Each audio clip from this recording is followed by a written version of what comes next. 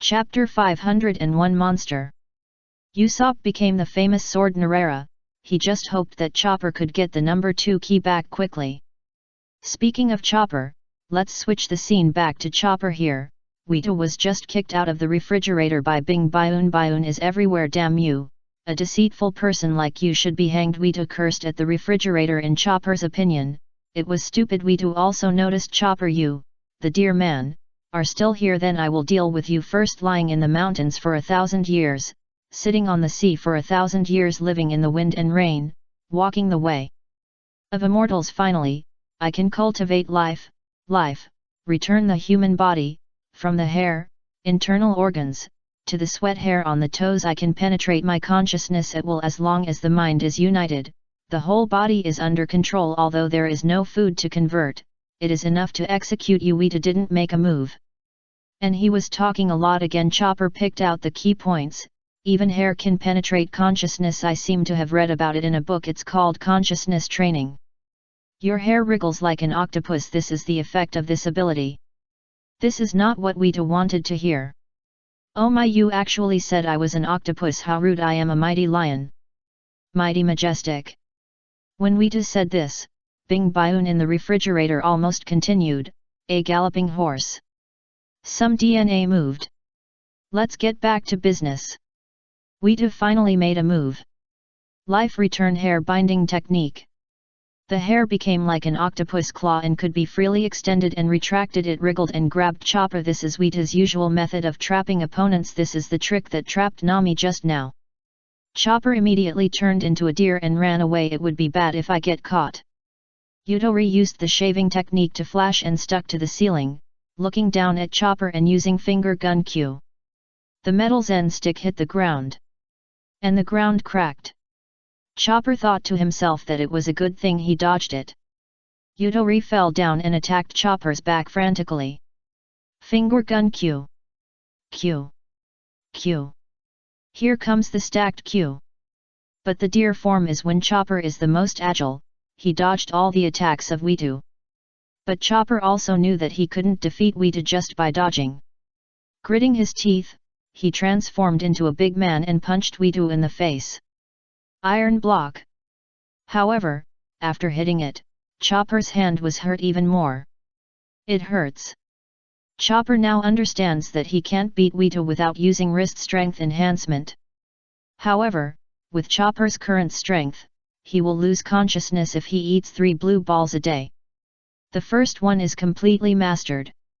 The wavelength of the second transformation will be chaotic, and Chopper can't control the transformation at will. There is only a 1 in 7 chance of accurately transforming into a wrist strength enhancement.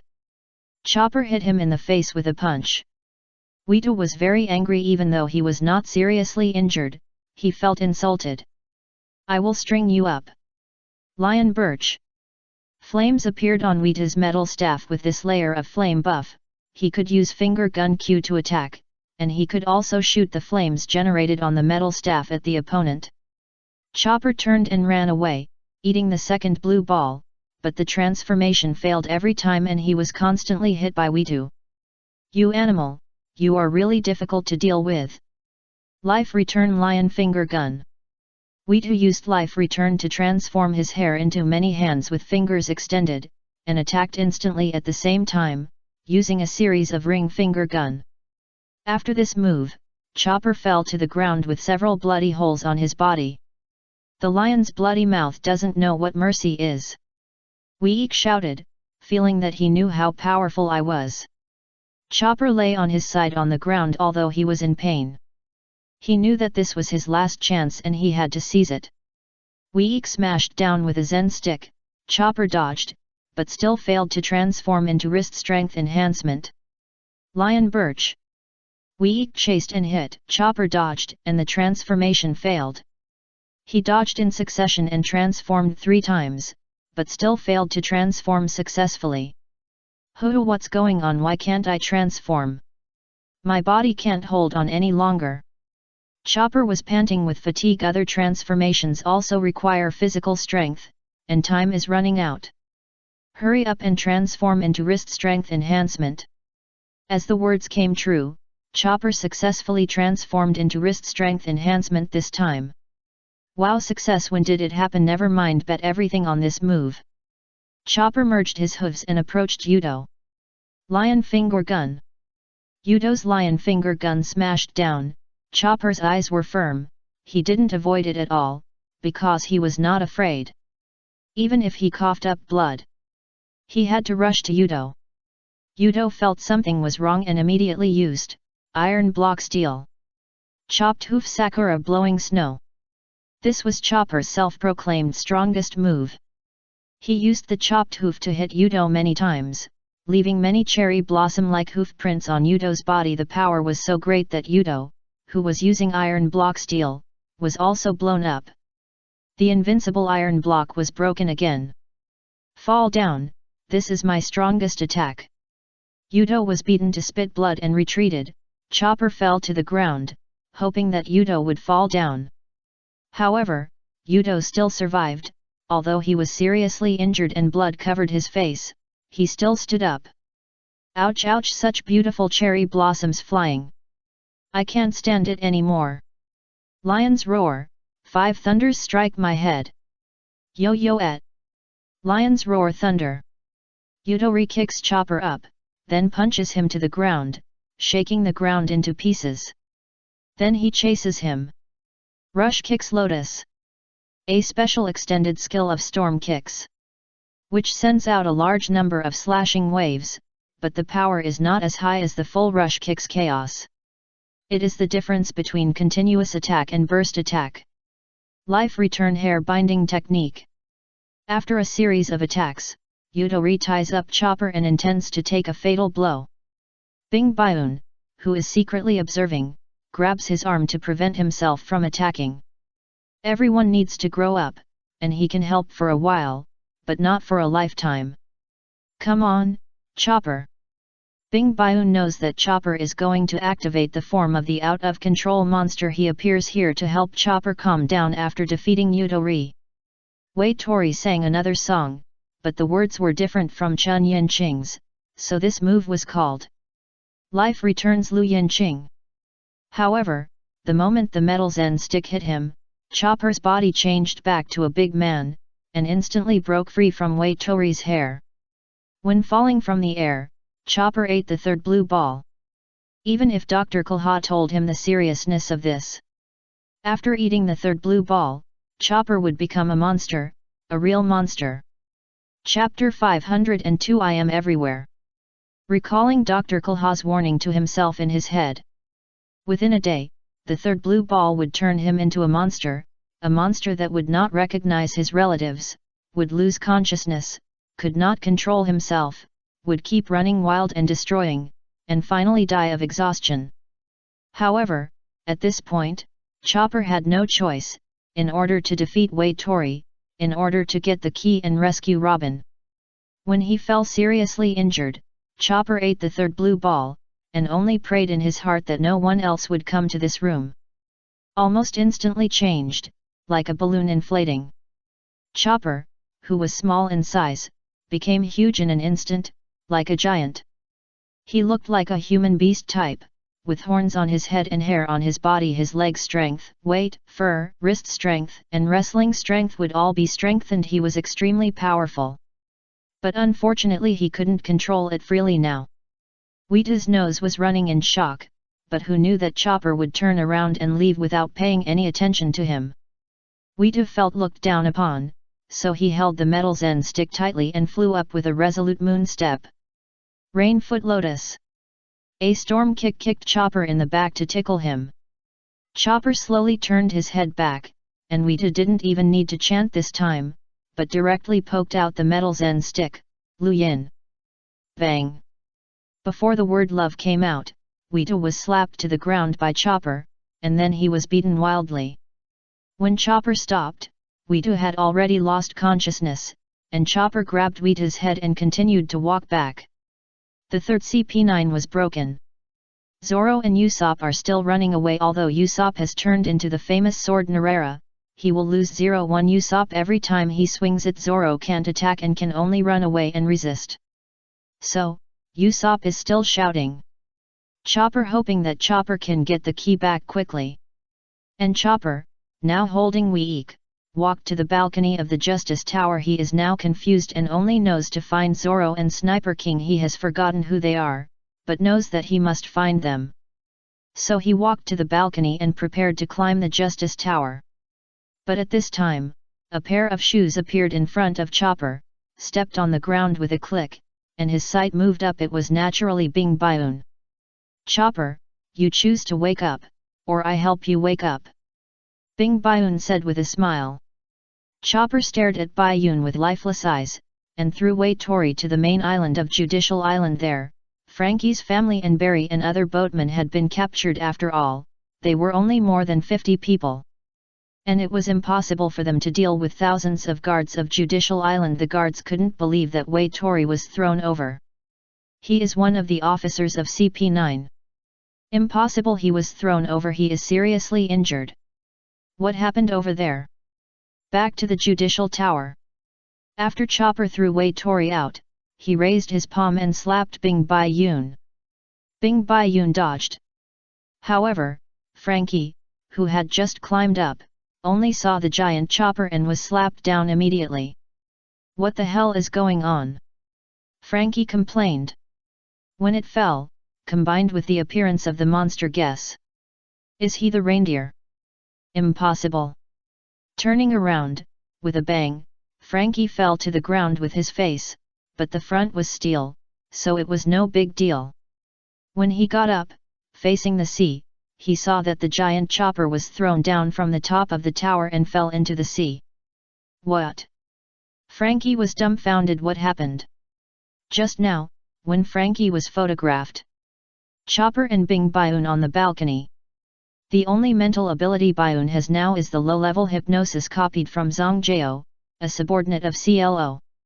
Bing Bioon tried to hypnotize Chopper, but it didn't work. He couldn't enter Chopper's consciousness, which means that this hypnosis was too low level. Then I'm sorry, Chopper. There was no way. Bing Bioon could only use the ability of the flower fruit, and countless flower arms were superimposed into a big arm, grabbing one of Chopper's feet and pulling it forward. Chopper's body was unstable and fell backwards, and Bing Bioon stepped. Baguo.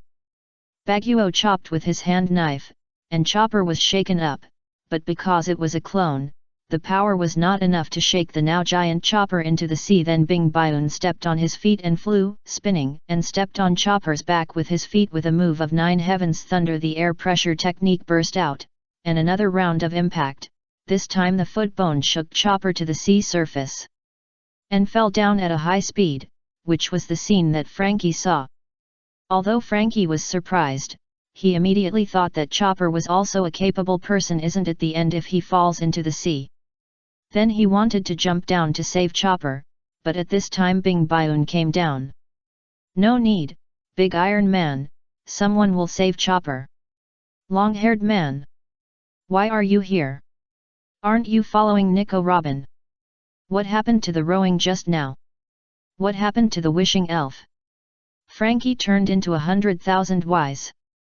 Bing Bioon motioned Frankie to look at the sea. There, a hard-working fisherman was collecting his nets. He had caught a deer today. It was a good harvest. Frankie looked and gradually locked onto the fisherman. Wasn't that the boatman who had just grabbed his hair and thrown himself up? Another one. Frankie's eyes widened in shock. Turning his head to look at Bing Bioon smiled. I'm everywhere. Leave Chopper to that person. Nami, the girl with short hair and cool clothes, is on the 3rd floor from the top. You can go to meet her. If you want to go through the sea to the Gate of Justice, you can go to the back of the tower. There is a guide there. After saying that, Bing Bioon turned into a bullet in front of Frankie and fell to the ground. Opening a clone is very exhausting. The more you open, the more you will waste. It is the right choice to retreat when you don't need it. Frankie opened his mouth wide and looked at the bullet on the ground. He picked it up and looked at it carefully. This guy is even stranger than me. What kind of ability is this? Forget it, Nami, that girl, the 3rd floor. After checking the location, Frankie started climbing the stairs again, hoping that there would be no more trouble this time. Under the underwater passage between the Justice Tower and the Gate of Justice, Shpondam and his party have arrived at the exit. As long as they go up the stairs, they will reach the Bridge of Hesitation. In fact, the passage is also considered part of the bridge. But part of it is under the sea, and the other half in front of the Gate of Justice is on the sea surface. Because Robin stopped. So Shpondam explained it for him. As long as you enter the Gate of Justice through the remaining half of the bridge, you will have no chance after the door is closed. You will pay for the sins you have committed before. Ha ha ha ha, don't be naive, no one will come to save you. However, as soon as Shpondam finished speaking, Luffy's voice came from the passage. Robin. Chapter 503, Grow Strong. When Robin was almost at the end of the underwater passage, he stopped. He seemed to hear Luffy's voice. Yes, that's right. Not only did he hear it, Bayun also heard it. Lucci was the same at the same time. A smile appeared on his lips. It would be best if they could have a fight. Everyone else was fighting except for him. He had to protect Shpondam, the fool. It was simply boring. Only Shpondam, the fool, didn't hear it. Seeing Robin stop, he mocked her. She was afraid of death. Too late. After passing the Gate of Justice, she would never have a chance. But the words were slapped in the face. Robin. Luffy's shout came from the passage. Judging from the volume, he was not far away. What? Shpondam was so scared that his eyes widened and his nose ran. What? How come I seem to hear a voice? And Lucci had been thirsty for a long time and turned around. Captain, take Nico Robin away first. Okay. Shpondam agreed immediately. He looked so scared of death, but he didn't know that after Lucci left, his nightmare would begin. Luffy's perspective was used as the camera. Luffy ran in the passage and came to the room. At the end there was a door. Door. It doesn't seem to be made of iron. Seeing that the door was not made of iron, Luffy flew up and kicked the door to pieces. Inside the door, Lucci stood in front of another door. Behind this door was the spiral staircase that rose to the back part of the Bridge of Hesitation. The place has become wider. What is this place? Luffy was puzzled, but his eyes were immediately locked on Lucci. Lucci grabbed the brim of his hat and showed a warlike smile. Welcome. Luffy glared. Ah, the guy who raises pigeons. Judicial Island, inside the Judicial Tower. This is your situation now. Same.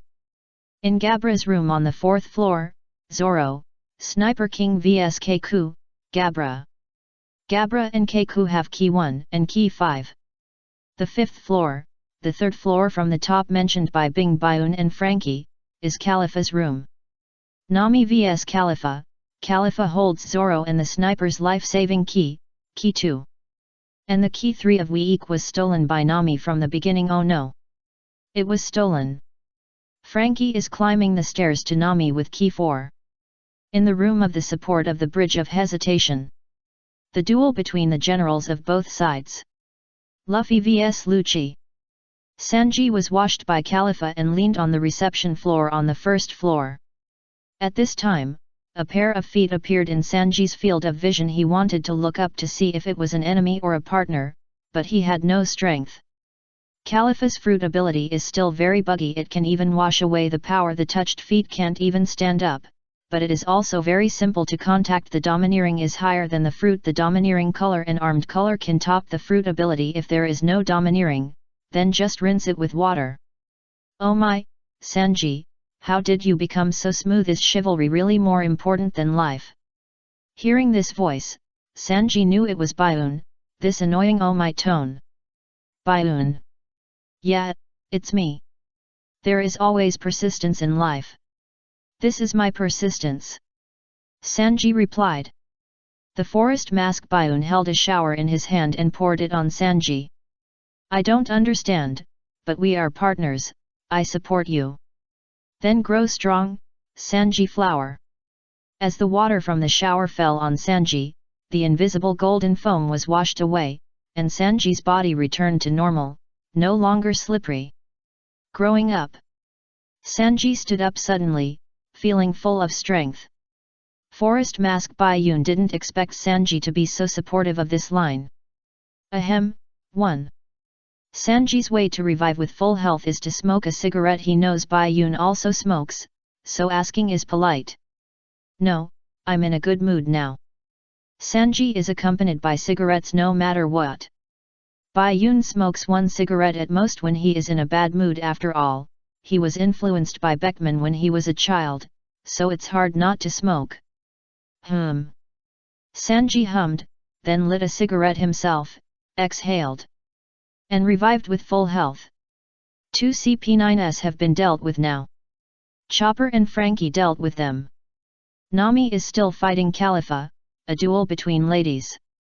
On the 4th floor, Zoro and Sniper King may need you. There are 2 CP9s there. According to the current strength of Sniper King, he can't beat the 3rd seat in CP9. It's just right for you to go. Forest Mask Bayun explained the current battle situation to Sanji. Sanji listened silently and nodded. The 3rd seat, the one that the green algae had dealt with. It was the 2nd one, Forest Mask Bayun replied, and then added. He is also a swordsman. Sanji exhaled a puff of smoke. Hey! Forget it, let the swordsman deal with it. That bastard of the green algae head is a powerful swordsman. Forest Mask Bayun smiled back. Did you praise him? Sanji couldn't stand this. Who praised him? Let's go. After saying that, Sanji looked up and stepped directly into the air. Forest Mask Bayun smiled at Sanji flying away. Of course. It was a smile of satisfaction that he was getting more and more proficient in using the air pressure technique. Inside the spiral staircase. Hurry up, how could the pirates chase here? Shpondam was running in front, urging Bayun to lead Robin to walk faster. Hey, all members of CP9, answer me.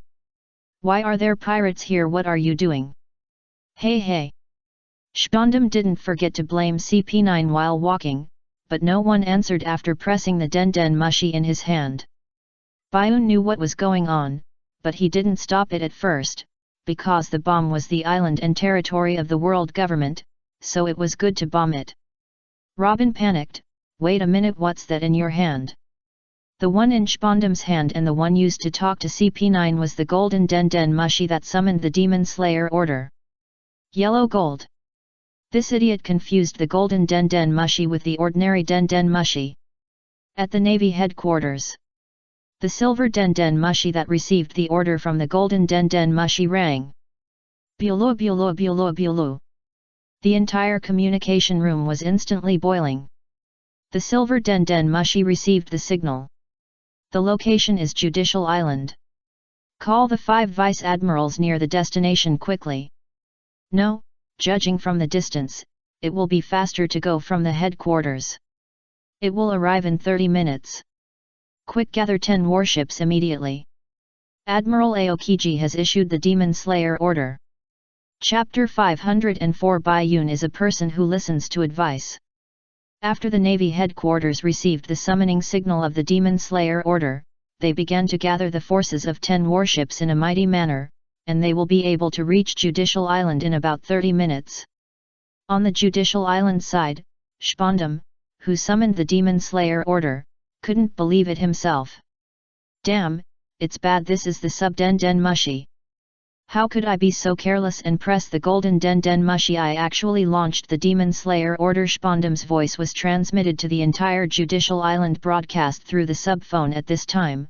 His voice was coming from CP9's Den Mushi and the Judicial Island's radio Den Mushi. The guards on the main island couldn't believe their ears. Demon Slayer order, no way, don't do stupid things, request to cancel quickly. It's Robin's voice. Luffy heard Robin's voice from Lucci's Den Mushi, otherwise things will be out of control. Robin, this is the voice of Khalifa's Den Mushi. And Nami's reaction to Robin's voice. What are you talking about? You asked me to cancel. Do you know who you are talking to? Shpondam's voice came out. The whole island could hear it, including the captured Zanbei and them.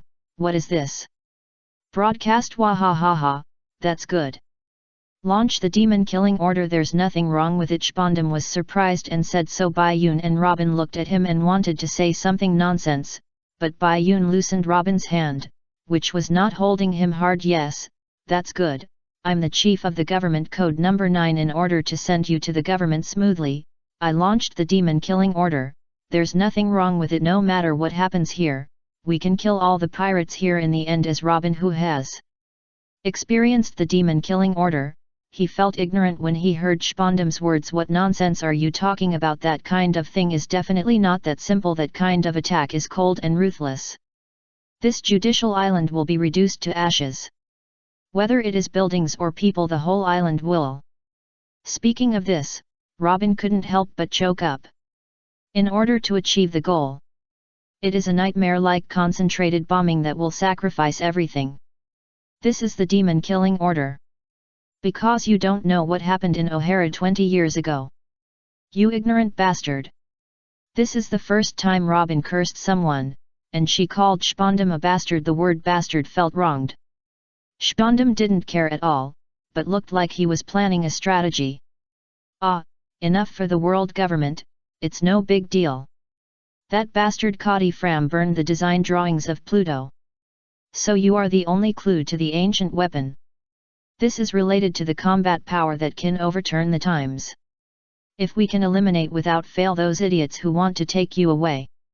Sacrificing several thousand soldiers is also a last resort for a bright future. Bai Yun casually gave away his subordinate's lives. He really didn't know how this guy became the leader. The son inherited his father's business. More importantly, this is about my future. And he looked so proud that he didn't expect that the Den Den Mushi was still on. The soldiers on the island heard the true face of their leader through the radio. Ah, what is this guy talking about? Want to sacrifice us? What a joke. In response to Spondam's remarks, Robin shouted, "What do you think of human life?" When Bai Yun heard this, he felt that Spondam should be cut into more than 1,000 pieces before setting up the scene. Don't forget, CP9 is the assassination agency of the world government. If 100 people must be sacrificed to save 1,000 people, then we can kill 100 people without hesitation. True justice must be accompanied by ruthlessness. Besides, these incompetent soldiers can't even stop the pirates. What's the use of death? What a dictator's dog speech. Bai Yun wanted to curse, but thinking of his luck, he changed it. Spondam thought he had misheard. Bai Yun, what are you talking about? As a Navy undercover, you don't agree with my idea.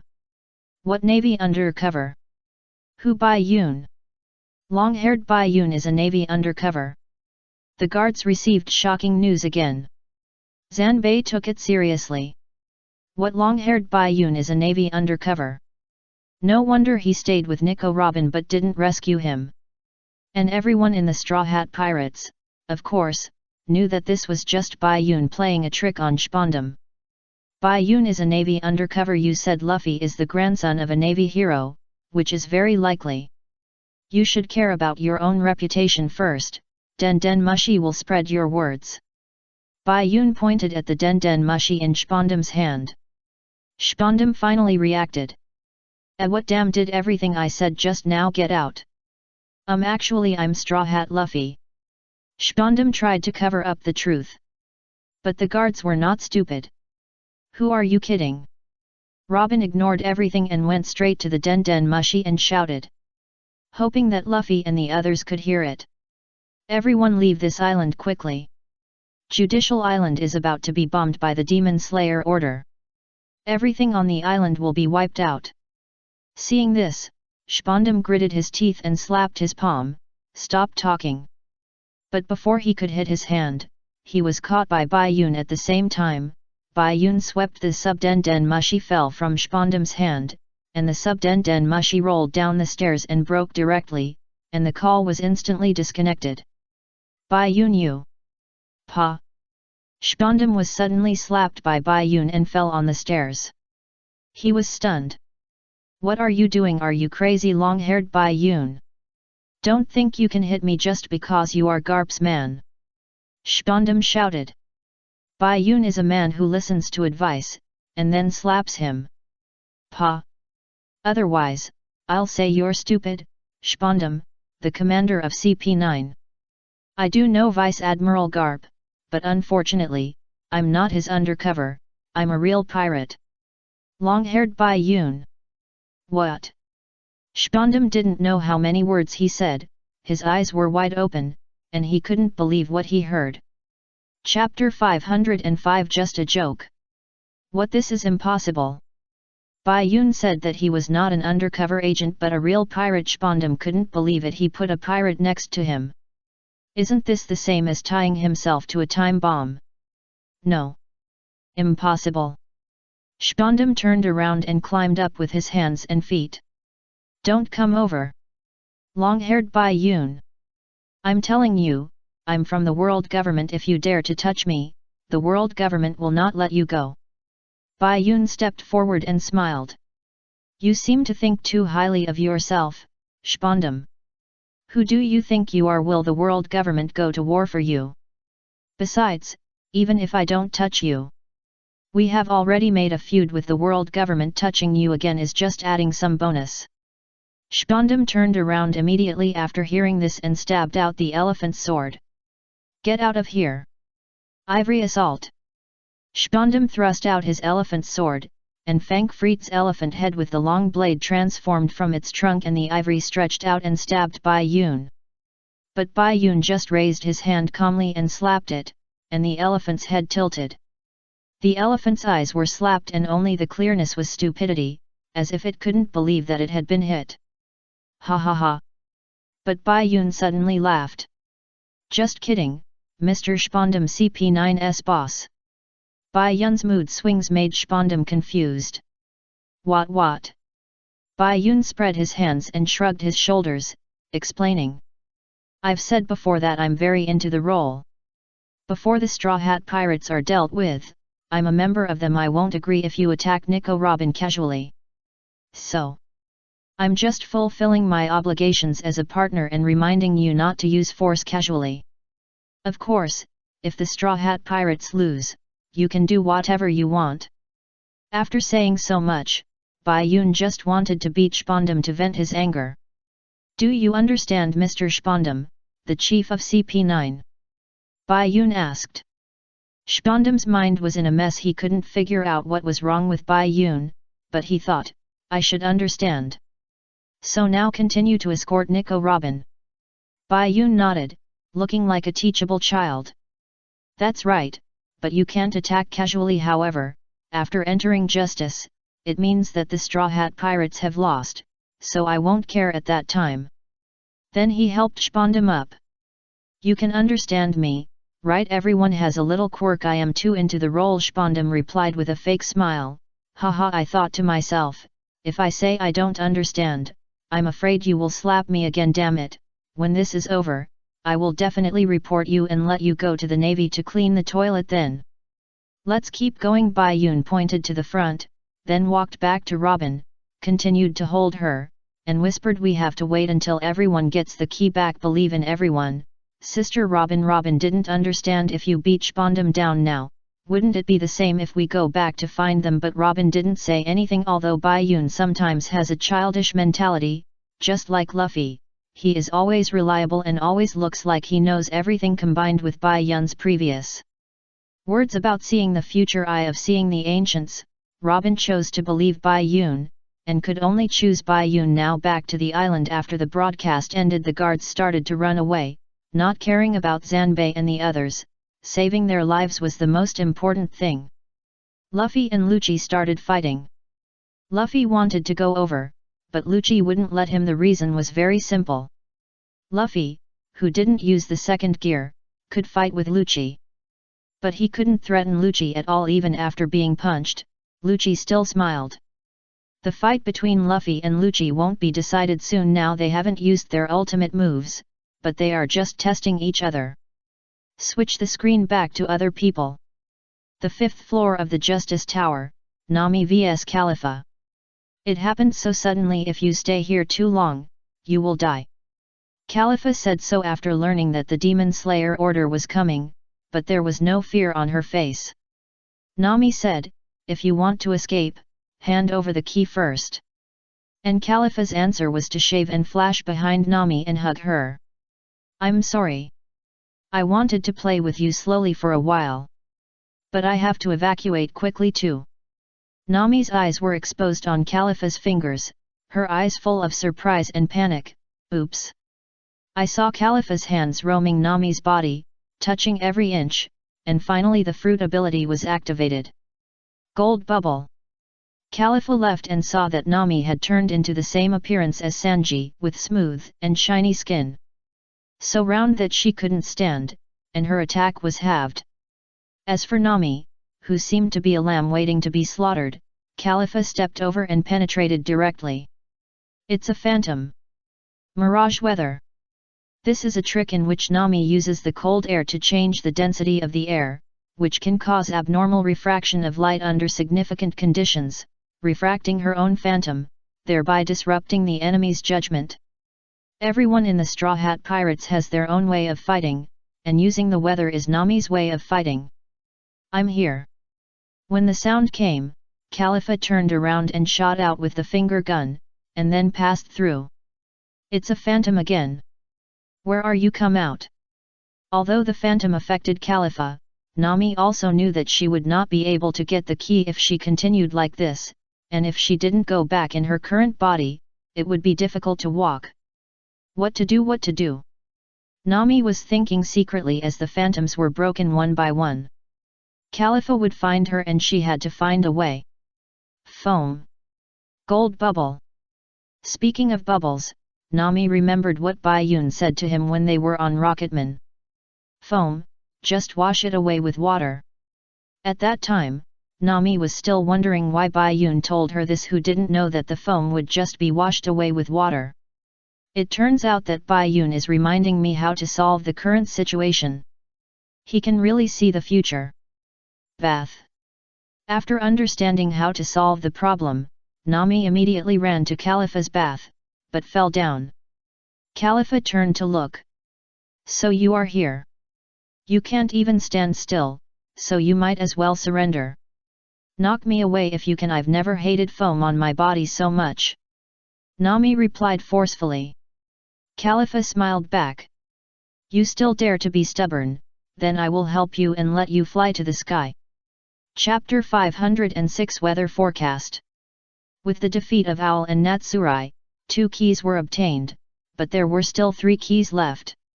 And the battle continued. Nami vs Khalifa. Nami was made slippery by Khalifa's golden foam, and it was difficult to even stand up, let alone fight. But with Bai Yun Xiao's early prompting, Nami also knew how to crack the gold bubble. We just need water now. The weather is cloudy.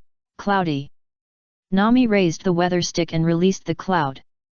Yun, do you want to thunder again? Khalifa asked. There will be no thunder in such thin clouds. But I can get him to gel. Nami replied with a smile. Khalifa understands. What else can the clouds do if they don't thunder? It's raining. This is impossible. How could she do it? Understanding Nami's intention, Khalifa immediately attacked. But it's too late. The weather is rainy. Cold bubbles and heavy rain. As cold bubbles fly into the clouds, the rain comes. The rain fell on Nami and washed away the foam. Khalifa kicked away, but Nami had returned to her original form and blocked it with the weather stick. You are so unlovable. Why did you ask me to make your skin look so good for nothing? Khalifa didn't panic. Nami just changed back to her original form, so what? Nami stuck out her tongue a little and replied with a cute expression. If being submissive is cute, I don't want it. Charging air conditioner. Disappeared again. Nami waved her weather stick and disappeared in front of Khalifa again. Then, 5 image clones of Nami appeared. The body shapes of the images were also different, tall, short, fat and thin. Among the 5 images, only one is the real Nami. It is not that she has become fatter and smaller, but that is how the illusion looks to others. Mirage Weather Fantasy Fairy. There was only one person in the mirage just now. Khalifa said in surprise. Yes, guess which one is me? The other 4 are air images that I blew out with strong cold air. And electric bubble. Only 20% of my attacks are real. See if you can dodge. 10 electric bubbles were blown to Khalifa's side. She couldn't tell the real thing from the fake one. And was directly hit by the electricity. White smoke came out of her body, and her eyes looking at Nami were a little more angry and murderous. This is different from the previous diva sticks. The electric cannon alone is so powerful. Next, I will use my decisive move to kill you. Nami spoke confidently. You sound like a prophet, don't be arrogant. Khalifa stood up again. This is not a prophecy, it is a forecast, a weather forecast. The temperature and humidity are ready and the weather in the room is under my control. As Nami spoke, she crossed the hot and cold weather sticks into an X shape, and a small dark cloud slowly formed in the spherical part at the front. Even if you can control the so-called weather, so what? The sixth form is an attack that exceeds human limits. Khalifa flashed out of the way and kicked the normal-sized Nami, passing through. It was an illusion. The probability of true identity is also 20%. The little Nami replied. Khalifa kicked again, but it was still fake. I saw the small and chubby Nami behind her move away from Khalifa. Khalifa turned around when she heard the footsteps, and the chubby Nami changed her shape and turned back to her normal size. This was her real body. Today's sky. The air pressure is stable, and there is a dark cloud with strong airflow. The power is accumulating inside, and soon the strong thunder will pierce your chest with thunder. Please be careful of heart paralysis. If sword moves have chanting, then this is Nami's skill chanting. Dark cloud climate. A small dark cloud in front of the sphere is completely formed. Nami casts the phantom clone again, and in front of Khalifa are 5 Nami of various shapes holding up dark clouds. Thundercloud, you know I can defend against lightning. Khalifa meant to turn herself into a piece of soap and surround herself in it, so that lightning would penetrate through. This was the fruit skill that Khalifa used to resist Nami's lightning weather when they met. I know, but the weakness of your trick is that you can't move. Nami replied. Khalifa was silent for 2 seconds. She was seen through. I was underestimated. Then, instead of looking for that clone, I might as well wash you away together. Soap sheep clouded Subo. Khalifa first turned into a soap sheep form, and then released a large amount of bubbles and foam, hitting Nami like a tidal wave. After being washed away by the foam, the one left is naturally the real body. Khalifa said. Nami removed part of the weather stick. It's not good to be hit by this move. Don't even think about it. Tropical depression. The weather sticks with hot and cold attributes were connected head to tail. After Nami threw it out, the connected weather sticks flew towards Khalifa's foam wave. While spinning the moment of contact, it caused an explosive wind, blowing a hole in the foam wave. What? Blow the foam away with the wind? Khalifa was surprised. The 5 Nami went over one by one, with the small Nami in the front. At this time, the hole was filled, and the foam waves were slapped. It was obvious that only the small Nami in the front was left among the 5 Nami. It seems that only your real body escaped. Khalifa's voice came. Nami turned around, the illusion disappeared, and her body returned to its original shape. There was no trace of Khalifa, and the next second, Khalifa appeared directly in front of Nami and shot Nami on the left shoulder with a finger gun. Ah! Nami sat on the ground in pain. Haha, next, I will poke you into a hornet's nest. It was Khalifa's turn to speak confidently, but it was a pity that she was too happy too early. You seem to have forgotten, don't forget that the navigator's weather forecast is very accurate. Thunder from the dark cloud to the weather stick. Khalifa heard the crackling sound of lightning behind her, turned around and saw a small group of thunderclouds floating there. And Nami also squatted and turned around, raising the weather stick. Lightning gun weather. The thundercloud and the ball at the front of the weather stick raised by Nami guided each other, and the straight circuit formed in the dark cloud was guided to the weather stick. Khalifa was in this circuit, and the lightning penetrated her body. The thunder and lightning roared and flashed. When the thunder and lightning dissipated, Khalifa blew white smoke from her mouth and fell straight down, unable to get up again. Nami vs Khalifa, Nami won. CP9 reduced another member. No matter how powerful you are, you can't escape my weather forecast. Nami's victory speech. Pa pa pa. The sudden applause startled her, and she turned around to see that Forest Mask Bioun was sitting in the afternoon tea seat that was originally occupied by Khalifa. That's great, Nami, you're making progress. Want some coffee? This coffee is delicious, it would be a pity not to drink it. Seeing that it was Forest Mask Bioun, Nami breathed a sigh of relief, but before she could relax, Frankie jumped in from the window. Super! Nami was startled again. She turned around and punched Frankie in the head. Scared me to death. How come you guys are so elusive? Chapter 507 Hunter. How come you guys are so elusive? After Nami won the battle with Khalifa, Forest Mask Bioun and Frankie arrived one after another. Just like the police in the movie. Frankie scared Nami and was punched directly. It worked so well, proving that Frankie is the next partner.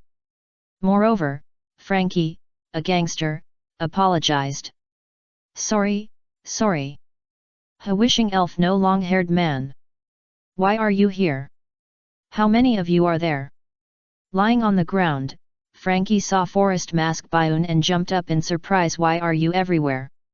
I've said it before, I'm everywhere. I just came up to see if Nami needs help after watering the flowers, but it seems that she doesn't need it. Forest Mask Bioun took a sip of coffee and replied. What, so you've been watching in secret, watching me get beaten? Nami was angry. Forest Mask Bioun immediately explained, how can you say that, Nami? Didn't you win?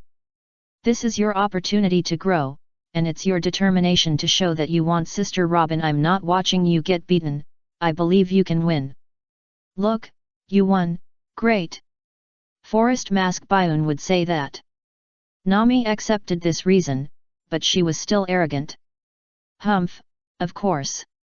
Don't underestimate the navigator's weather forecast. Indeed, little girl, you are quite powerful, you actually beat this woman down. Really super.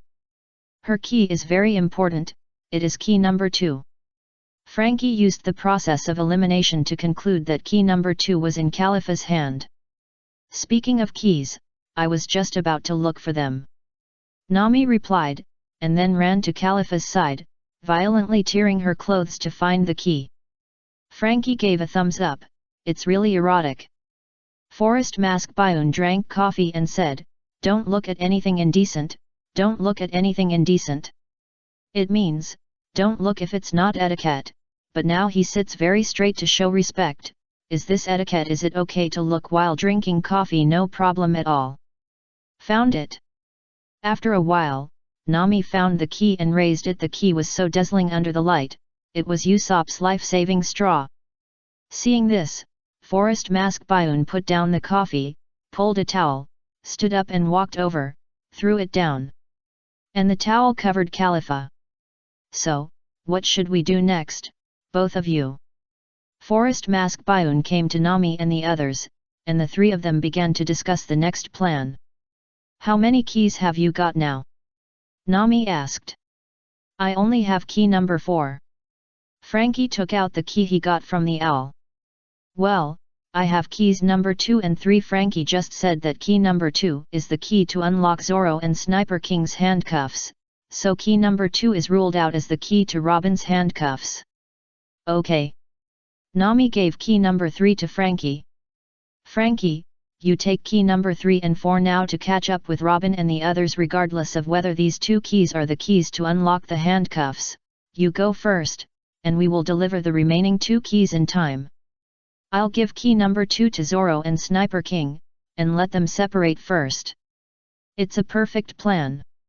Forest Mask Bioun said.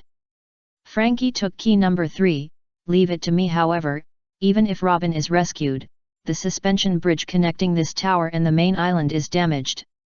And we can't go back. Frankie explained the current situation now. The Demon Slayer order has been opened, and it's too late for us to go back. Let's go to the front, maybe a miracle will happen. Forest Mask Bioun replied. Since confirming that Bioun can see the future, Nami began to analyze Bioun's words seriously. Yes, maybe a miracle will happen. Nami followed. Miracle? Ha ha ha ha, That's really super. After shouting super, in order to save time, Frankie jumped directly into this room and faced the window behind the tower. Really brave, Forest Mask Bioon praised. This is a polite way of saying it, impolite is, really a reckless man. Nami cast a questioning look. Forest Mask Bioon smiled back and stretched out his hand to make a gesture of invitation. I'll escort you, Nami. They are on the 4th floor, just downstairs. Nami smiled back, that's more like it, let's go. Inside Gabra's room on the 4th floor of the Justice Tower. Hirari 36 whines of trouble. Zoro swung his sword to block it. And Usopp felt that his body was in front, and his soul was chasing behind. Chopper. Crying bitterly, Usopp could only pray that Chopper would come soon, and he could only pray.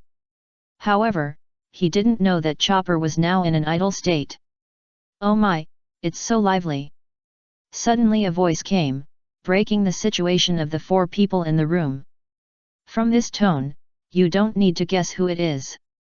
Bioon. Help Bioon. It was Ship Bioon. After handing Chopper to Granny Kokoro and the others, Ship Bioon entered the tower.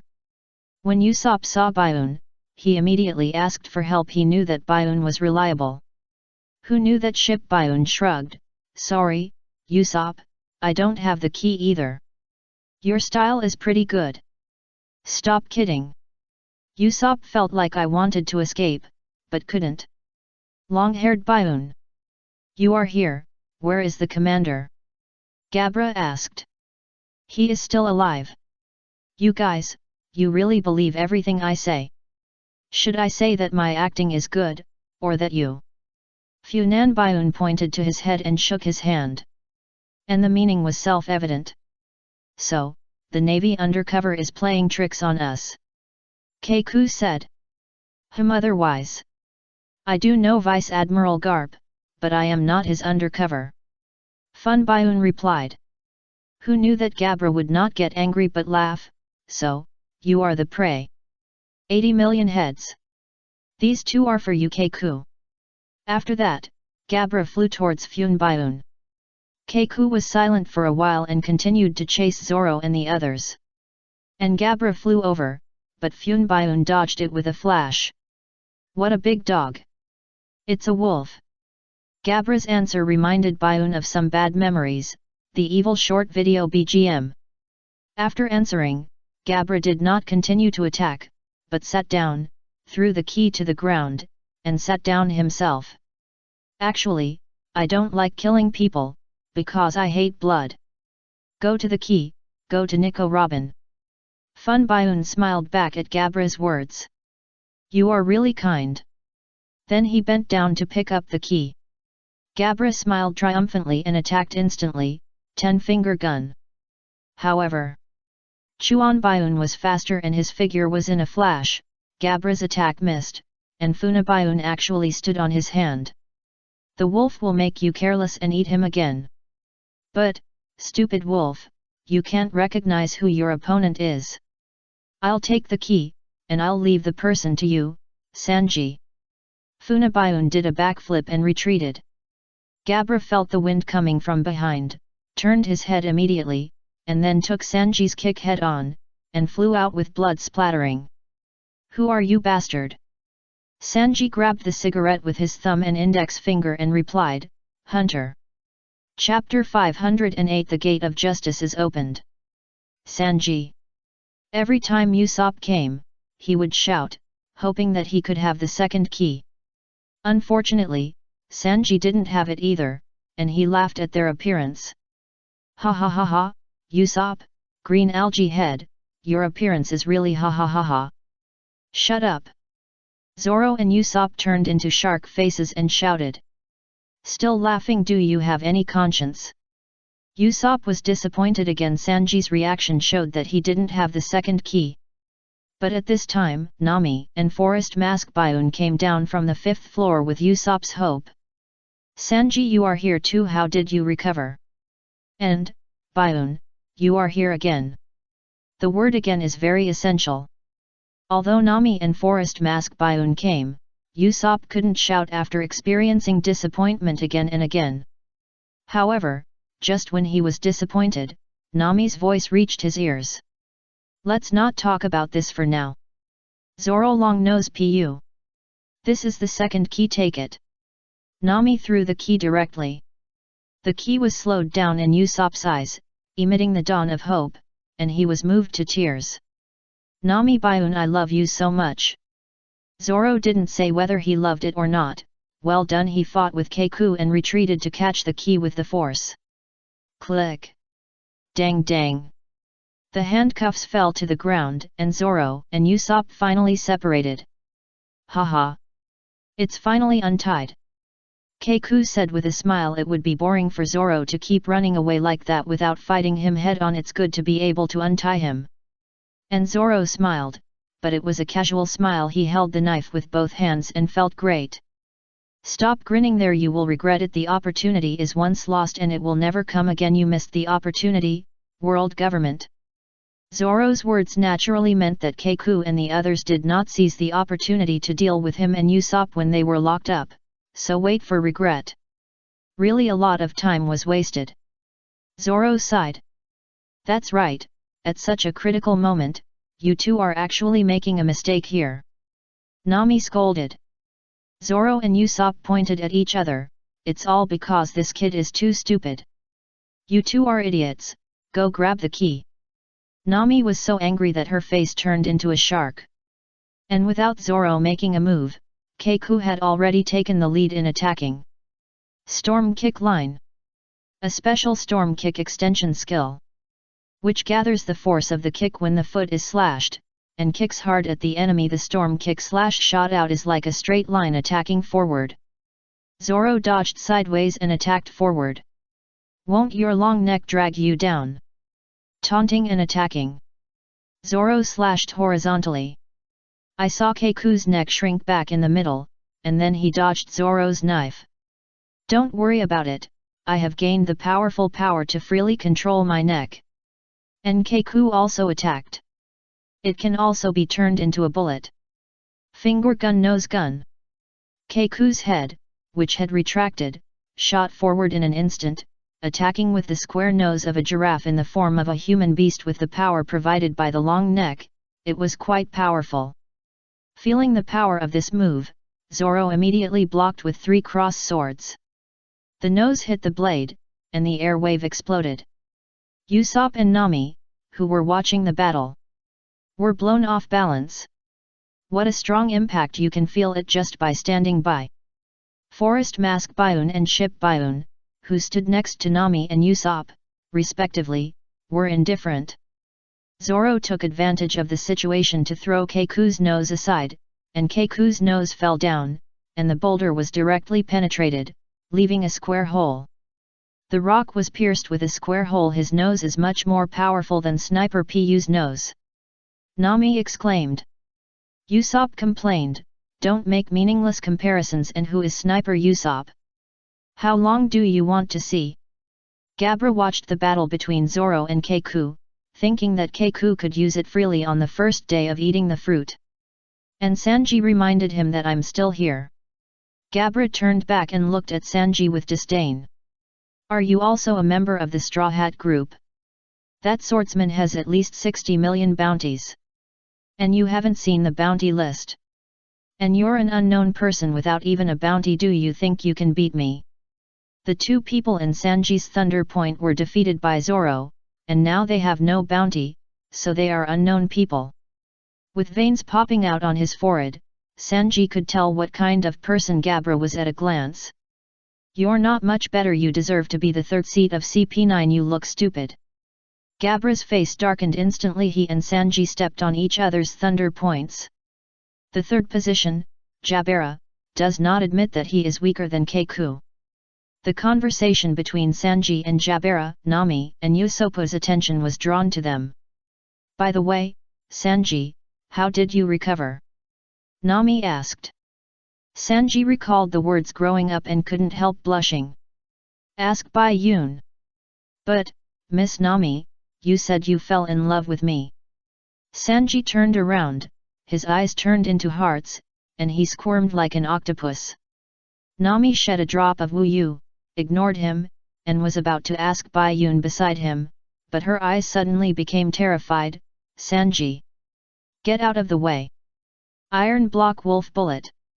I saw Gabra rushing towards Sanji, attacking with the back of both hands. Although it was not as powerful as attacking with the palm, the hard nature of the iron block could also increase the power a lot. Sanji reacted immediately, turned around and kicked, but was still shocked by Gabra and smashed the wall and went to the corridor. Wuhu Funabayun said again, "Stupid wolf, you really don't know your opponent." Jabara was puzzled, and saw Sanji standing up in the gravel, and except for the dust on his body, he seemed to be unaffected. "Not bad, big dog." Jabara knew Sanji's strength at this time, and smiled. "It seems that you are qualified to be an interesting prey." After saying that, he ran outside on all fours. They are all against each other, but now all we need is the key of the giraffe. Funabayun took out the key that Gabra had just lost more than he gained. Usopp looked at the key, looked at Sanji fighting with Gabra, and looked at Zoro fighting with Keku.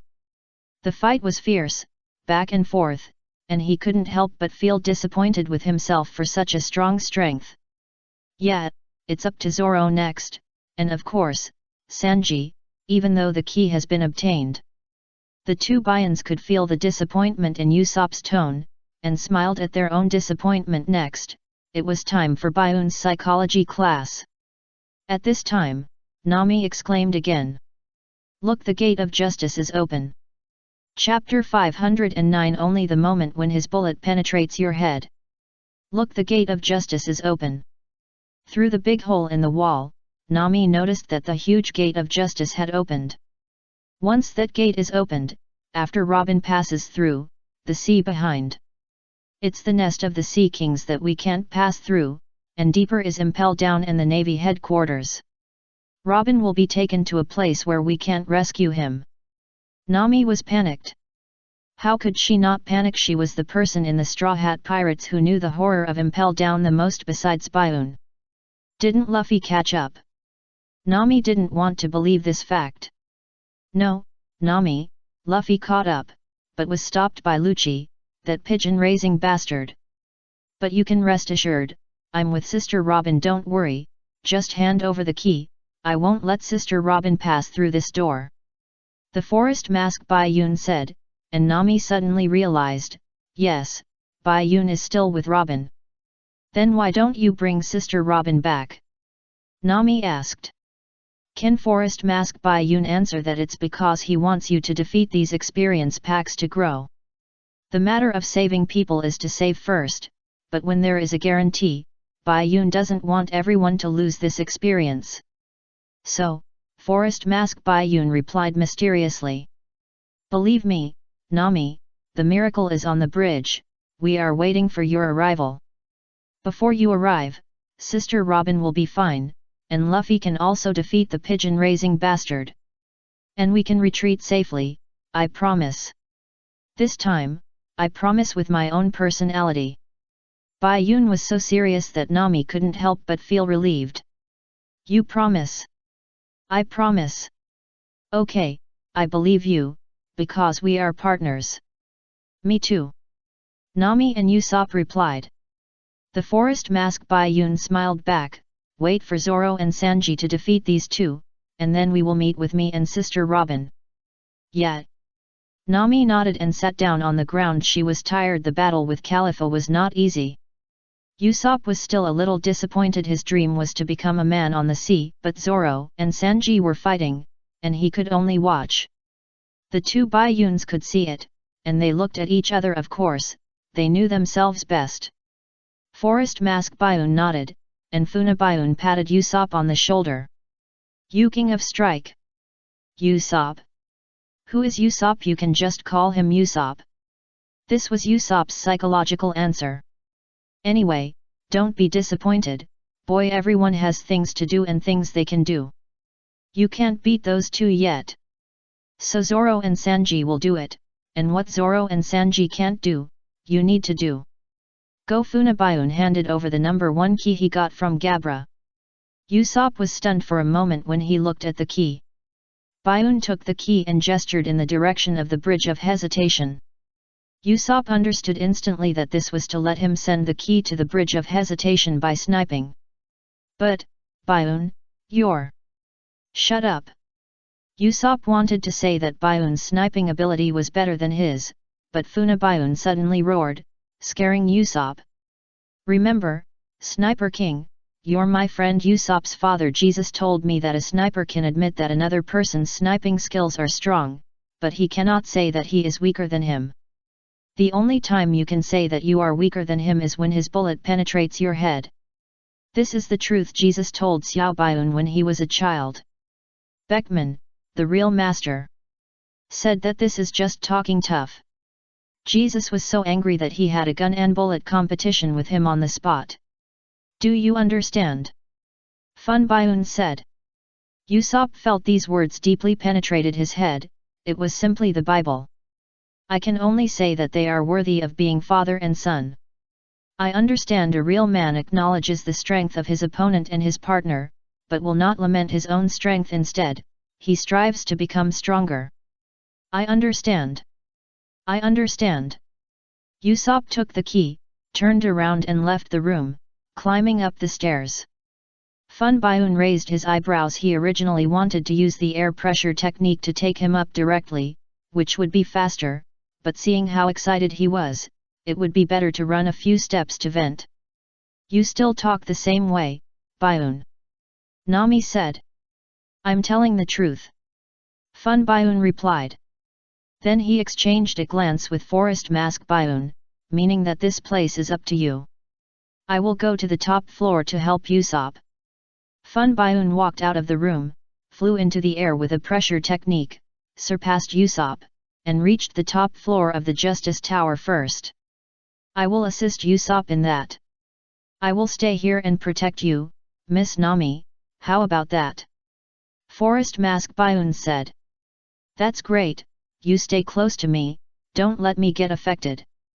There is no shyness or ambiguity, Nami is very realistic, there is an impact here, there is rebel there, what's the point of ambiguity? Life is important, okay. Forest Mask Bayun smiled bitterly and replied, don't worry. As the gate of justice opened, all parties outside began to speed up. The guards sped up to escape. Those in the front could get on the sea train, and those behind could only figure out a way by themselves. No one cared about Zanbei and them, so they untied the ropes and thought about how to escape. When Granny Kokoro and her family of 3 saw the gate of justice open, there was a waterfall behind them.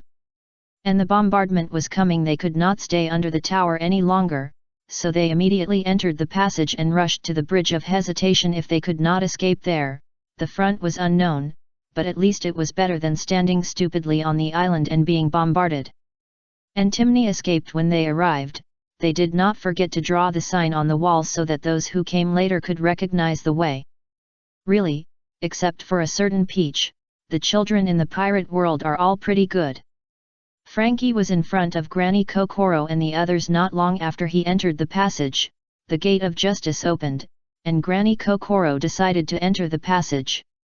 Frankie is running now, hoping to catch up, and the number 3 and number 4 keys in his hand will be the keys to the handcuffs on Robin's hands. And the most bizarre escort is still going on. Bayun escorts Robin, Spondam walks in front. And the appearance of light proves that they are not far from the exit. Chapter 510 Devil's Wind Leg, 4000 words. The gate of justice opens, warships pour in, things gradually become critical, time waits for no one. At present, except for Lucci, the 6 members of CP9 have dealt with 4 people, and now there are only Wolf Jabra and Giraffe Keiku. And Wolf Jabra's opponent is Sanji. The 2-person battlefield is on the corridor, with the entrance in the middle. Sanji was beaten outside, although he smashed the wall and was covered with rubble, but it seemed to have no effect at all. Jabara acknowledged Sanji's strength and followed him out. At this time, Usopp, encouraged by Bayun, also took the key to the top of the tower, running and shouting, I understand. Jabara's attention was attracted, and his tongue drooped out, saying, I'd better kill you all, Ha ha ha ha. Then he was kicked into the wall by Sanji's sidekick, and now they were even. Sanji glanced at Gabra from the side. And the two of them started fighting without talking. 10-finger gun. Gabra put his arms together and fired the 10-finger gun, which can be understood as a weak version of the Six Kings gun. Sanji just moved forward a few steps and dodged the move. He grabbed Gabra's shoulder and turned around to get behind Gabra. Level 3 minced meat. Iron block. The body floated in the air, and the 2 feet kicked continuously, all hitting Gabra's back and left face. But Gabra also activated the iron block defense. It doesn't work on me, idiot. Even though he was hurt by the kick, Gabra still said it was useless. He could feel Sanji's leg strength, and even with the iron block, he still felt pain. He couldn't help but sigh in his heart, what kind of leg skills does this guy have? Sanji flipped to a distance in front of Gabra. It's really troublesome, your skill that can turn into iron. Gabra didn't respond and attacked again. Storm Kick's Lone Wolf. This Storm Kick's attack was not a straight attack, but a quick jump forward. It didn't look like a wolf, but more like a rabbit.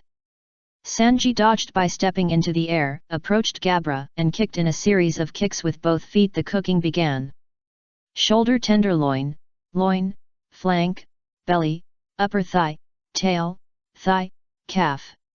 8 kicks kicked in a series of kicks, kicking Gabra back continuously. Sanji kicked with full power for the last time. Gabra's eyes widened and he immediately used the iron block.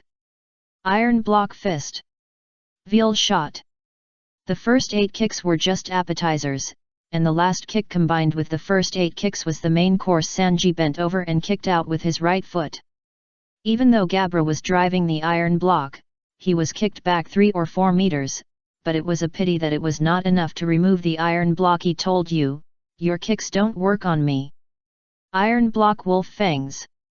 Gabra swung his claws as hard as steel at a very fast speed, and Sanji was hit directly, spitting blood and falling backwards. Ha ha ha ha. You have tasted the wolf fangs, right? Among the masters who practiced the 6 styles, I am the only one who can move freely with the posture of a whole body of iron blocks. It can be seen that Gabra is very proud. However, he was too proud too early, and was kicked against the wall by Sanji, who stood up with a 2nd-level minced meat. Sanji still had a cigarette in his mouth and asked, did it work? And Gabra did not attack again, but sat cross-legged on the ground. Very good, I've been waiting for you, such a man. Can you rescue that child, Robin? I never said it, but Robin is my long-lost sister. Gabra started to lie again. What a cunning wolf, Forest Mask Bayun would only think, what a SB, it's okay to curse in your heart. Sanji was very surprised, what sister really?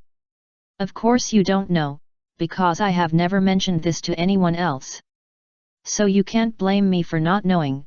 Please rescue Robin. Go ahead, I won't stop you. Because the key was taken away by Bayun, Gabra could only let Sanji go instead of luring him with the key. Yeah, we have to go, time is urgent.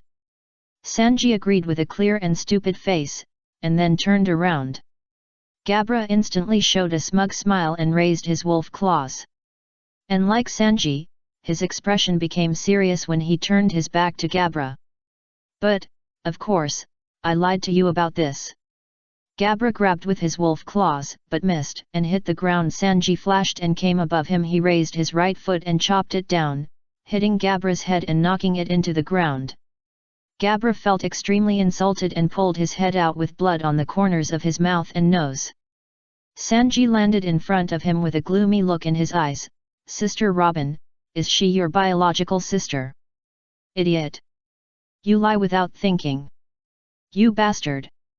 Gabra cursed and disappeared. Iron block longbow-style wolf hunt hands from all directions.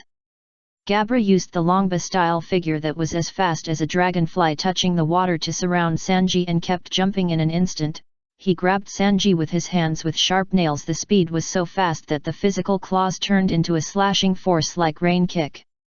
Sanji blocked with both hands, but was directly bounced away, with a big hole in his chest. Seeing this, Gabra punched him hard. Iron block heavy step wolf. A punch hit Sanji's chest, and he was knocked from the right side of the four-corner corridor to the left side, smashing the wall. Gabra chased him proudly, flying with moon step, storm kick pack of wolves stars. The storm kick, which changed its strength in the air, turned into the form of 4 wolves biting at Sanji. The huge power exploded, and a big hole was punched in the wall, revealing the room inside, filled with smoke. Gabra laughed proudly. Ha ha ha ha, I have to go get the key next.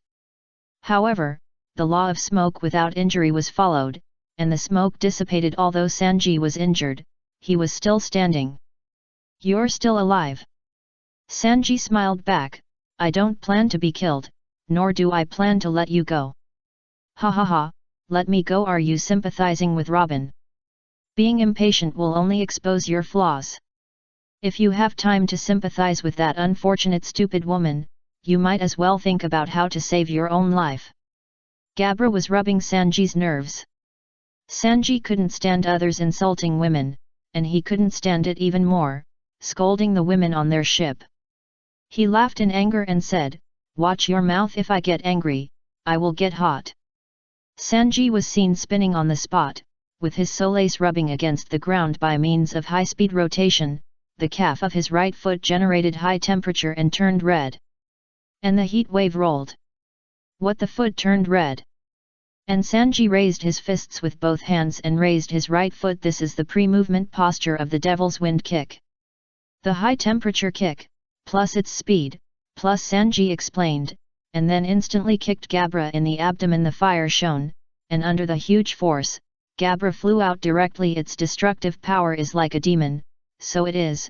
Devil Wind kick. Gabra hit Sanji from the right to the left, so Sanji kicked Gabra from the left back to the right. Gabra coughed up blood and slid down the wall. There was a big burnt wound on his chest, and he wailed in pain. It's so hot, so hot, so hot. It's burnt, it's burned into the bones.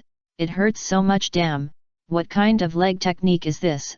Iron blocks are useless to him. Gabra sighed, and Sanji stepped into the air and prepared to chase. Gabra thought it was a good opportunity, dare to fly in front of the 6-style master moon step level 1 minced meat. Sanji kicked but missed, and saw that Gabra flew over him with the moon step. Ha ha ha ha, you idiot, big idiot, you are too eager for success, right? I will definitely beat you. Iron block moonlight 10-finger gun.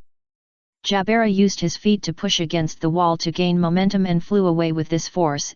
It was an enhanced version of the 10-finger gun. Jabera hit him, and Sanji's eyes widened. He kicked out, but only kicked away one of Gabra's hands, and the claws on the other hand pierced directly into his chest. Ha ha ha, what a pity. If you used both feet, you would have blocked me. But now you will fall to death too. Gabra was very proud. However, Sanji, who was hit, smiled. I can't help it, after all, my other foot is used to deal with you. Devil Wind kick finishing touch shot. Sanji turned over in the air, and the flames with high heat and his own weight superimposed on the right foot hit Gabra's face, and fierce red flames burst out. Gabra fell down quickly, and the ground cracked with a bang. And Gabra could no longer rise. Sanji used the air pressure technique to smoothly descend in front of Gabra, and the redness of his right foot disappeared. God created food, and the devil created seasonings, but it seems that the peppers are a bit too much. Sanji's unique chef's victory summary. And who said I can't fly? At this time, rubble fell from the top, and the upper part of the judicial tower, which was split in two, slowly slid down. Sanji sighed, are the algae head and the giraffe going to tear down this tower? Speaking of Zoro and Keiku, the battle in the tower is still undecided between the two of them. Zoro put on a headscarf.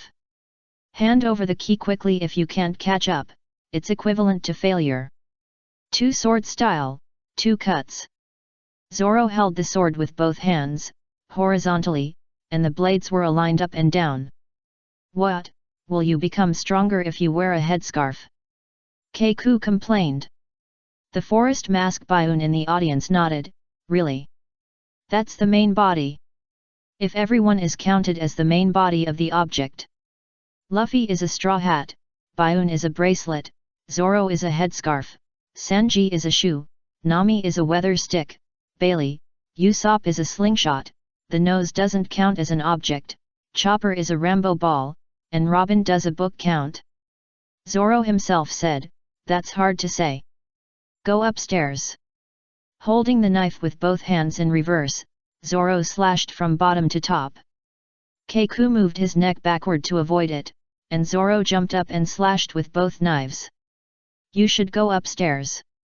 Keiku moved his neck to the right to avoid it again. But Zoro didn't stop. Dodge! He slashed horizontally and hit Keiku's nose.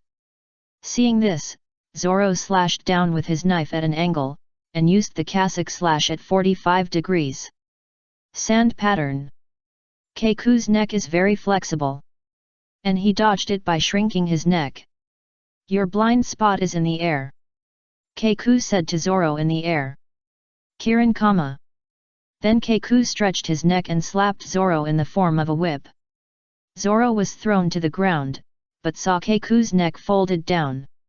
Iron block, no dead angle. Keiku transformed his slender body into a short square body, like a square with a head and hands, standing there. Zoro felt that "You were kidding me, what are you doing?" Keiku said. "Didn't you notice giraffes have 4 legs? Rain legs, Kirin Shiger." Keiku's 4 legs swung, looking even more ridiculous. "Do you want to fight or not?" Zoro shouted again with a shark face. However, at this time, he felt the murderous aura coming from the sky. It turned out that the slashing waves from Keiku's 4 legs swung all reached the roof, and the slashes would be reflected aimlessly after hitting the ceiling, like a torrential rain. Keiku himself activated the iron block defense, which was an indiscriminate attack. Zoro immediately swung his 2 swords to block, but when his swing speed could not withstand so many slashes, his body was cut with small cracks and bleeding. Keiku took advantage of his weakness to kill him, and then shot Zoro with a nose gun. In fact, Zoro was also knocked out when he blocked with a sword. "You are really durable, I admire you," Keiku said after removing the no dead angle form. Zoro stood up again and wiped the blood from his mouth. "You are quite capable, long-nosed deer." "Long-nosed deer, I'm a giraffe." "Long-nosed deer." "Giraffe." "Long-nosed deer." "Long-nosed deer." Zoro was rebellious. "I hate your nose, I can call you whatever I want." Keiku naturally disagreed. "Humph, you dare to play tricks on me, be careful, you will suffer the consequences." Zoro started to move. "I will break your iron block first, let you see." Keiku felt that Zoro's momentum was not simple, and taking the initiative was defense. Rain kick, dragon cut. It's word style, IAI, lion song. IAI slash. Fast, Zoro appeared behind Keiku in a flash. And Keiku jumped up with all his strength, and kicked his feet up instantly with a vertical storm kick, blocking Zoro's straight attack, changing its trajectory and throwing it into the air. Zoro was puzzled. If it was real iron, it would have been cut off long ago. After all, Mr1 was defeated by this move. Keiku was proud. "I can tell at a glance whether the iron block can stop it." This sentence is what countless iron masters have imprinted on their foreheads after hell. Indeed, I should show you some color. 3 sword style, 1 Gangiloo, 2 Gangiloo. Zoro exhaled a big breath, and controlled the characteristics of hardness and softness at will. The muscles of both hands and arms strengthened and bulged, and then jumped up and slashed with 3 swords. 2 powerful slashes. Nose spear. Keiku blocked with his nose spear, but after the confrontation, he realized the power of Zoro's move. How big is the road? The whole person was directly knocked back by Zoro. Zoro landed and stood slightly, and expressed his feelings to Keiku by blocking with his nose gun. Arrogant. Keiku got up and replied. "You too." Chapter 511 Ashura. As time passed, the battle in the judicial tower was only between Zoro and Keiku. The battle between the two had been going on for a while, and the two had roughly known each other's level. The evaluation of each other was arrogant and difficult to deal with. Keiku said, "There are more powerful ones that you haven't seen yet. The wild power of giraffes is endless."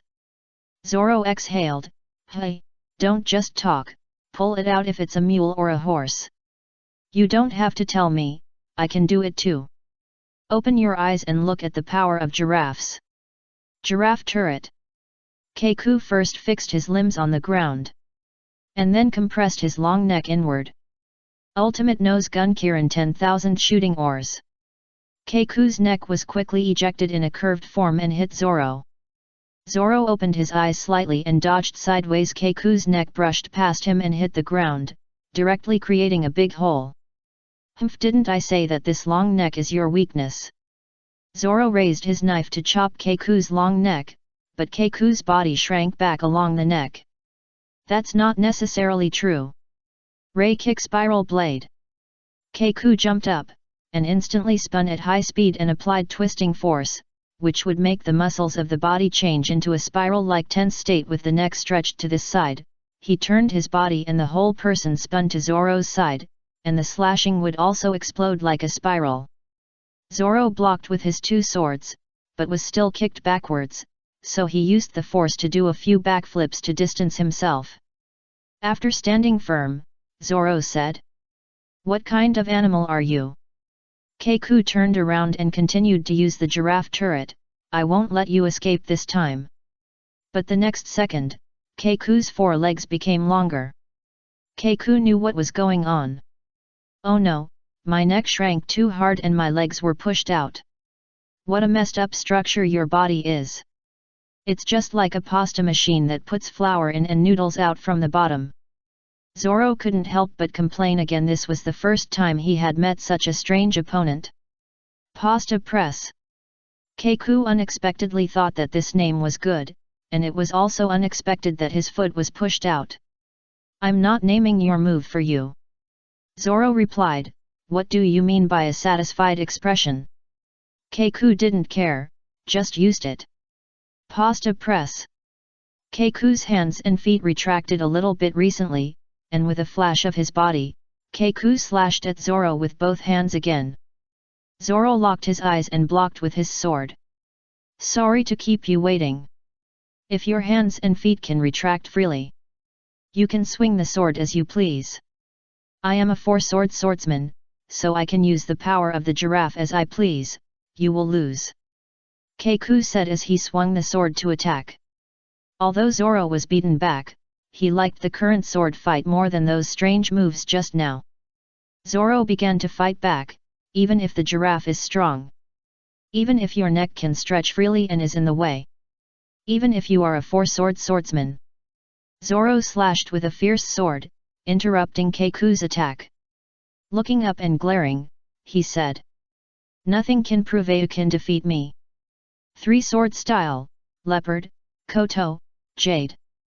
Zoro first made a cheetah-like preparation, then rushed towards Keiku and performed a spiral floating slash. Paper painting. Keiku dodged with paper painting, but Zoro's move had two stages of attack. After the spiral passed through, he used the two swords to perform a two-stage attack with a reverse grip, successfully cutting a knife mark on Keiku's waist. Keiku gritted his teeth and endured the pain. Turned around and looked at Zoro, thinking that he had underestimated the enemy and would not give Zoro another chance. Risukyo Shuriken. The slash of the Stormfoot was launched in the form of shuriken, densely packed.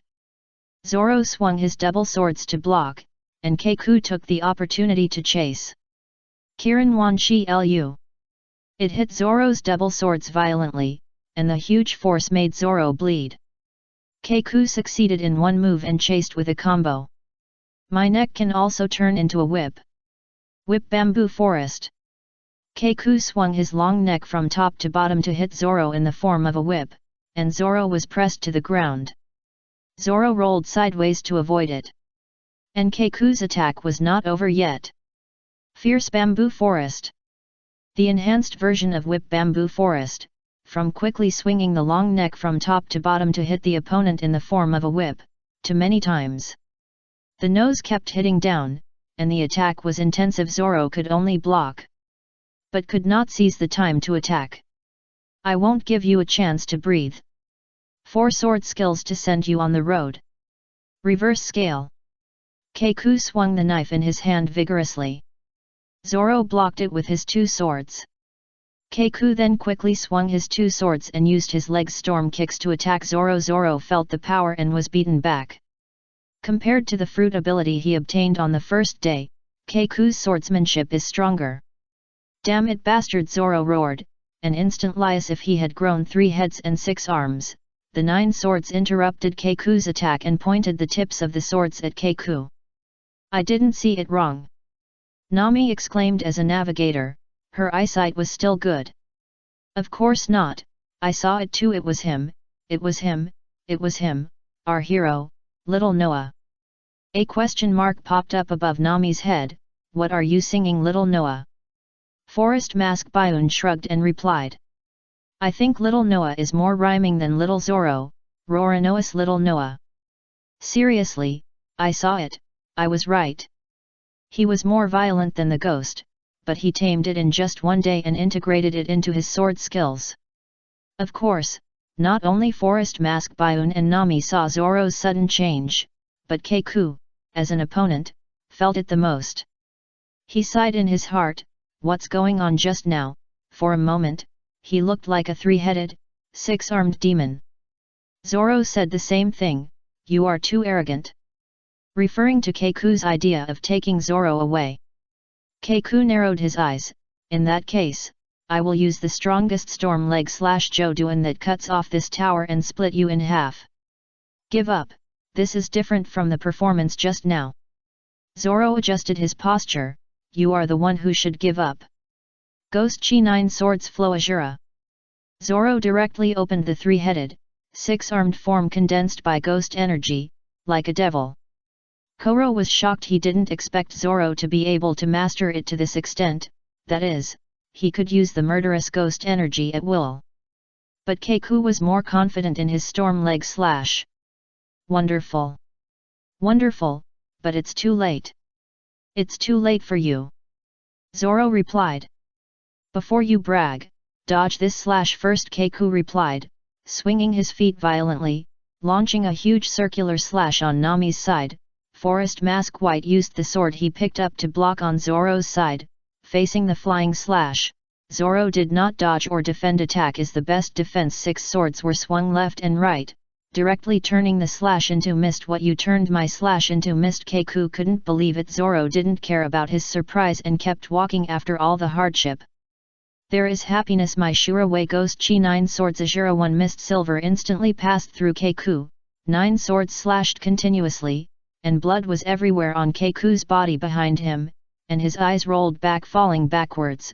Keiku's human beast form was automatically released by the beating. Chapter 512, Aiming at You. Keiku fell under Zoro's 9 swords style, and lay on the ground. Releasing his human beast form, Zoro pulled off his real headband and said, A foreman in Carrera asked me to tell you that you are fired. Keiku lay on the ground with his words written on his face. Barry said that that's bad. If you fail in the assassin business, you will lose your job. Zoro turned around and said seriously, isn't there a zoo? Keiku couldn't help laughing, Wahahaha, you are really mean. While laughing, Keiku took out the number 5 key, and then his hand softened, and the key fell. Forest Mask Bioon caught it with a sliding tackle, and Keiku fainted.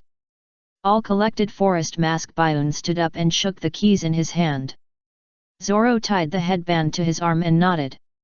At this time, Sanji also used the air pressure technique to fly back to the room. Green Algae Head. Wish Fairy. Nami-san. I got the key, Miss Nami is so awesome. Of course, Sanji knew that Keiku was defeated by Zoro, but that didn't stop him from praising Nami. Ah, Sanji. You defeated that big dog? Forest Mask Bioon asked. Sanji didn't like this name very much, but after all, it was Forest Mask Bioon who helped him restore his original state. It's not difficult. Sanji pinched the cigarette and pulled back. Okay, you guys are still chatting, this tower is tilting more and more, we have to get the key to Robin as soon as possible. Nami said, time is really tight now. We won't have time to rush over from the passage. Although I can fly over, but there are faster ways than this. I saw Forest Mask Bioon throwing the key up. Because the Justice Tower was cut into two halves by Keiku's slight tilt, the upper part slowly slid back when Zoro and the others looked up. They could see the sky and Usopp standing on the top of the Justice Tower. The camera locked onto the key and kept flying up when it reached the roof.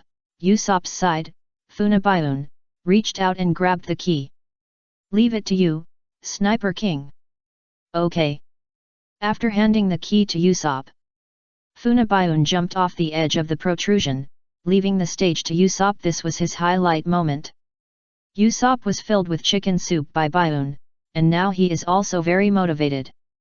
When Sanji and Gabra were fighting, and when Zoro and Keiku were fighting, other places naturally could not stop, and each had their own actions. Praise them for finding a way to escape with the help of the two giants. Our mission is to survive. I'm not worried about Big Brother and the others. Hurry up, run faster. You guys are good at talking when you're on someone's shoulder. Kathy complained he and Oimo were carrying two injured Blue Kings, while Zanbei and the others were on Blue King. When Zanbei said to run faster, Casey said that it was easy for him to talk without any pain. Straw Hat Boy. Frankie. Frankie ran quickly and came to the room where Luffy and Lucci were fighting in the pillar of the Bridge of Hesitation. Isn't this Lucci? You were held back by this guy. Where is Robin? I brought 2 keys. Do you want me to help you? Frankie didn't waste words and got straight to business. Luffy would not agree to help fight the boss even if Robin was not in a hurry. No, I'd better ask you to intercept Robin first. The door behind the Pigeon Man leads to the Gate of Justice. Robin has been taken there. I'll take care of this abominable guy. Frankie smiled back and rubbed his fists together. Super no problem bastard. And Lucci smiled even deeper when facing the two of them. Hee. Oh. Luffy punched with momentum. But this momentum was not enough to scare Lucci, who dodged Luffy's fist by turning his body to the side. Then he bent his index finger and hit it. Finger gun Huanglian. The index finger hit Luffy's abdomen at super high speed, leaving an afterimage, and the last finger used force to knock Luffy back. Straw Hat Boy. Frankie wanted to see how Lucci was doing, but he stopped. No, my mission is to pass through that door. Frankie rushed towards the door with the World Government logo painted on it. Lucci put his hands in his pockets and flashed in front of Frankie. Delusion. Power Hammer. Iron Block. Frankie didn't waste any words and punched it. Lucci, who opened the iron block, didn't move. Frankie was surprised. Damn it, you didn't move at all, but that Chopapa was knocked away. Lucci looked disdainful. So you came here after defeating Owl, but unfortunately my power is 5 times his. Owl's power is 810, Lucci's power is 4000, and this was before he turned on his human beast form.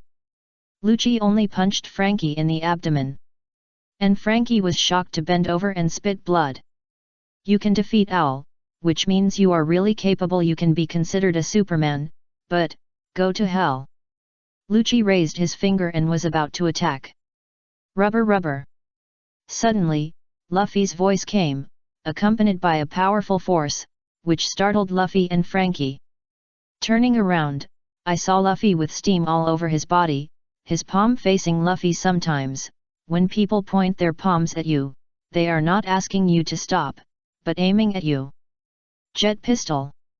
Luffy punched out, and the action was extremely fast. Like shooting an air bullet, Lucci flew backwards, and Luffy's fist seemed to have never hit out. With a bang, Lucci smashed a pile of cargo boxes. Frankie couldn't believe that this pretentious man was beaten away. What's wrong with you? What is this smoke? Chapter 513 Purely Afraid of Death. Finally, we have reached the Bridge of Hesitation. The moment he stepped onto the Bridge of Hesitation, Spondum breathed a sigh of relief. The gate of justice has opened to welcome me. No, it's us. Spondum turned and looked at Bai Yun, and his tone became a little flattering.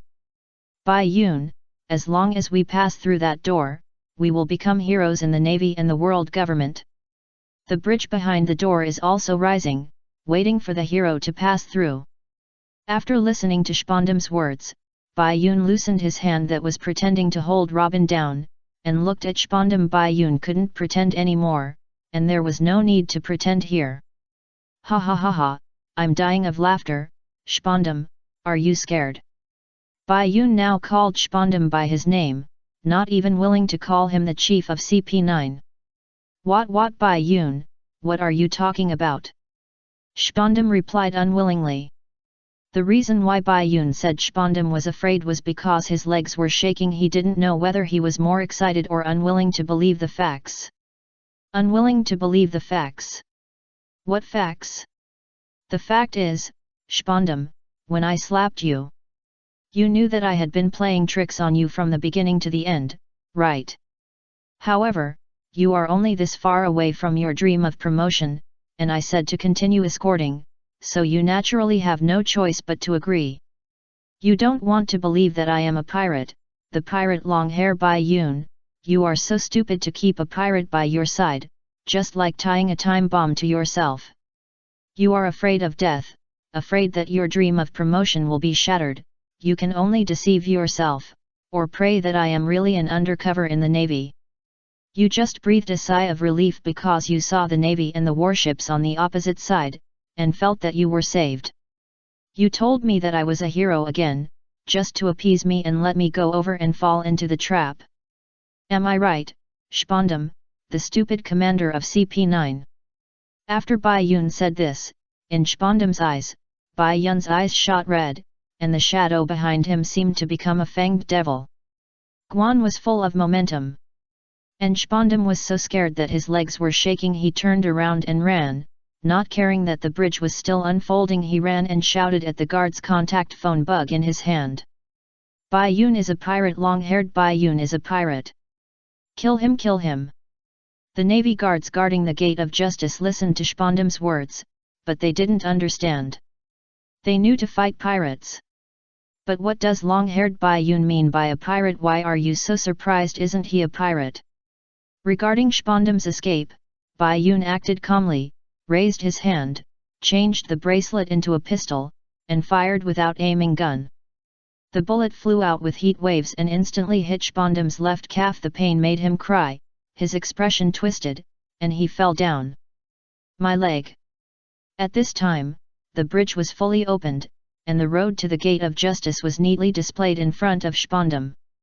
On the bridge, in front of the huge gate of justice, there was a small door, which was the entrance to the gate of justice. The guards rushed in from the small door, because Spondum kept screaming at the den mushi in his hand, "Save me, come and save me." The soldier ran over, and seeing this, Bai Yun took a step and took the initiative to walk over. Spondum listened to Bai Yun's approaching footsteps, which were just like the approach of a life-demanding devil, and was so scared that he squirmed on the ground.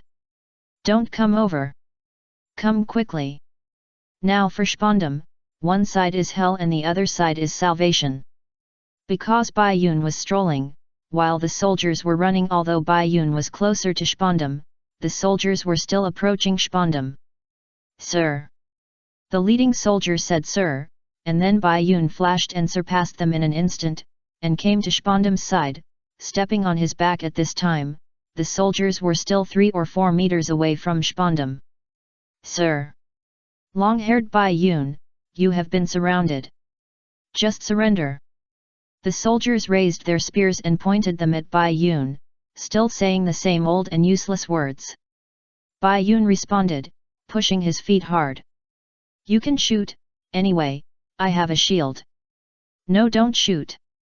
Spondum seemed to have imagined that he would be shot into a sieve after being held up by Bai Yun as a shield. Long-haired Bai Yun, please spare me.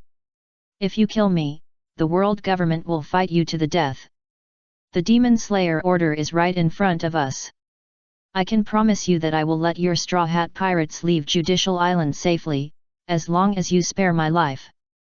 Shpondam begged for mercy and threatened, hoping that Bai Yun would spare his life. Really? Bai Yun's shocked and delighted tone reached Shpondam's ears. Shpondam nodded repeatedly. Really, really? Okay. Tell them that you want to live.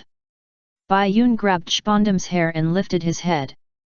Bai Yun's words only made Shpondam feel extremely humiliated. And Bai Yun just wanted Shpondam to know how Robin felt. However, Robin would not humiliate, but be moved. Robin also had the hope of life, and Robin rekindled hope for the persistence of his companions. And Shpondam was simply afraid of death. I want to live. Compared to living, what's shame? Shpondam shouted directly. Bai Yun was very satisfied. You should be glad that history did not follow the original trajectory, otherwise, you would have been beaten into a sieve by me long ago. Besides, you should also be glad that I want Sister Robin to take revenge on her own and beat your mouth. Compared to killing you, I even think you are so stupid, sir. After saying that, Bai Yun grabbed Shpondam's head and slammed it on the bridge surface. The bridge surface was cracked with his head as the center for a distance.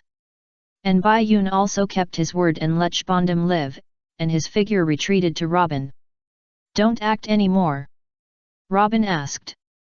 Ha ha ha, don't act anymore, there is no need to act, Sister Robin, wait a little longer, there is news from the clone. And the key is coming soon. Bai Yun replied with a smile. Sir, are you okay? The soldier pulled Shpondam's head out, and Shpondam's already disfigured face became even more disfigured. No, it's okay, it hurts so much. Kill him, kill them. Shpondam's howling echoed throughout the bridge of hesitation. The soldiers were startled by him, but they immediately followed the order and fired at Bai Yun and Robin.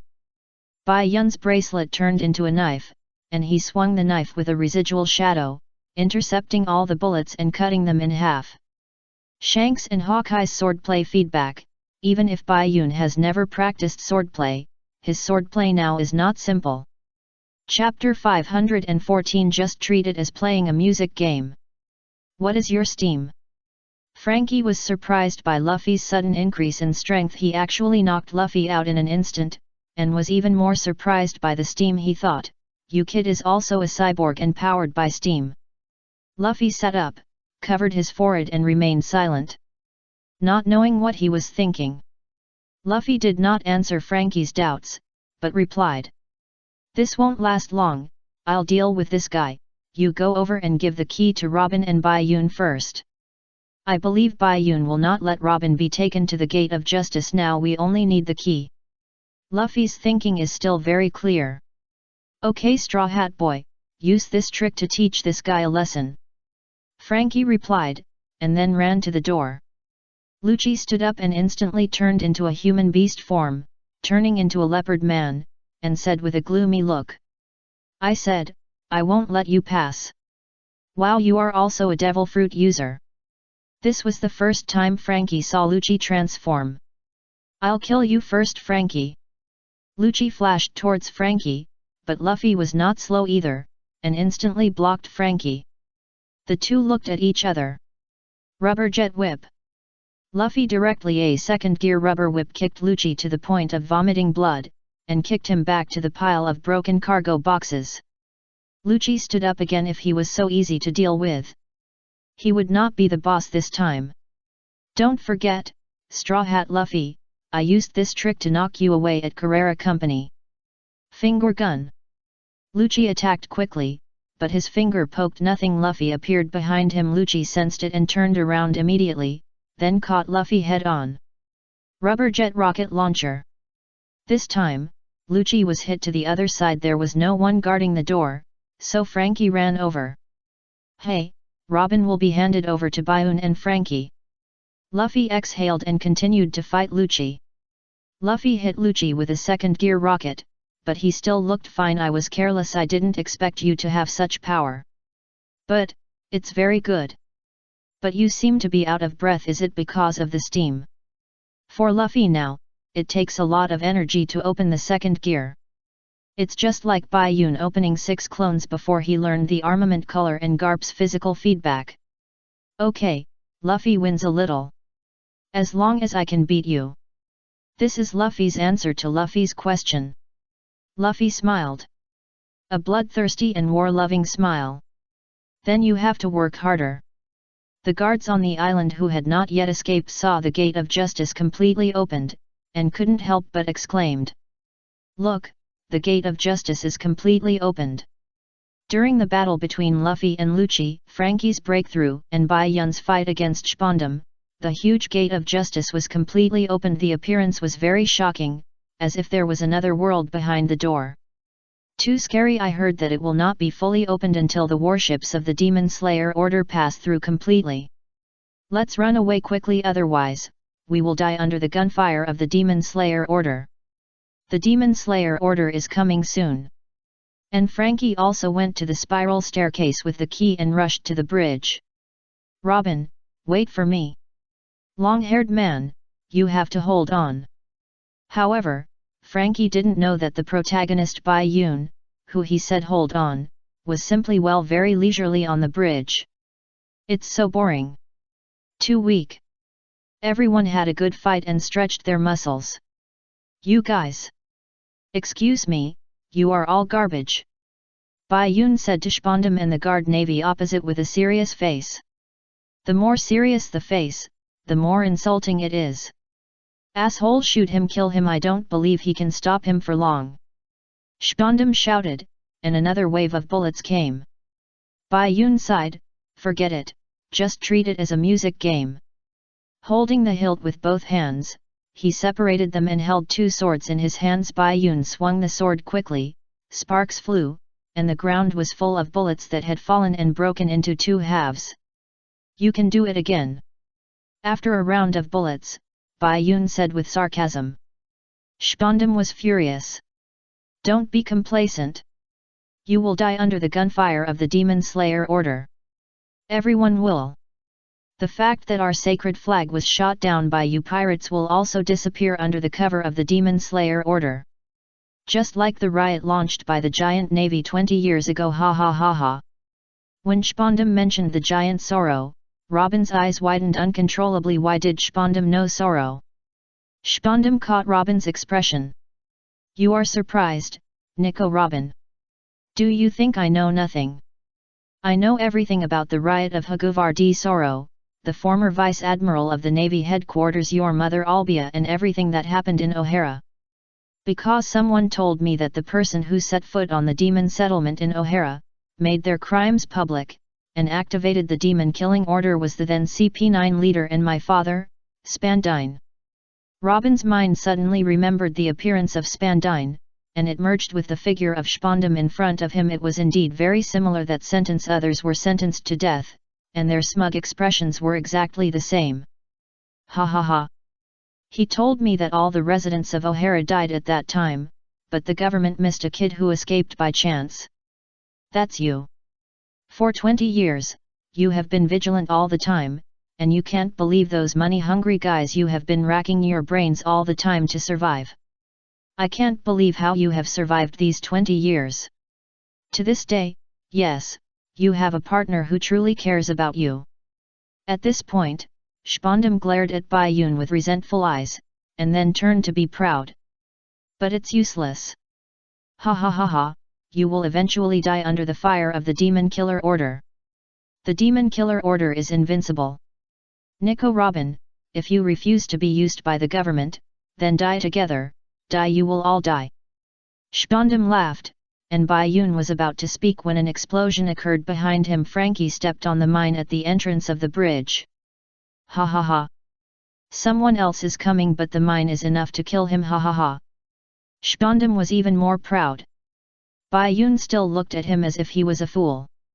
I forgot that you still have this relationship with your father. Then, you still deserve to die. Don't think that you are the only ones who can shoot. After saying that, Bai Yun raised his hand, with his index finger extended and his thumb raised, and the two fingers looked like a gun. Seeing this, Spondam laughed, "Ha ha ha ha, you are not going to shoot with your fingers, ha ha ha ha." Bai Yun raised the corner of his mouth and uttered a light bang. Instantly, the laughing Spondam was covered by flames. Ah! Chapter 515, his favorite. On the bridge of hesitation. Bai Yun stretched out his finger as a gun, and Spondam laughed at this, thinking that Bai Yun would not want to shoot with his finger. However, as Bai Yun uttered a light bang, Spondam was instantly covered by flames with his own laughter as the background sound. The whole person was blown up and rolled his eyes, vomited blood, and flew backwards. "Sir!" The guards were extremely surprised. They did not expect that the long-haired Bai Yun could really shoot with his index finger, and it was an incendiary bomb. "Is it funny?" Bai Yun asked. Then he pointed his finger at the others, raised his finger, just like shooting, and those soldiers were blown away like Spondam. No, it wasn't the bullet shot by the long-haired Bai Yun's finger. "The sniper is there." The guard soldier holding the telescope pointed at the back of Bai Yun and Robin in surprise, and the camera kept moving until the top of the Justice Tower, where Usopp stood. "They're on the top of the Justice Tower. Who is that guy? At such a long distance, and with such a strong wind, he can hit us with no error. With such a sniping ability, who is that guy?" Spondam recognized that the guy was Usopp, who shot down the world government flag. But he naturally didn't say it. The guards were surprised. The top of the Justice Tower was at least a kilometer away from them, and this guy could actually hit them, and with a slingshot. "That's the sniper on our ship. Remember to put a bounty on him, he likes it the most." Bai Yun put down his finger. Since Usopp was discovered, there was no need to pretend, because now the limelight belonged to Usopp. Although they cooperated in those two moves just now, it was very cool. Now let Usopp be the cool one. However, Usopp said to Bai Yun, "Thank you, Bai Yun, who likes to be bountied." Judicial Tower. Usopp raised his finger to the sky and sang the song of Sniper Island. Zoro complained, "Is it necessary to sing now?" Sanji was very excited, "Ha ha ha ha, see, bastards, we also have very powerful snipers, you bastards who deserve it. You trash, hurry up." Spondam spoke again, and then the flames hit his head and he lay down again. Hurry up, get rid of him." "Sir, we fired. But the bullets can't shoot that far. That sniper is so powerful." The soldiers replied, praising Usopp as they replied. "Then fight Nico, Robin and the bastard long-haired Bai Yun. Fight as many as you can. Kill them!" Spondam shouted while lying on the ground.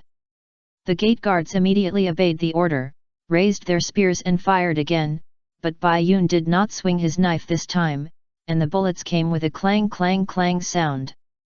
Frankie opened his hands and stood in front of Bai Yun and Robin, blocking the bullets.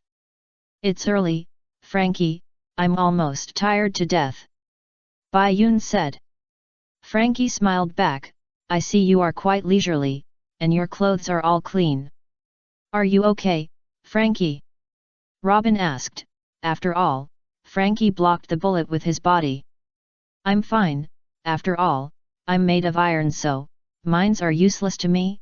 "Spondam, you sinister bastard, although it won't kill me, it will hurt." Frankie is very angry now. "It's okay, Usopp." Bai Yun, the ship on the top of the Justice Tower, said as he sat on the edge of the wall. "It's okay, of course, means that the keys can be fired." "Okay." Usopp nodded, took out the small red cloth bag holding 2 keys, and shot it with a bow. The camera locked the small red cloth bag and kept moving. In an instant, the cloth bag was grabbed by a hand, which was naturally Bai Yun's hand. "Okay, then, with the 2 keys on you, Frankie, the 4 keys are complete." What Spondam couldn't believe that CP9 was defeated. Frankie believed it. "Great, these 2 keys are for you. Try to see which one is real."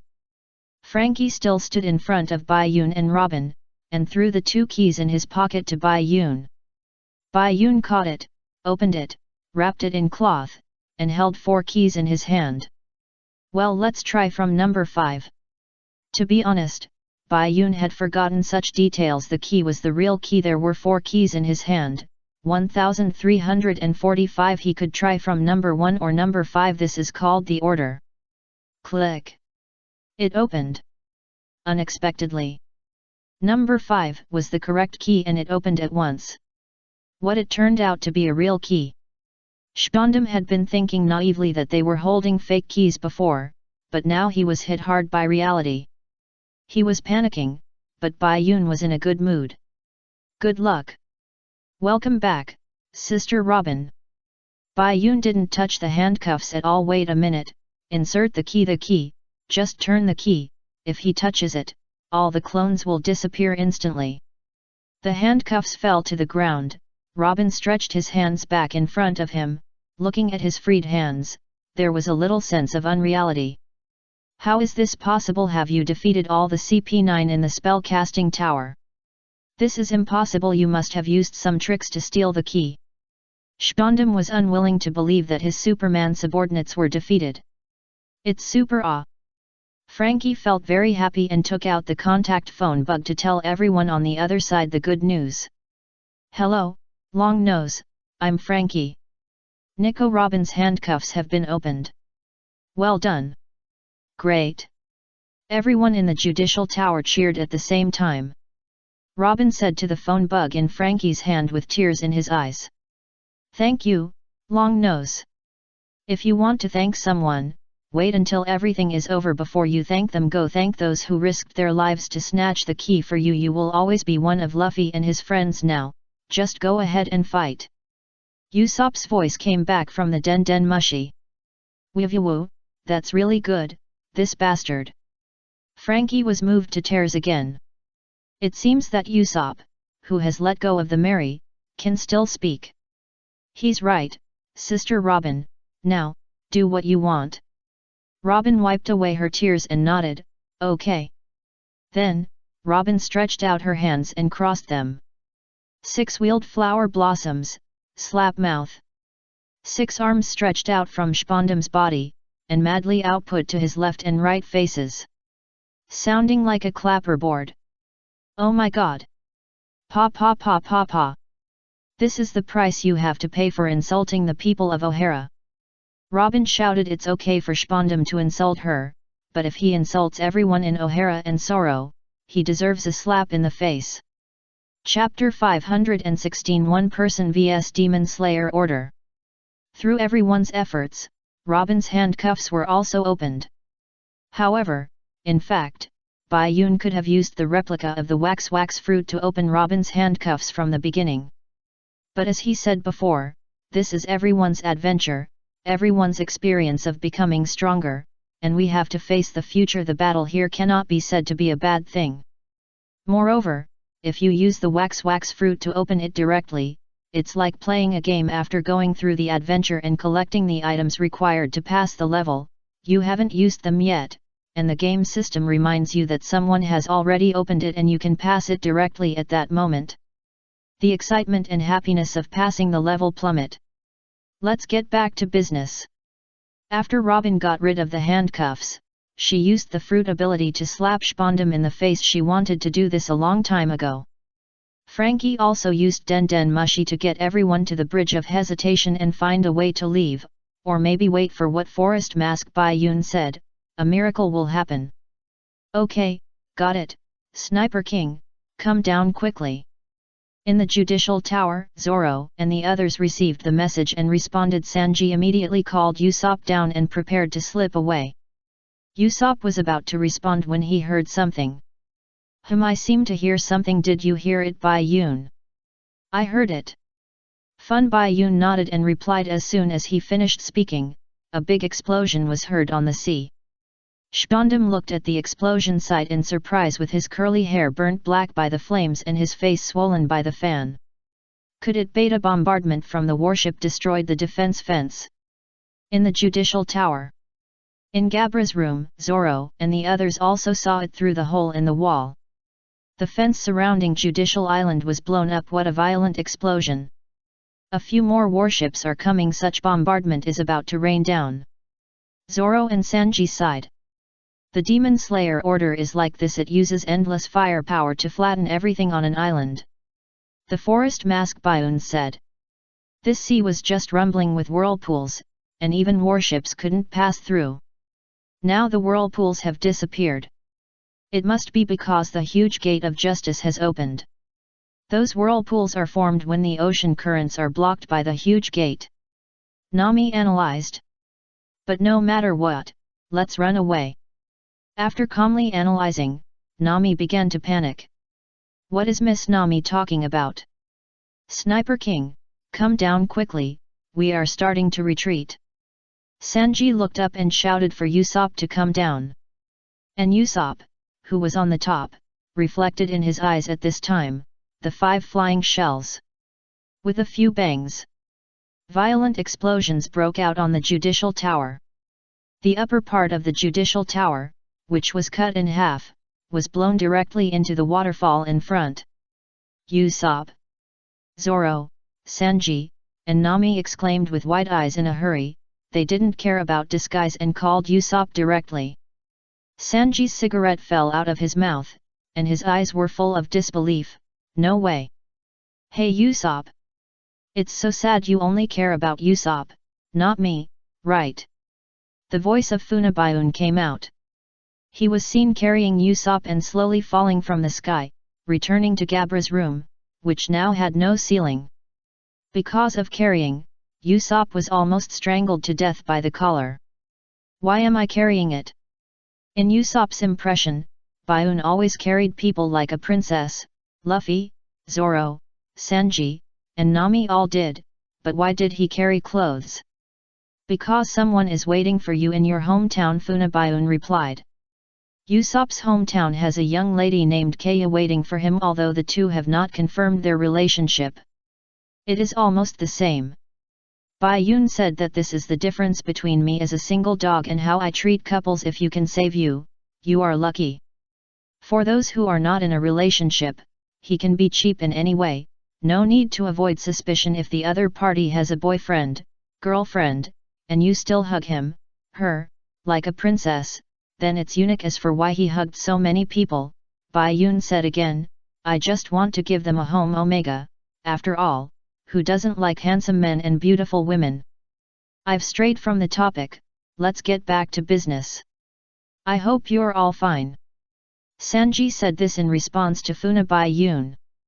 You look like a straight man, you should answer, I believe you'll be fine with your strength, Funabayun taught. Sanji clenched his right fist and slapped it on the palm of his left hand to show affirmation. That makes sense, you have a high EQ, Bayun. It's just so Funabayun and Forest Mask Bayun, the two Bayuns replied shyly together. Okay. Then my mission is completed, everyone, see you later. Funabayun rotated on the spot and turned back into a bullet. Forest Mask Bayun caught it and put it in his pocket. Zoro looked at this scene and felt it was really amazing. Okay, everyone, let's run for our lives now. On the bridge of hesitation. Frankie, Sister Robin, we're fine, we'll rush to your side right now.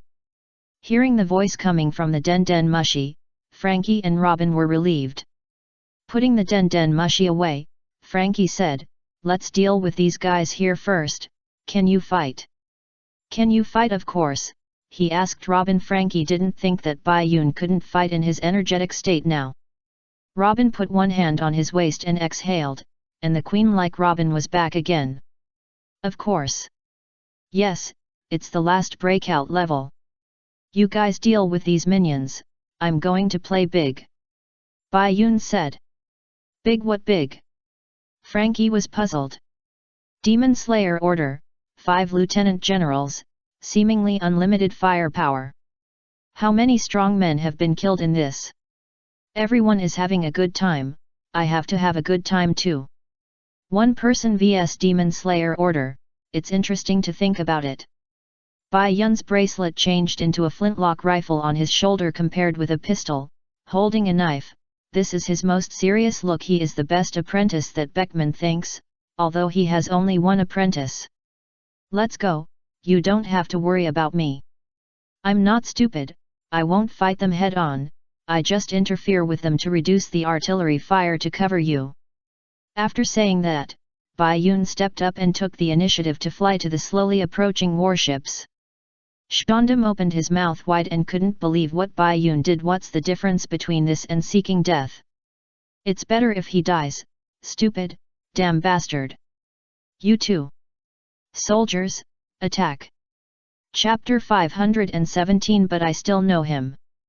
On the bridge of hesitation. Robin's handcuffs were removed, and the final breakout began. However, Bai Yun took the initiative to fly towards the approaching warship of the Demon Slayer Order. Shpondam called Bai Yun crazy, but he was also gloating over Bai Yun's death. Go catch them, just catch Nico Robin and take her to the escort ship. Even though he was beaten half to death, Shpondam still dreamed of his dream of promotion. However, the soldiers' panicked and trembling voices responded to him. Come too late. Shpondam turned around and looked, and the 10 warships came to them through the thick fog. It's the fleet. The Demon Slayer Order is about to start. The guards began to run back. The Demon Slayer Order didn't care whether you were a Navy soldier or not, as long as you were within the range, you would be killed. Bai Yun floated in the air and scanned the 5 vice admirals one by one. Flying Squirrel, Ghost Spider, Doberman, Burning Mountain, Stolobiri. Because of the current strength, if I don't use my trump card, I don't know if I can beat a lieutenant general of the headquarters. With this lineup, you yet is really unsure. Bai Yun murmured, 1 person vs Demon Slayer Order, it sounds domineering, but with his current strength, it is absolutely impossible to do it, unless he uses his trump card, then there is still a chance. Bai Yun glanced at the 5 lieutenant generals, and the 5 lieutenant generals naturally felt Bai Yun's gaze, and Bai Yun was floating in the air, right in front of the warship. It was hard not to notice it. The 5 lieutenant generals looked at him, but Bai Yun was not panicked at all. This was not a big scene, the war on the top was really big. The soldiers on the warship were also very curious about Bai Yun. Who is that? That long hair, looks like the long-haired Bai Yun with a bounty of 80 million, a member of the Straw Hat Pirates. What is he going to do? Is he trying to stop the Demon Slayer Order? Is he crazy? We have 5 vice admirals here, let alone his 80 million Bailey bounty. We have to think twice about 800 million. Just as the soldiers were discussing, the soldier in charge of communications on the warship started broadcasting. Launch the Demon Slayer Order. Target the Straw Hat Pirate Luffy and his gang, about 60 people. In addition, according to the agreement with Admiral Aokiji, the criminal Nico Robin on the Bridge of Hesitation is not included in the target. The bridge where Nico Robin is located is temporarily not within the attack range. All ships, ready. No need to confirm again. Destroy the entire Judicial Island. In an instant, shells were fired from the dark muzzles, and the entire Judicial Island was instantly engulfed in flames. Bai Yun was not bombarded above the Bridge of Hesitation. Look, they didn't attack the bridge, no need to run away. Wow, it must be because I'm here. Dad also said that the concentrated fire had deliberately avoided him. It's safe here, I'm the leader of CP9. At this time, Shpondam was still so confident. And Bai Yun also admired him. The previous broadcast was because of Aokiji's promise not to attack the Bridge of Hesitation. He didn't listen to it at all and thought it was because of him. He was really shameless. They are really crazy. Frankie looked at the 10 warships that were taller and wider than the Bridge of Hesitation, pouring out fire crazily, and couldn't help but think that they were crazy. And Robin looked at the 10 warships, and the psychological shadow of her childhood emerged, and her legs softened and she sat on the ground. What's wrong with you? Frankie asked immediately. I'm shaking all over. Robin replied, even though she knew that she should cheer up now, it was not something that could be done just by thinking about it. Suddenly sensing a gaze, Robin looked up and saw Bai Yun's gaze in the air. Bai Yun smiled, meaning, don't be afraid, Sister Robin. Bai Yun meant this, but I don't know if Robin can understand it. because the warships were on the left and right sides of the bridge. Bai Yun also turned sideways, raised the muzzle, and fired bullets instantly. With a heat wave, the bullet flew over and instantly knocked half of the cigar in Vice Admiral Ghost Spider's mouth.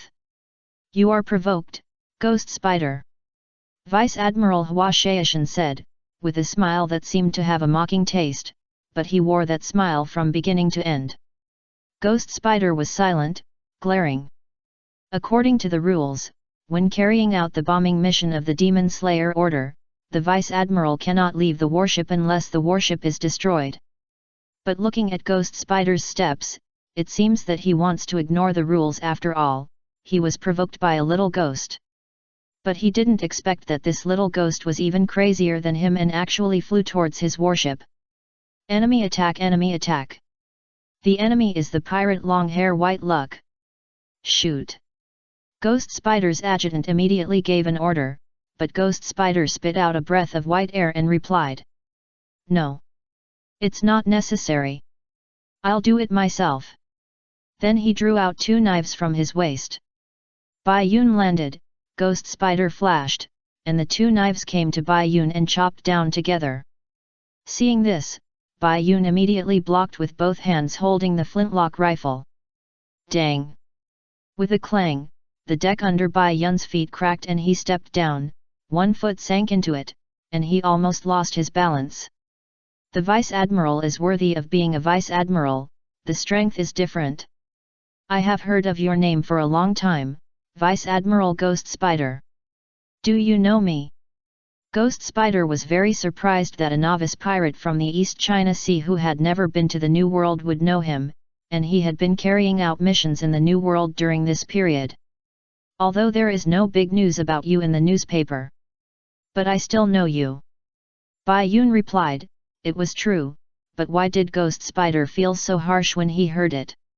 From behind his cloak of justice, 6 knives instantly stretched out from both sides and stabbed Bai Yun. This is Ghost Spider's ability, and it is not clear whether it is a devil fruit ability. It is only known that Ghost Spider can control 6 knives with his hair, plus the 2 in his hands, a total of 8 knives, the 8 swords style, which is also the origin of the spider in his name Ghost Spider. Facing Ghost Spider's secret killing move, Bai Yun's observation color had already sensed his secret killing move, even though they didn't have the haki of observation, they would have taken precautions in advance if they knew of his ability. Bai Yun directly let go of the flintlock, stepped back to avoid the 6 swords stabbed by Ghost Spider, and then stretched out his hand and the flintlock that fell on the 6 swords returned to his hand. After getting the gun back, Bai Yun didn't waste any words and shot at Ghost Spider. Ghost Spider disdained the attack of bullets and used his hair to control 6 swords to split the bullets. Who knew that the blade exploded the moment it hit the bullet, and Ghost Spider was submerged in the flames of the explosion? What, Lieutenant General Ghost Spider? The adjutant and soldiers shouted in surprise. Bai Yun knew that a few explosive fruit bullets could not solve Ghost Spider, so he held the flintlock in reverse, grabbed the barrel, used the butt as a weapon, and chopped at Ghost Spider. Baguio. Chapter 518. So what? Baguio. The unexpected exploding bullet is Bai Yun's 6th attack that has always worked. However, the explosive power is nothing to those with medium and high combat strength. Even low combat strength can probably withstand it. So, after the bullet exploded, Bai Yun immediately attacked with the butt of the gun and received a baguio. Is this how a flintlock rifle is used? Beckman, yes. That's how a flintlock rifle is used. 8 swords flow spider bite. From the thick smoke, the 8 swords of the Ghost Spider stretched out, the upper 4 chopped from top to bottom in unison, and the lower 4 chopped from bottom to top. The blades were all in the opposite direction of the chopping, so the attack point of this move was at the tip of the blade, like the spider opened its fangs and bit down. The Ghost Spider was going to attack instead of defend. If Bai Yun continued to attack, he would only be stabbed by the tip of his 8 knives. If Bai Yun stopped, he would not need to defend. But Bai Yun's behavior surprised him again. Bai Yun let go of the flintlock again. When he let go, he shook it hard. The flintlock flew towards the Ghost Spider's abdomen, and the position where Bai Yun stopped was just in front of the limit of the tip of the ghost spider's 8 knives. What? The flintlock hit the ghost spider's abdomen, shocking him back a few steps. Although this attack seems outrageous, it is indeed the flintlock fighting technique taught by Beckman. Beckman let go of the flintlock because he was 100% confident that he could take the gun come back, otherwise I won't use it. As for Bai Yun, he was seen pressing the air and bursting forward, catching the flintlock that was about to fall in the middle, and then approaching Ghost Spider and smashing it with the butt of the gun.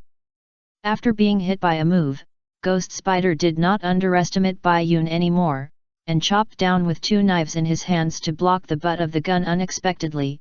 Bai Yun lost the flintlock again, reached out and touched Ghost Spider's shoulder, and then immediately passed through Ghost Spider, not even wanting the gun.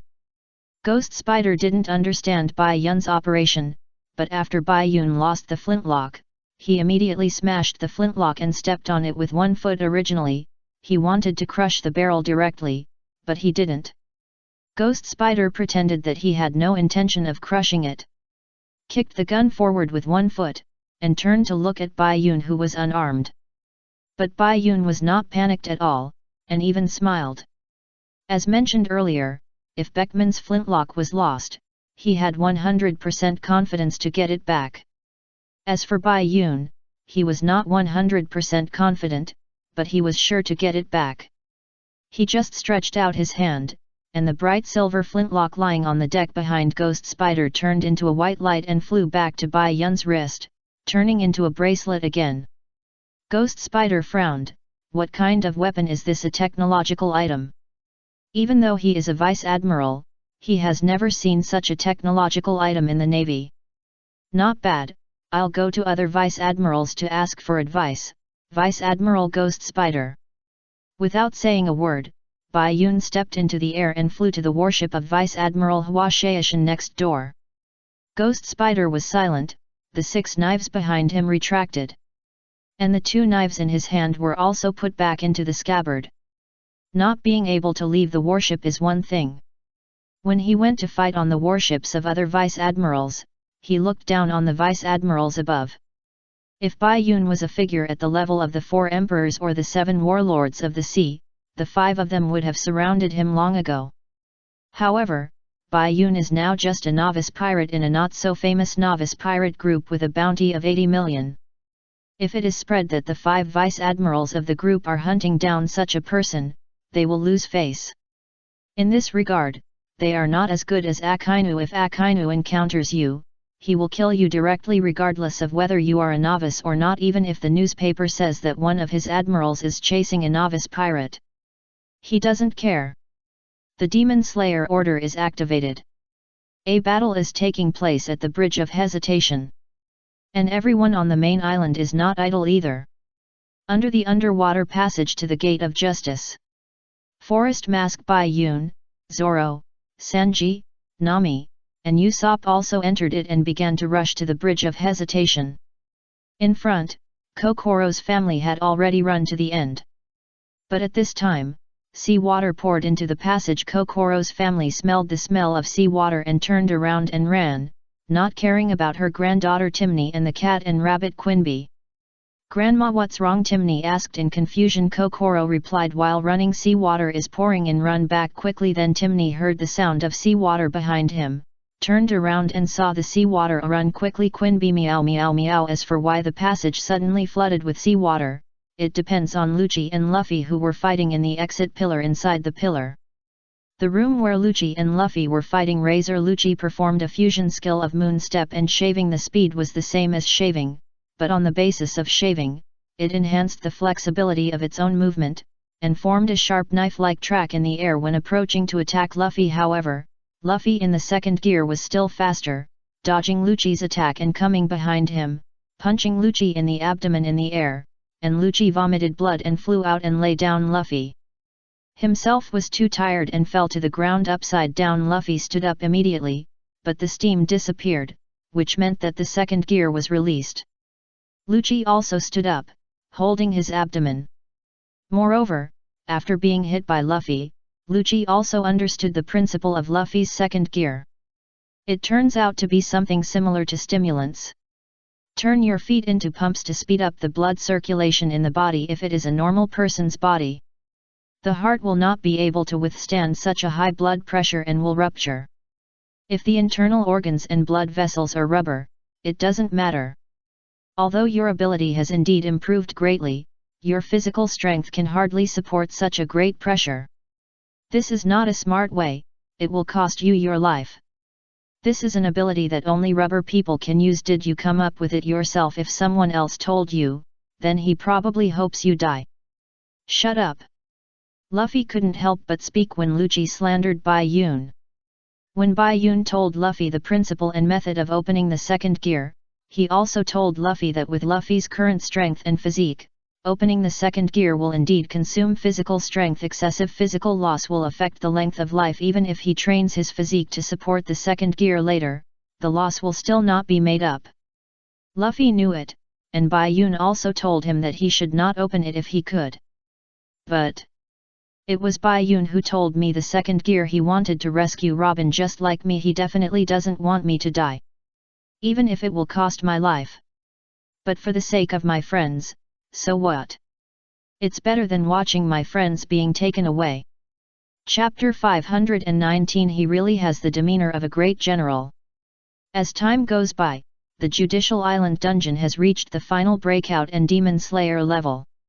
Except for Lucci, all members of CP9 have been defeated. And Lucci, the final boss, will depend on Luffy. It's King vs King.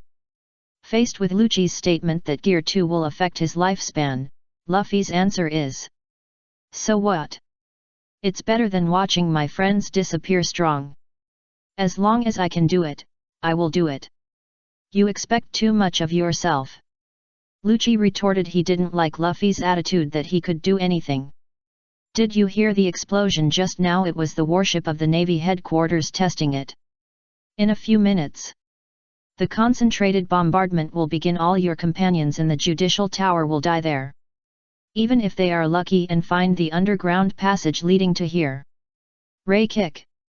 As he said that, Lucci kicked the wall and cracked it. The wall cracked and seawater rushed in. It will still rush into the passage and drown everyone inside. Asshole! Luffy cursed. Things are not as smooth as you think, Straw Hat Boy. You are so stupid that you want everyone to escape smoothly. Let me see how your naive idea can be realized. The room is divided into 4 floors, and there is a corridor around the wall. The seawater poured in, and Lucci jumped to the corridor on the 3rd floor first. Luffy followed. They are all capable people, and it will be bad for anyone to touch the seawater. Lucci said proudly, no matter if there is anyone in the passage, the way here has been cut off. You bastard! This is the dirtiest curse Luffy can think of. Although he was scolded, seeing Luffy's expression, Lucci was very satisfied. He flew up again with the moon step, and saw that there was a skylight in the middle of the roof of the house. Lucci jumped in. Damn it! Luffy stretched out his hands and grabbed it, and entered as well. There was another room in the skylight, still in the pillar. The two faced each other again. This is above the sea, and the seawater will not pour in here. Did you hear the bombardment of the warship? What will happen to Nico Robin? What will happen to the pirates? You must be worried and want to save them. Lucci kept provoking Luffy. However, Luffy's eyes were firm. I believe in Bayun. He said he would not let Robin enter the gate of justice, and he would not do that. I believe in everyone. I believe they will bring Robin back. I will kill you first. No matter what kind of difficulties they are facing now, they will find a way to survive. But if you escape, you will kill them. So I will kill you first.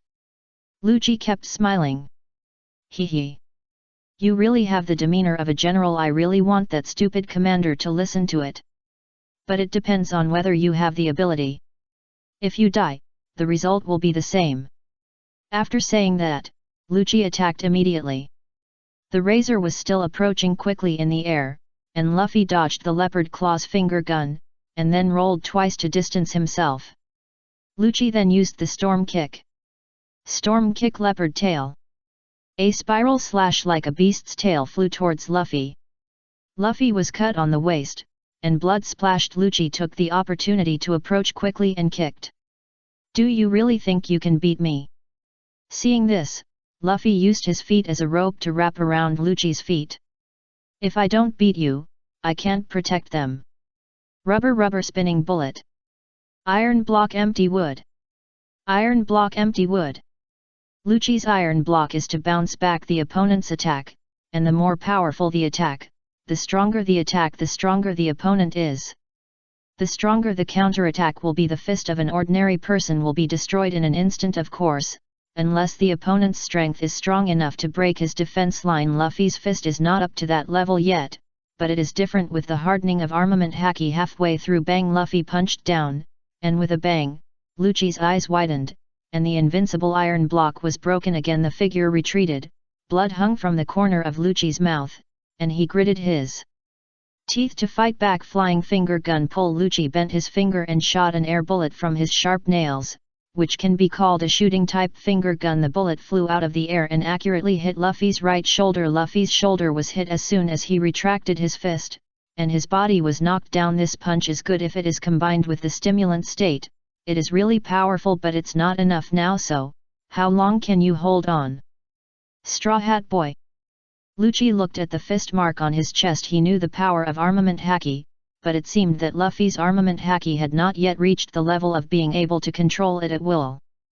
It's not me who insisted, but you. I'll show you another gear shift. Gear 3. In terms of the history of Bai Yun's existence, the method of Gear 2 was told to Luffy by Bai Yun, but Gear 3 was something Luffy thought of himself. Since air can be pumped into the blood vessels of the body to speed up blood circulation, then naturally the bones can do the same. Gear Shift 3 Bone Balloon. At this time, Luffy, who had just mastered Gear 3, needed to bite his thumb with his mouth and blow air to make it bigger. It won't be needed later, but now Bai Yun is very curious.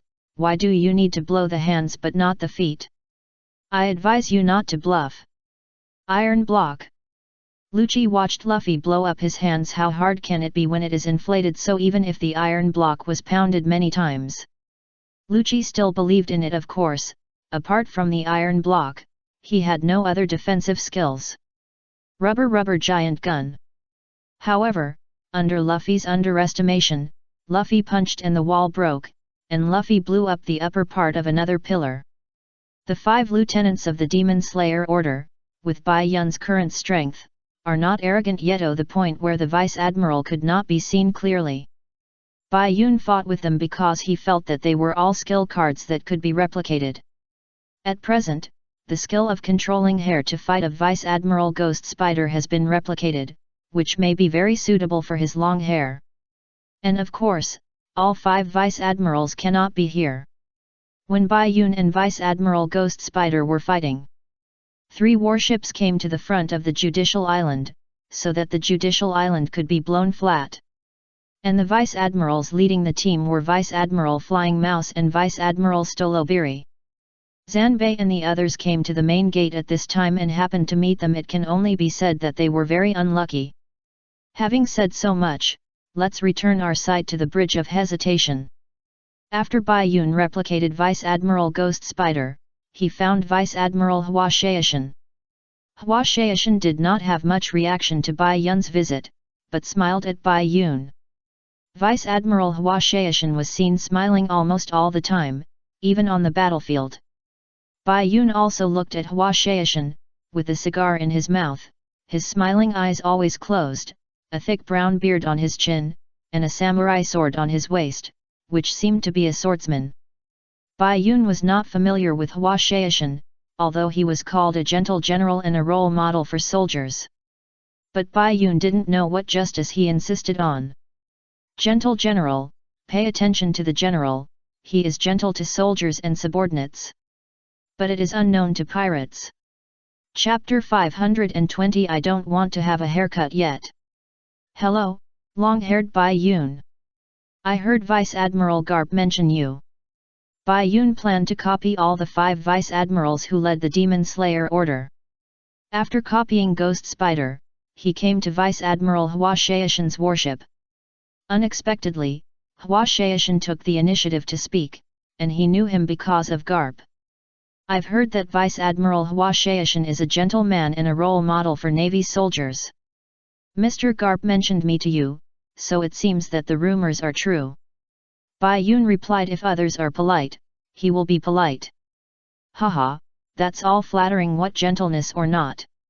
I won't hold back when dealing with pirates and criminals. Hua Shaishan smiled and pulled out his samurai sword. That's even better, I don't want you to hold back either. Bai Yun transformed his bracelet into a knife and prepared to fight with it this time. Hua Shaishan still smiled at Bai Yun's words, exhaled a puff of smoke from the corner of his mouth. Stepped forward, and his figure was behind Bai Yun.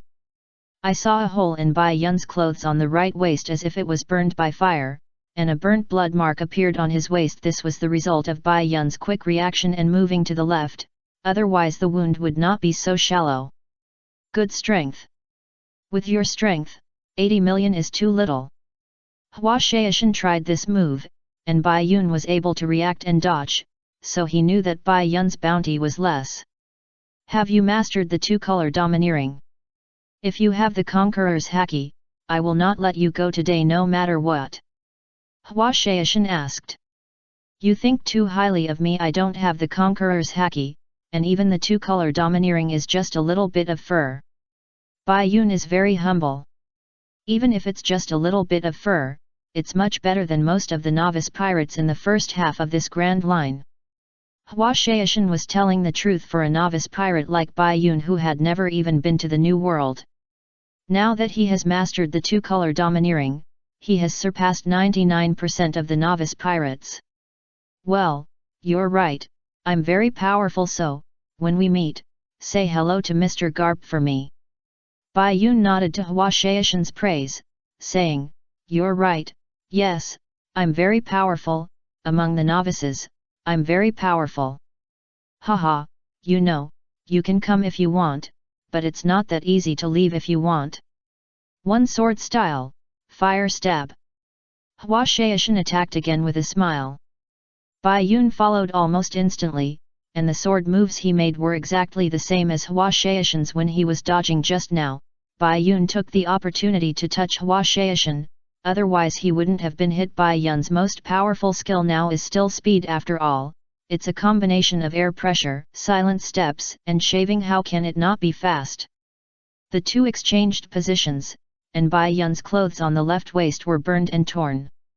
But this time it was just the clothes that were torn. Hua Shaishan's clothes on the right waist were also burned and torn. Turning around, Hua Shaishan still had a smile, but the corners of his mouth were a little more solemn. Bai Yun responded with a smile. The two smiling men looked at each other, and the soldiers on the side could not do anything, so they could only point their weapons at Bai Yun without Hua Shaishan's order. They did not dare to fire. Do you have the ability to learn other people's skills by watching them once? Your current strength. No matter how strong you are now, in the future it's really scary. Shoot. Hua Shaishan ordered to shoot without hesitation. Countless bullets came from all sides of Bai Yun, and the long sword in Bai Yun's hand was split into 8. Bai Yun controlled his hair to hold the sword, +2 in his hand, which was exactly the ability of Ghost Spider. The 8 swords were swung, forming a circular blade field. And all bullets could not get close to Bai Yun. What? What's going on? Isn't this the ability of Vice Admiral Ghost Spider? Why can long hair Bai Yun do it? Is what Vice Admiral Hua Shaishan just said true? If they hadn't seen it with their own eyes, the soldiers wouldn't have believed Bai Yun's ability. This is too unfair. Others have worked hard to practice, but he can do it just by watching it once. Is this fair? This is fucking fair. No matter the soldiers and other generals, the leader was surprised. Bai Yun's behavior was also to confirm Hua Shaishan's guess anyway. There will be a day when he will be exposed, or what he did today on Judicial Island, as long as the Navy has records, can be deduced by carefully checking. Since it will be discovered sooner or later, it is better to pretend now. Really, Vice Admiral Ghost Spider didn't let the soldiers shoot just now. Vice Admiral Hua Shaishan, you are really unethical. Bai Yun complained. Long-haired Bai Yun, you are more dangerous than I thought. Unethical. Why should we pay attention to a 1v1 when catching pirates? There is no such rule. Stay, long-haired Bai Yun. Except for the soldiers in charge of the turret, all the others will come together no matter what. Catch the pirate long-haired Bai Yun. As a vice admiral who really cares about the development of the navy, Hua Shaishan knows that Bai Yun's ability will cause endless troubles for the navy if he is allowed to grow up completely. It is best to catch him now. As the order to set the mountain on fire was issued, the navy, apart from the soldiers on the artillery, included major generals, brigadier generals, colonels, lieutenant colonels, majors, captains, lieutenants, second lieutenants, warrant officers, sergeants, corporals, privates, second-class soldiers, and third-class soldiers. At least several hundred navy officers launched a siege against Bai Yun. What a big battle! If I had time now, it wouldn't matter if I tried it, but let's forget about it now. Bai Yun instantly took off into the air. And only a dozen brigadier generals, colonels, lieutenant colonels, majors, and other navy officers could react and keep up. 8 swords flow, heaven and earth net. There was still 30 minutes left to replicate the ability of Ghost Spider, so Bai Yun directly used Ghost Spider's sword skills. He first used 8 swords to resist the major generals who besieged him, then rotated his body to shake off their weapons, and quickly swung 8 swords. The slashes intertwined into a net and covered the navy below. On the other side, the Ghost Spider just watched Bai Yun use his sword skills. They were his own, but weaker than his own after all. The replica during the day was only 60% of the strength. But 60% of the strength of the Vice Admiral of the Navy headquarters was enough to deal with most of the miscellaneous soldiers. In addition, the slash on the deck directly caused it to collapse, and most of the Navy fell below the deck. 1 sword flow. Flame flash. Hua Shaishan's figure flashed and came in front of Bai Yun in the air. He held the sword with both hands, and the blade ignited with flames and slashed down from top to bottom. The flaming blade enlarged in Bai Yun's eyes. 6 sword flow, demon, spider eye. Bai Yun used his hair to control the 6 swords and raised them to the front of him. The 6 swords were like the eyes of a spider. With a bang, the flames exploded, and Hua Shaishan's blade chopped on the 6 swords, and Bai Yun was pressed down half of his body. The navy on the left, right, front, and back came again, raised their weapons and aimed at Bai Yun's hair, trying to cut off Bai Yun's 6 hands first. Bai Yun immediately released the air pressure technique and fell down, saying, "I don't want to have a haircut yet." Chapter 521, A Close Relationship. Facing the trimming of his hair by the naval officers on the warship led by Vice Admiral Hua Shaishan, Bai Yun immediately released the air pressure technique and fell down quickly, leaving them empty, and said, "I don't want to have a haircut yet." During the fall, Bai Yun's 8 swords turned into rocket launchers and fired at Hua Shaishan and others in the air. Bang! Before the smoke and dust dissipated, Bai Yun stretched out his arms, grabbed the warship next door and swung over. Because the bracelet was replicated, Bai Yun himself could not replicate it, which means that before the bracelet was discarded and replaced with the replicated Chopper's human fruit and Robin's flower fruit, Bai Yun could only replicate Luffy's rubber fruit, and there was no need to worry about it disappearing after use. Luffy was there, just wait for the time limit to pass. Hua Shaishan swung his sword and used the wind from his sword to blow away the smoke from the explosion. Bai Yun was seen wandering in the warship, heading for the warship where Vice Admiral Doberman was. After thinking for a while, Hua Shaishan asked his adjutant, who was a major general, to lead their warship. And he chased after him. Vice Admiral Doberman, a vice admiral with many scars on his face, looked ferocious.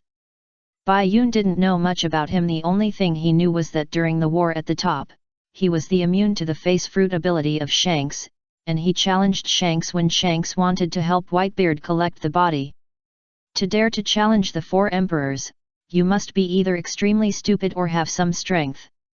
Bai Yun knew that if he didn't use the trump cards of those strong men, he would not be able to beat the Vice Admiral of the Navy headquarters with the power that he now had. If he didn't know one, he would definitely not be able to beat the other two.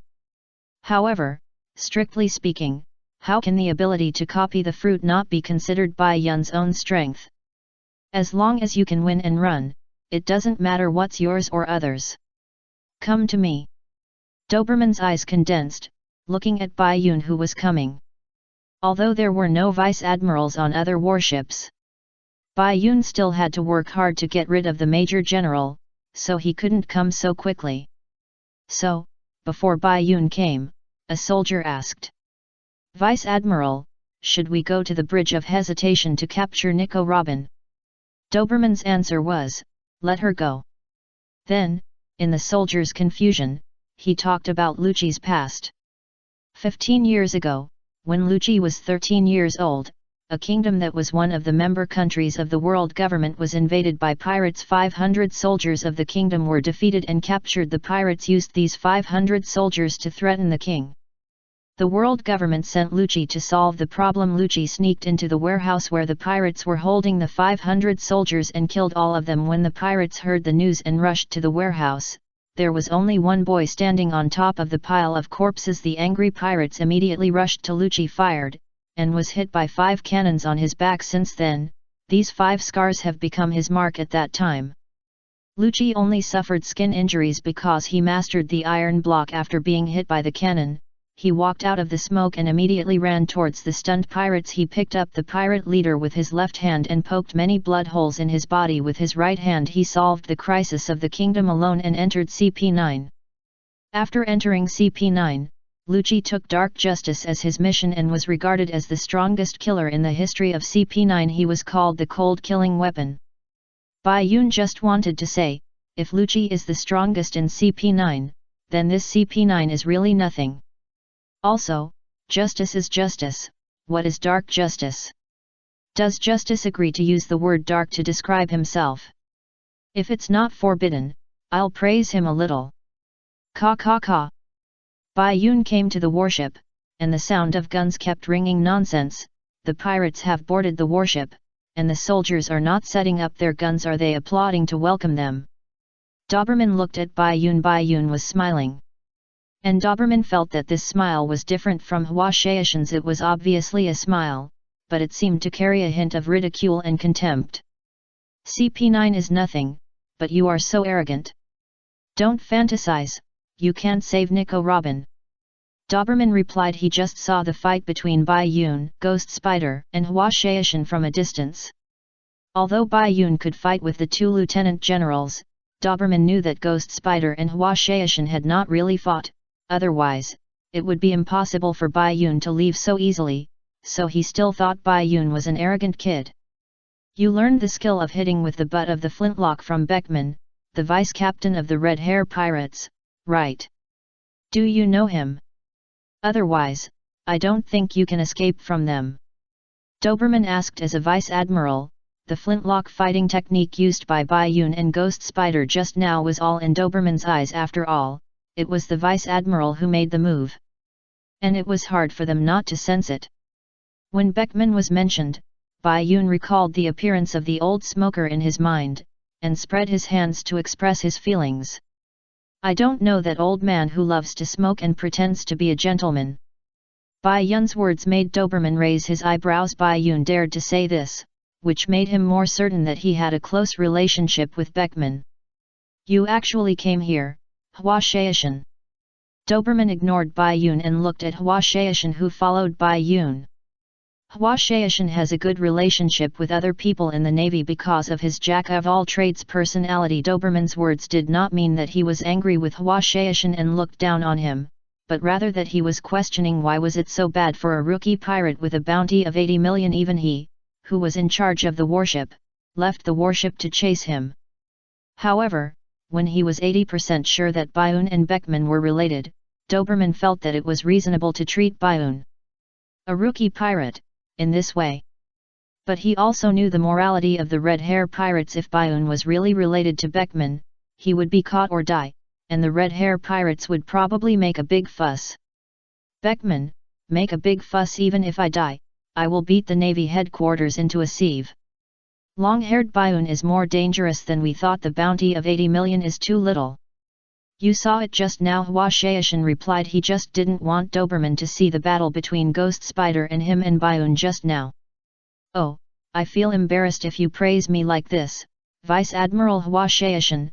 I'm not as powerful as you think.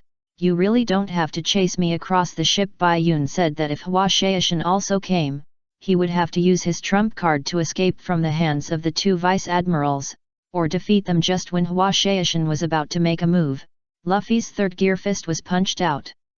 And the loud noise attracted everyone's attention. Chapter 522 I'm afraid of death. Luffy punched out with a third gear punch, and directly broke another pillar with Lucci on the fist. Felt that he was about to faint.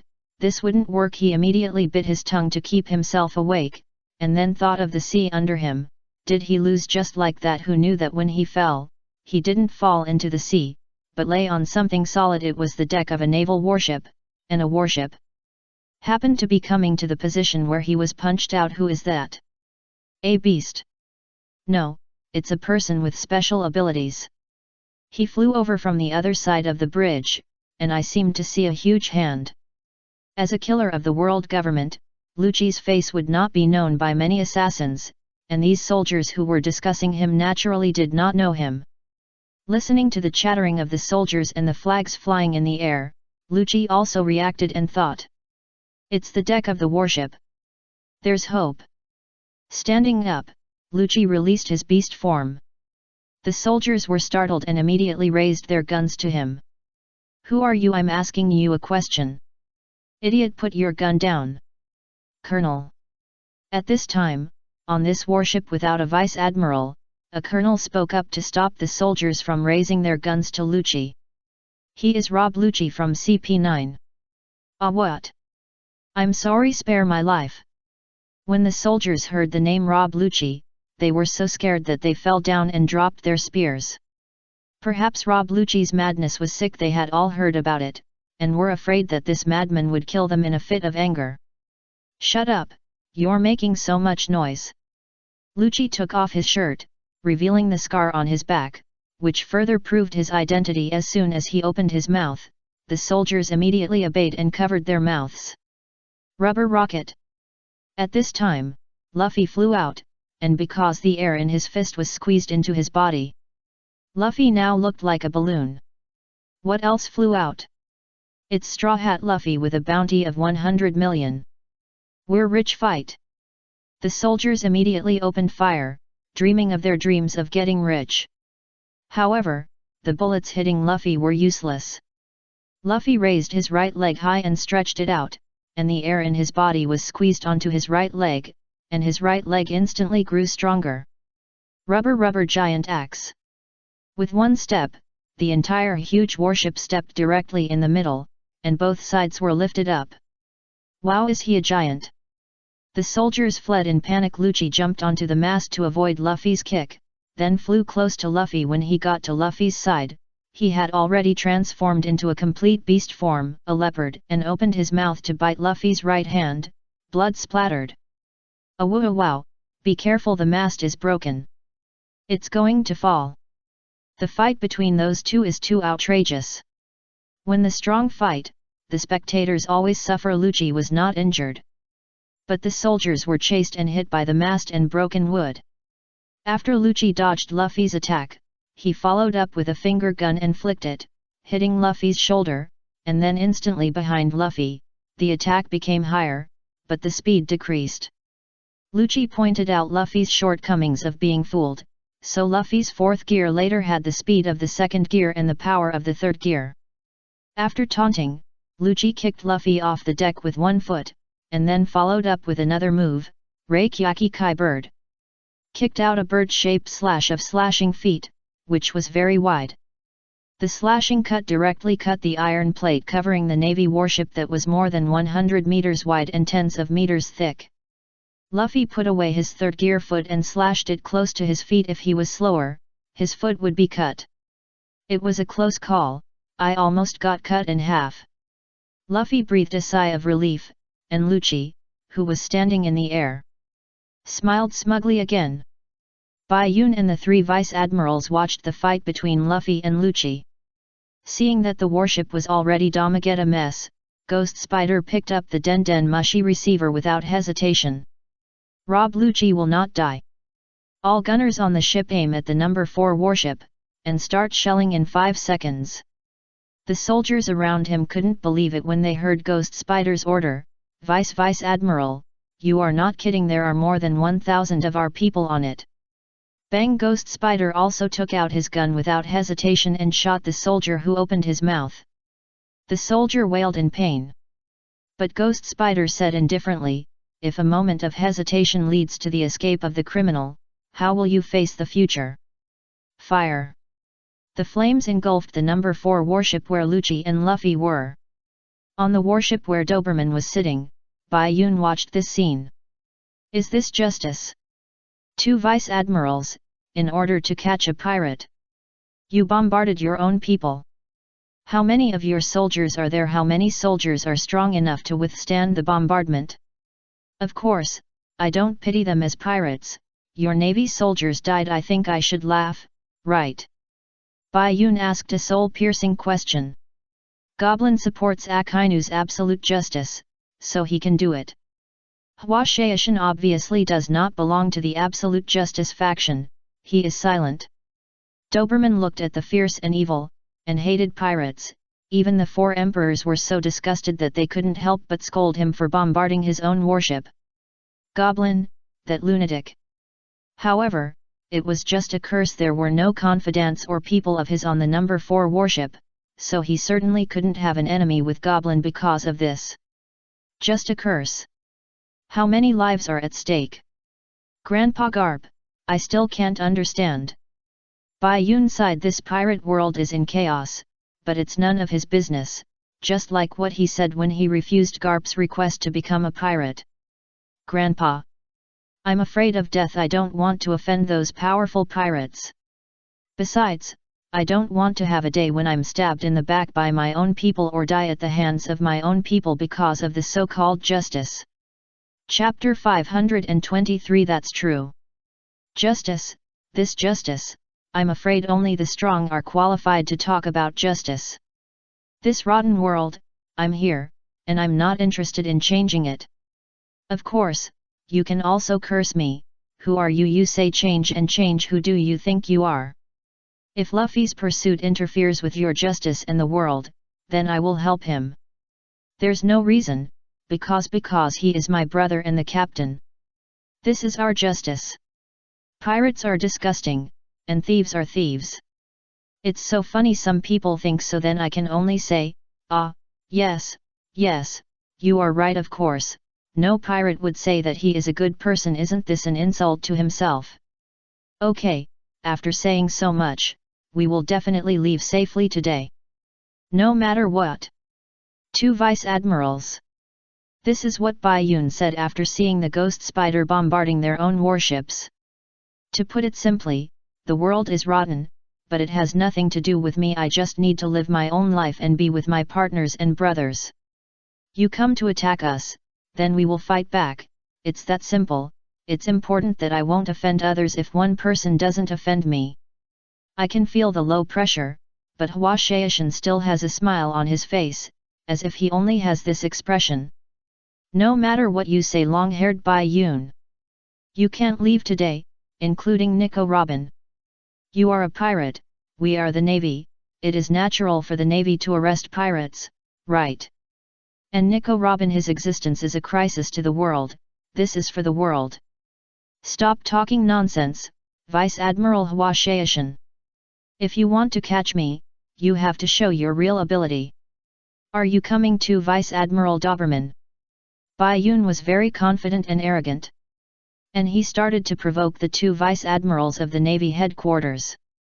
Doberman snorted heavily, without answering or moving, and Vice-Admiral Hua Shaishan raised his samurai sword and killed Bai Yun. Dang! With a dang sound, Bai Yun once again changed the bracelet into a flintlock rifle, holding the gun in one hand and holding the butt with the other hand, and blocked the blade chopped down by Hua Shaishan with the muzzle of the gun. You know, from the time he went to sea until now, Bai Yun's gun skills were all practiced by himself, and now, he used the flintlock gun technique that copied his cheap master Beckman, which is 60% of the strength of the strongest vice-captain of the 4 emperors. Then let's have a good fight, Vice Admiral Hua Shaishan. Bai Yun replied, and then pulled the trigger, and the bullet shot out and shook Hua Shaishan's blade. Then Bai Yun stepped up and flew to the mast. The navy soldiers below surrounded him in a circle. And Doberman was watching from behind. Bai Yun was crazy and fought with Hua Shaishan below. Hua Shaishan saw this and also flew up with the moon step. For officers of the Navy headquarters, the Navy 6 styles are all necessary. Back to Luffy. Luffy naturally couldn't die under the bombardment. But because of the feedback from the 3rd gear, he has now become a small one. If you grow bigger for 1 minute, you have to keep doing it for 1 minute. Find a place to hide before your body grows back, or you'll be in trouble. Luffy took the tactic of retreating and ran back to the pillar. Lucci stood in the air and saw Luffy's figure and couldn't help but complain. Is he a toy? There are so many tricks. He's still alive after all this time. That's good. If he was killed by a shell, it would be boring. Lucci then chased after him, and the two entered the pillar again. On the bridge of hesitation, Spondam laughed when he saw the warship Luffy was on was bombarded by concentrated artillery. Wahahaha! Did you see that? The Straw Hat Kid who was showing off on the warship just now is now in pieces. Wahaha! Your captain is dead. And that idiot, Long-Hair Baiun, dared to provoke the Vice Admiral. Just wait to be beaten to death or caught and sent to impel down. Frankie doesn't care about Spondam's madness. He knows Luffy won't die so easily, and Baiun, seeing his confident look, is not like a reckless man to fall into the trap. Hey, you even blew up your own people. Spondam doesn't care about the Navy soldiers who were blown up. What does it have to do with him if they die? On the contrary, he is very proud. This is the power of the Demon Slayer order I launched. This is Justice Kadi Fram. Hand Nico Robin to me quickly, so that your crime will be wiped out. Backed by the Demon Slayer order, even though he is now bruised and burned, Spondam is still dreaming of his promotion. To put it bluntly, you have no obligation to protect this woman. You are not a pirate. You don't believe in the world government that protects you, the people, but you believe in this dangerous woman with O'Hara blood. If you dare to disobey me, your fate will be the same as Tom's. You say it, with his IQ, he is so stupid to mention Tom in front of Frankie. Dead end. Bang. Before the word came out, Frankie's fist came directly with a spring and punched Spondam. Bai Yun had to cooperate with Spondam's face, as if it couldn't be broken no matter what. Puff, my face is disfigured. Spondam wailed. If Bai Yun was here, he would have to remind him that it was not disfigured, but disfigured again. Damn it! Xiaoqiang. Spondam climbed up again and drew out the elephant sword. He pulled out the elephant sword. That sword is said to be very powerful. The soldiers cheered, but it was useless because Spondam was holding it. Spondam stared at Frankie and Robin, and secretly told the sword to take advantage of this opportunity to kill Nico Robin. As the saying goes, if you can't get it, then destroy it completely. Take it. Elephant sword slash. Spondam swung the sword, and the huge elephant head trunk turned into a blade, and stabbed Robin with tusks. He slapped himself in the face quickly. He overestimated his own abilities 1 second, and Frankie intercepted the elephant's head the next second. Hopeless guy. Frankie scolded. Spondam was indeed hopeless, especially in terms of IQ. Fangfreet, you are an elephant, how could you lose to him? Keep going. Spondam shouted. However, the person coming behind Robin made the elephant timid. It was Forest Mask Baiun. Others needed to go through the passage, but he didn't, because he could fly directly over. And Sanji didn't come to protect Nami. Forest Mask Baiun didn't need to take off the mask, and Baiun's eyes could be seen through the mask. Baiun raised his hand again. And the elephant recalled the slap. There was still a slap mark on its face. Do you know how much damage a big dick can do to an adult elephant's sword? Forest Mask Bioon raised his hand, and the elephant was so scared that the blade nose softened directly and turned back to a normal nose. Spondam and the soldiers were also very nervous when they saw Forest Mask Bioon. The soldiers were simply nervous because there was another enemy. And Spondam watched Forest Mask Bioon defeat Bruno. Frankie noticed something was wrong and turned around to look. Long-haired man. No, another long-haired man. Damn, what should I call you? Forest Mask Bioon replied. Why do you care so much? Let's deal with that idiot first. You've wanted to do that for a long time. Frankie smiled in response, that's right. Chapter 524 Final Battle. That's right. Okay, good boy, stay well, little elephant. Frankie agreed with Forest Mask Bioon's words that Spondam, the idiot, should be dealt with first. Turning back, he comforted the elephant first. And his fingers turned into a gun muzzle of comfort. The masked long-haired man is here. That means the others are coming too. Right, the masked long-haired man, Robin, and Straw Hat Boy will come, right? Definitely. The Forest Masked Bioon and Robin said in unison. The two looked at each other, and the Forest Masked Bioon helped Robin up. Ha ha ha, that's the best.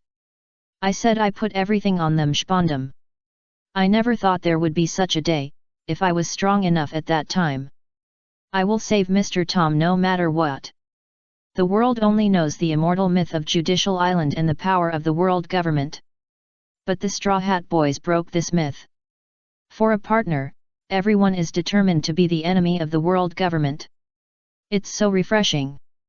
Until today, I haven't forgotten how Mr. Tom died. Every time I think of the ugly face of that lackey, I hope that one day I can smash him to pieces. Just like this. Frankie grabbed the elephant's trunk and threw it over his shoulder, smashing the elephant onto Spondam. Now, thanks to them, I have finally got what I wanted. I have died once. If I can get the Straw Hat Boys out alive, I will not hesitate to sacrifice my life. Free up the escort ship for me.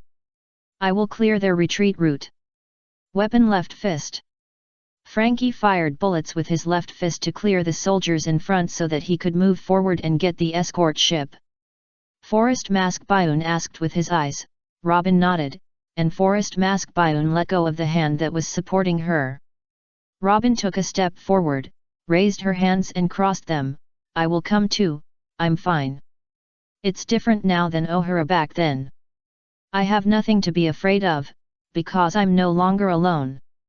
Yes, from the moment you got on the ship, you are no longer alone, Sister Robin. Forest Mask Bioon followed and took a step forward to help seize the escort ship. Frankie and Robin cleared the soldiers. And Forest Mask Bioon just walked forward leisurely. Undersea passage because Lucci kicked the wall open and the seawater poured in. After Kokoro's family met Zoro and his group later, a group of people were drowned. This is also the reason why Forest Mask Bioon did not take the passage. As for why he didn't remind Zoro and his group. Because Forest Mask Bioon knew that Zoro and his group would be fine. Some experience is indispensable. In the water, everyone was holding their mouths bulging, but the skills they have mastered at present can't cope with the current situation. A dead end? Of course not. When the vision began to darken, a voice came to everyone's ears. No problem, hold your breath, I won't let you die. Everyone just felt that their bodies were being dragged forward quickly in the water. In the dark, Sanji seemed to see the hair and tail fin. What happened? Ah! Am I dreaming? It must be a dream. Some crew members who had drowned could vaguely see the elegant tail fin when they gradually lost consciousness. Looking up, there was long hair floating in the sea water. That posture is as beautiful as a dream, the legend of mermaids. If it is a dream, let this dream continue forever. However, the sound in the water shattered Sanji's beautiful dream, shattering it to the point where it could not be shattered any further, and at the same time, it also woke him and everyone else up. I'm going to speed up, I'm holding my breath. Haha. Yes, this beautiful mermaid is Granny Kokoro. At this time, everyone's thoughts were surprisingly consistent. It's not a mermaid, it's a dugong. Little Luffy ran in the pillar before he changed back to his original form. It was right to stay away from Lucci. However, as a beast, Lucci came. When he smelled the smell, he appeared in front of Luffy with a flash and poked little Luffy with a finger gun. Your move is unevenly applied if this is the side effect of the punch just now. It's not a loss for me to take your punch. Life return paper painting body. Lucci turned on the human beast form, freely controlling his body, hair, and internal organs. After pouring his consciousness into it, he saw that his body shrank and became tight, reducing his strength, but increasing his speed. The effect of paper painting will also be greatly improved. Many attacks can be avoided by relying on the instincts of various parts of the body, which can save physical strength. Finger gun. After turning on the paper painting body, Lucci's speed increased and he instantly approached little Luffy. Although he was pointing the gun, he grabbed Luffy's neck and lifted him up and smashed him against the wall. Your ridiculous skills are useless to me in the end. After saying that, Lucci pressed hard, stuck Luffy in the wall, and then quickly retreated. Oops, stuck. Luffy struggled to get free, but it was stuck tightly. This is a good opportunity. What a pity, with you like this you're done, Straw Hat. Finger gun Madara. Lucci ran forward, and at the same time shot countless finger guns with both hands, approaching Luffy again. Why did he leave before? Maybe this move needs to be charged when it is far away. Luffy slapped his face, change back quickly, I'm going to die quick. The next second, Luffy's body was like a balloon, and it changed back with a bang. And Lucci, halfway through running, his feet softened and blood oozed from his mouth. What? The injury just now made my legs weak, referring to the third gear punch that Luffy gave him. Luffy returned to the ground, panting, and looked at Lucci with a smile. It seems that my moves are still quite useful to you. Lucci's face was cold. Both of them were injured and tired. It's time for the final battle. Chapter 525. The future is invisible. Nothing can be predicted. Click. Under the cover of Frankie and Robin, Forest Mask Bioon slowly walked to the escort ship. The moment the shoes stepped on the deck, the bullets of the soldiers on the ship instantly attacked. Forest Mask Bioon was not in a hurry. He stretched out his hand, palm forward. Black hole was generated from the palm, and expanded instantly. The bullet hit the black hole, just like a mud cow into the sea, disappearing without a trace. What kind of ability is this? The soldiers were surprised. Forest Mask Bioon did not answer. Black smoke came out of his body, and he pressed his hand on the deck. The darkness spread throughout the deck, and the soldiers slowly sank into the darkness like a swamp. What is this? No. Help. It was useless to wail. After a while, Forest Mask Bioon cleared the Navy soldiers on the escort ship.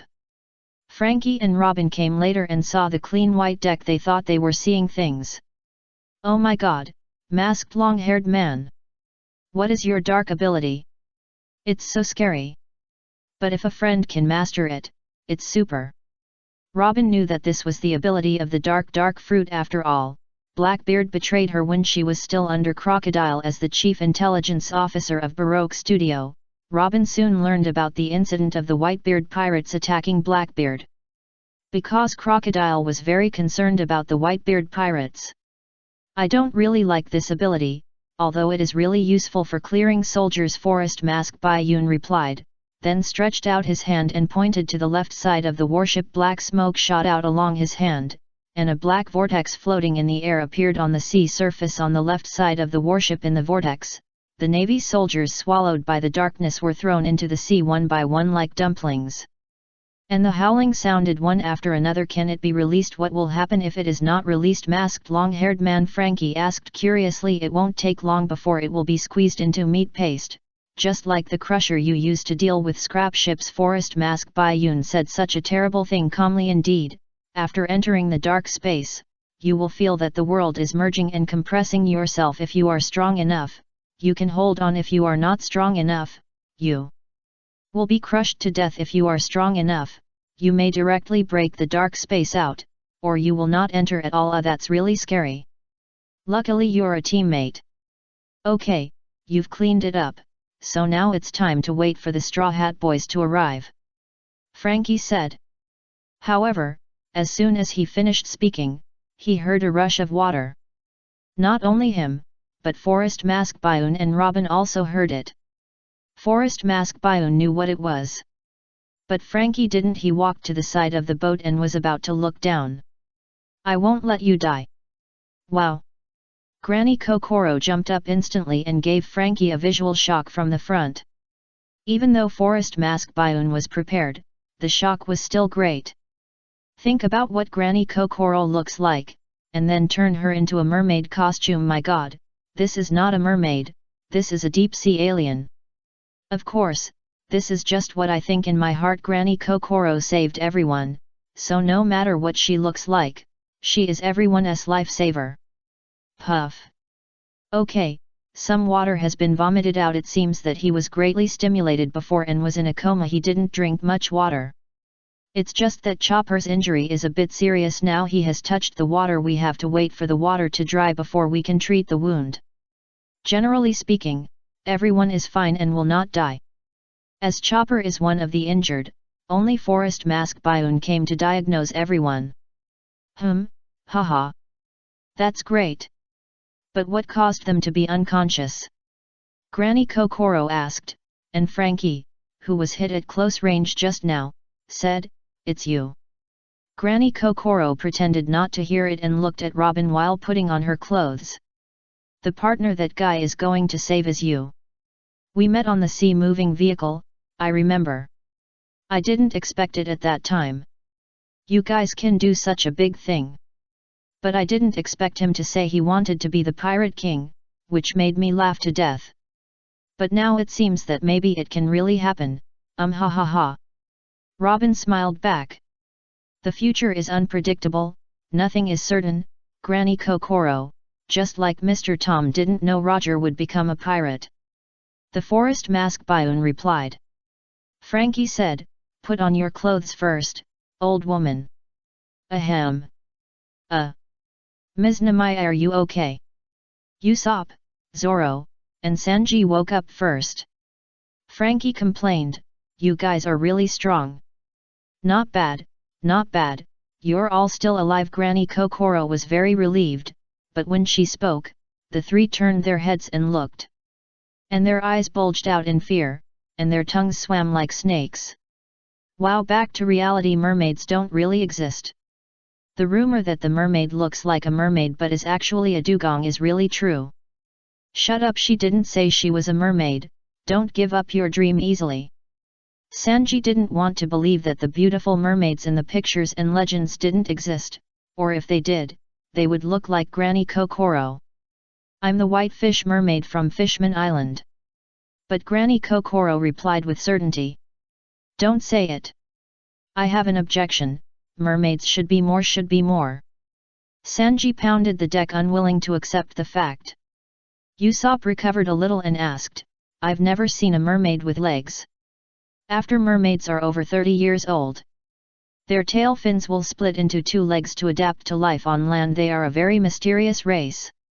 You will understand if you have a chance to go to Fishman Island. Granny Kokoro replied.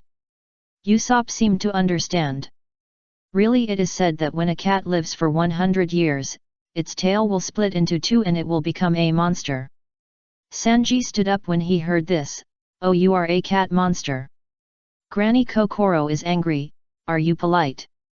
Don't compare me with it. Can't you say thank you? Granny Kokoro, thank you. Everyone listens to advice and says thank you if someone saves your life. You still blame him and blackmail him. Is he still a human being?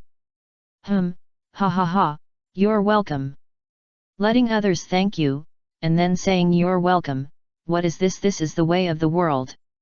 Then everyone woke up, and Sanji wanted to fly over to give Robin a hug, but was hit by Nami and Chopper. Nami and Chopper hugged Robin and hung on Robin to show that she was finally back.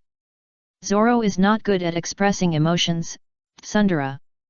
Just exchanged glances with Robin and looked forward. And Chopper suddenly fell from Robin, and Forest Mask Bioon caught him. Two can't seem to move. It's normal, you'll be fine after resting. Forest Mask Bioon replied that Chopper was unable to move because of overuse, and that he was able to run over and hug Robin just now, purely out of emotion. Chapter 526 Six Kings Spear. As time passed, except for Luffy and Bai Yun's body, everyone boarded the escort ship.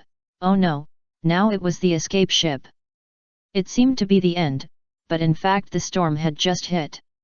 When everyone welcomed Robin back, Zoro walked to the bridge alone. Usopp saw this and immediately followed him, as did Frankie. Zoro! Look over there! Usopp shouted, but Zoro motioned him to look ahead. I can't imagine that this is the island just now. Usopp looked and seemed to feel the heat from such a distance. The bombardment is too fierce. It has completely turned into a sea of fire. Frankie followed and added. This wave of attacks seems to have received an order not to kill Nico Robin. That's why the bridge was spared. Zoro could hear what he meant. If they don't kill her, they're going to take her away. Frankie was silent for a second. After we bomb Judicial Island, the next step will be hand-to-hand combat. Usopp was panicking, everyone is seriously injured, and there must be many experts on the warship. That is Bai Yun. Looking around, Usopp caught a glimpse of Bai Yun fighting with Vice Admiral Hua Shaishan on top of the warship. Who is he fighting? The long-haired guy said he wants to fight the Demon Slayer Order alone, and the one fighting him should be one of the Vice Admirals leading the team. Frankie replied. What Vice Admiral? Usopp was simply, can you believe that Bai Yun is so powerful that he can fight the Vice Admiral of the Navy headquarters so fiercely? Don't worry about him if he doesn't have confidence. He won't provoke the Vice Admiral. Zoro replied. After being partners for so long, he also knows Bai Yun very well. That's right, Bai Yun has never let anyone down. Usopp replied, and then asked again. What about Luffy? Frankie pointed to the pillar of the Bridge of Indecision. The first pillar of this bridge is full of dust. He must be fighting with Pigeon Bastard, Rob Lucci. That's not very close. Should we go to help? Although Usopp was timid, he would never avoid fighting. Don't go, the Pigeon Man is not an ordinary person. If you get involved, you might get separated again. And you might be taken hostage, right? The first sentence was Zoro's answer, and the second sentence was the answer of the Forest Mask Bai Yun who followed. Zoro did not answer. He saw through it but didn't say it, leaving it for face. Then why don't you go? Zoro asked back. You think Luffy wants someone to intervene? Forest Mask Bioon replied immediately. And Zoro was silent. He felt that Bioon was right and changed the subject. The fleet may surround us at any time, so we must ensure that we escape as soon as possible. We will wait for Luffy here. That's enough. The storm has just hit. Understood. Usopp obeyed the command. Forest Mask Bioon also agreed. Yes, although I am so confident in the original body, the Demon Slayer Order is not trivial, and we must be cautious, but at the same time, we must believe in the miracle. So what exactly is the miracle you are talking about? Frankie was very curious. How do I know? It's a miracle if you have to explain. Something impossible happened, and that's called a miracle. Forest Mask Bioon's answer made Frankie silent, and answering was the same as not answering at this time. Sanji also came, and the men were all on the bridge, except Chopper, who couldn't move. Frankie, where are your brothers? Sanji listened to the whole story. If they escaped. What about Frankie's brothers and the ship workers of Carrera Company? Frankie turned his head and said with a smile, they are so lucky. They will be fine. They must have escaped safely. In fact, the more he said this, the more worried he was about his brothers. And his brothers were indeed bombarded at the main gate of Judicial Island. Having said so much, let's get back to the final duel between Luffy and Lucci. Luffy came down from the wall, turned back to his original size, and stood in a horse stance. Because Lucci's legs were weak, the two were still some distance apart. The two looked at each other, and Lucci looked at Luffy, who was panting, with a smile on his face. The next second, Luffy's feet began to pump air again. This is the last blow. Success or failure depends on this one move. Lucci's smile disappeared. Are you going to die of exhaustion? Luffy was very determined and closed his eyes to reply. I don't care about what happens in the future. As his eyes opened, steam came out of his body again. Shift second. Rubber jet gun. Luffy took the lead and hit Lucci in the chest. If it was the speed of this move, plus the power of the third gear, Lucci would definitely fall. But at the same time, although Lucci did not dodge, he retreated a distance. Luffy saw it, he jumped back, so the impact was reduced. After being hit, Lucci stepped in the air and quickly came behind Luffy, and poked out with his fingertips. Finger gun. Luffy moved his body to the left and dodged. Lucci bent down and added a punch. Luffy stretched out his palm, caught the fist with his palm, clasped it, turned around and punched with the other hand. Lucci was not an ordinary person, and blocked Luffy's punch with his elbow. Seeing this, Luffy retracted his fist and stretched it behind him to accumulate power. Jet bullet. At such a close distance, even if Lucci blocked it with his elbow, he was hit and his feet rubbed against the ground and retreated. Coughing up blood. Luffy took advantage of the victory and attacked with a jet gun, knocking Lucci to the ground, covered with gravel. However, Lucci was also covered with blood when Luffy approached again. Lucci had already stood up. Let me show you the strongest physical skills that a 6-style master has practiced to the extreme. Seeing Luffy approaching, Lucci stretched out his hands, clenched his fists, and pressed the back of his fingers against Luffy's chest. 6 King's Spear. The huge impact burst out. In terms of numerical power, it was about 10 times the power of the impact bay in Sky Island, and the power was not less than the repelling bay. Luffy was shaken so that his figure was blurred, and his mouth and nose were bleeding at the same time. He fell to the ground, but he was able to hold on with his hands. Although Lucci succeeded in one move, he frowned, because he felt like he was hitting an iron plate. Not his flesh. Because Luffy hardened the armament color on his chest at the critical moment, he couldn't take this move head-on, or he would vomit blood. Chapter 527 Not a Deserter. Luffy was already exhausted, and took Lucci's 6 King's Spear head-on, so he fell to the ground. But before taking this move, Luffy broke through the stage where armament haki could only harden his fists, and hardened it on his chest, so he took Lucci's 6 King's Spear, so he didn't lose. Lucci could feel it, but Luffy was not without injuries now. It was a good opportunity to lie down, and Luffy kicked and chased. Ranzaki Kaidari. The slash flew over, Luffy slapped the ground, dodged to the right, and the slash flew out next to him, hit the wall, and went straight through. Such a big movement, the men on the bridge outside naturally saw it. Just now, Frankie learned through the Navy's broadcast that there were no survivors on Judicial Island. Which meant that his brothers and boatmen. This real steel man suppressed his inner sadness, with his arms folded across his chest at this point. He was not sad, but shouted for Luffy to defeat Lucci and come back quickly. His companions were waiting for him. Now notice the scene of Luffy and Lucci fighting, and make a slashing sound. Everyone knows that it was Lucci's work, because Luffy did not perform a slashing move. Luffy. Usopp saw the storm kick slash flying out, and couldn't help but worry about Luffy's shouting. Since hearing that there were no survivors on Judicial Island, Frankie has been standing on the bridge with his arms folded across his chest like a sculpture. Lucci is really strong. If it weren't for the Straw Hat Kid entangled him there, to be honest, except for the strange guy with long hair, we don't know how many people would die. What do you mean by a strange guy? I'm normal, okay. Forest Mask Byun replied. Frankie ignored him. You are normal ass. At this time, the warship where Vice Admiral Ghost Spider was also found Luffy in the first pillar of the Bridge of Hesitation. Report, Straw Hat Luffy was found in the first pillar. Admiral Ghost Spider heard this and was not surprised. He is still alive. Order all ships to set up around the Bridge of Hesitation. Yes. The soldier saluted to show that he understood, and then went to convey the order to the signalman.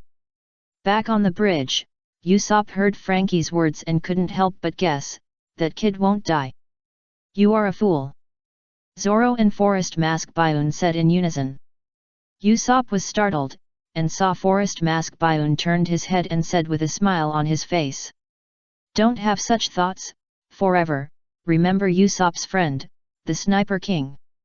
For some reason, Usopp felt that although it was a smile, it felt so stern. No. Bang bang. Suddenly, the artillery fire volleyed, and everyone on the bridge felt a shock under their feet. And the bridge deck in front was blown off. The Navy's broadcast sounded. The first pillar has been separated. Rob Lucci and Straw Hat Luffy from CP9 are inside the first pillar. Wow, the warship is coming this way.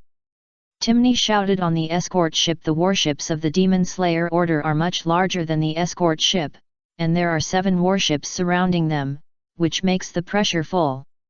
All warships have been deployed around the Bridge of Hesitation. It is confirmed that there are 10 pirates including Pirate Hunter Zoro and Nico Robin on the bridge and the escort ship. They should be the main pirate group that defeated CP9 on Judicial Island. Hearing this broadcast, everyone tensed up again. Zoro held the hilt of the knife. They are here to grab Robin again. Sanji pinched the cigarette. Usopp picked up the bow. Frankie spread his hands. Forest Mask Byaun looked at the warships surrounding them and sighed, there are so many people. Nami on the ship took out the weather stick and formed. We won't let them succeed. Robin, whose legs went weak when she saw the Demon Slayer just now, but now her partner is by her side, she is no longer afraid, but stands firmly with her hands crossed and raised. The smoke floating behind the broken bridge in the middle dissipated, and Forest Mask Byaun shouted to everyone to look over. Look over there, everyone. Over there, because the connecting bridge deck was blown up, a big hole was broken in the wall of the first pillar, and Luffy and Lucci could be seen inside. Usopp saw this and immediately shouted at the top of his voice. Luffy, we are here. Luffy heard the voice, turned his head and looked over, and saw everyone on the bridge. Frankie and Sanji shouted. Don't worry about us, everyone is safely on the ship. Sister Robin was also rescued. Forest Mask Byaun added. You are the only one missing. Then everyone shouted, defeat him, let's get out of here alive together. Luffy didn't answer the voices, but smiled back. That was enough. Zoro. It's up to us now. How long can you hold on? Frankie asked.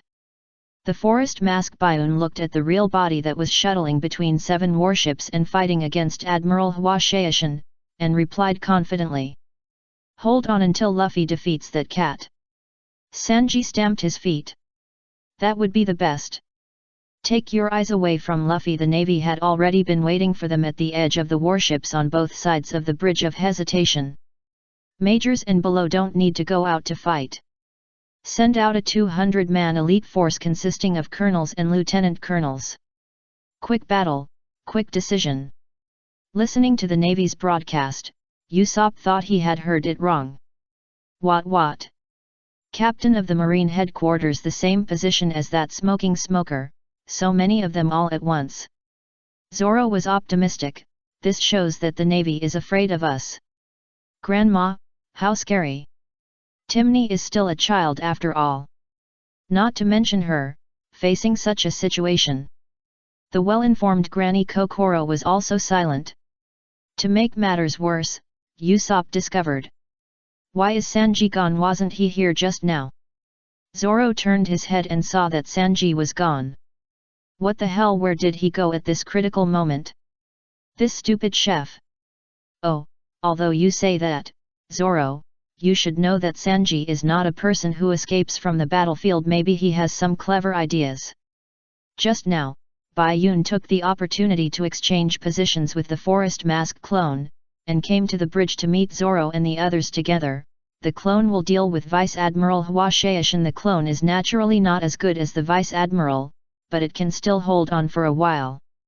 And Hua Shaishan, although the Vice Admiral is not weak, he is 1.5 levels behind the 4 Emperors. The Admiral is half a level behind the 4 Emperors. And the Vice Admiral is 1 level behind the Admiral. The Vice Admiral is naturally 1.5 levels behind the 4 Emperors.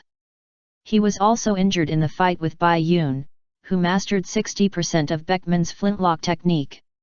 Regarding the gap between the Admiral and the 4 Emperors, I think it is reasonable to have a gap of half a level. If the Admiral is at the same level as the 4 Emperors, then there are marshals, commanders of the 3 armies, etc. above the Admiral. I have said so much, this is just my opinion. If you disagree, you are right. Chapter 528. Be careful. Warships surround the escort ship, and 200 elite troops attack. Luffy's partner buff bonus. This is the real last moment. Bai Yun and the Forest Mask clone exchanged positions. And he came to the ship to help everyone resist the elite troops composed of the Navy Colonel and Lieutenant Colonel. The clone went to stop Vice Admiral Hua Shaishan, who was very obsessed with him. When Bai Yun used the replica of Beckman's flintlock technique with 60% strength, even Hua Shaishan, who was a Vice Admiral of the Navy headquarters, was injured. The scar on his waist that looked like a knife cut was actually caused by a bullet. There were many holes made by bullets on the coat of justice he was wearing. This is also the reason why Hua Shaishan was very obsessed with Bai Yun. He had such strength in a short time after going to sea, and he had such terrible abilities. He must be a figure of the 4 Emperors when he grows up. He confirmed the idea that he had to capture Bai Yun, the Scourge. Now however, he continued to fight, and although he tried his best, he found that he could not do anything to Bai Yun. Instead, he was injured and let him escape. And replaced him with the masked man in front of him. Are you also a member of the Straw Hat Pirates? I have many identities, one is the Forest Mask, one is the Wishing Spirit, and one guess. The Forest Mask. Bai Yun replied.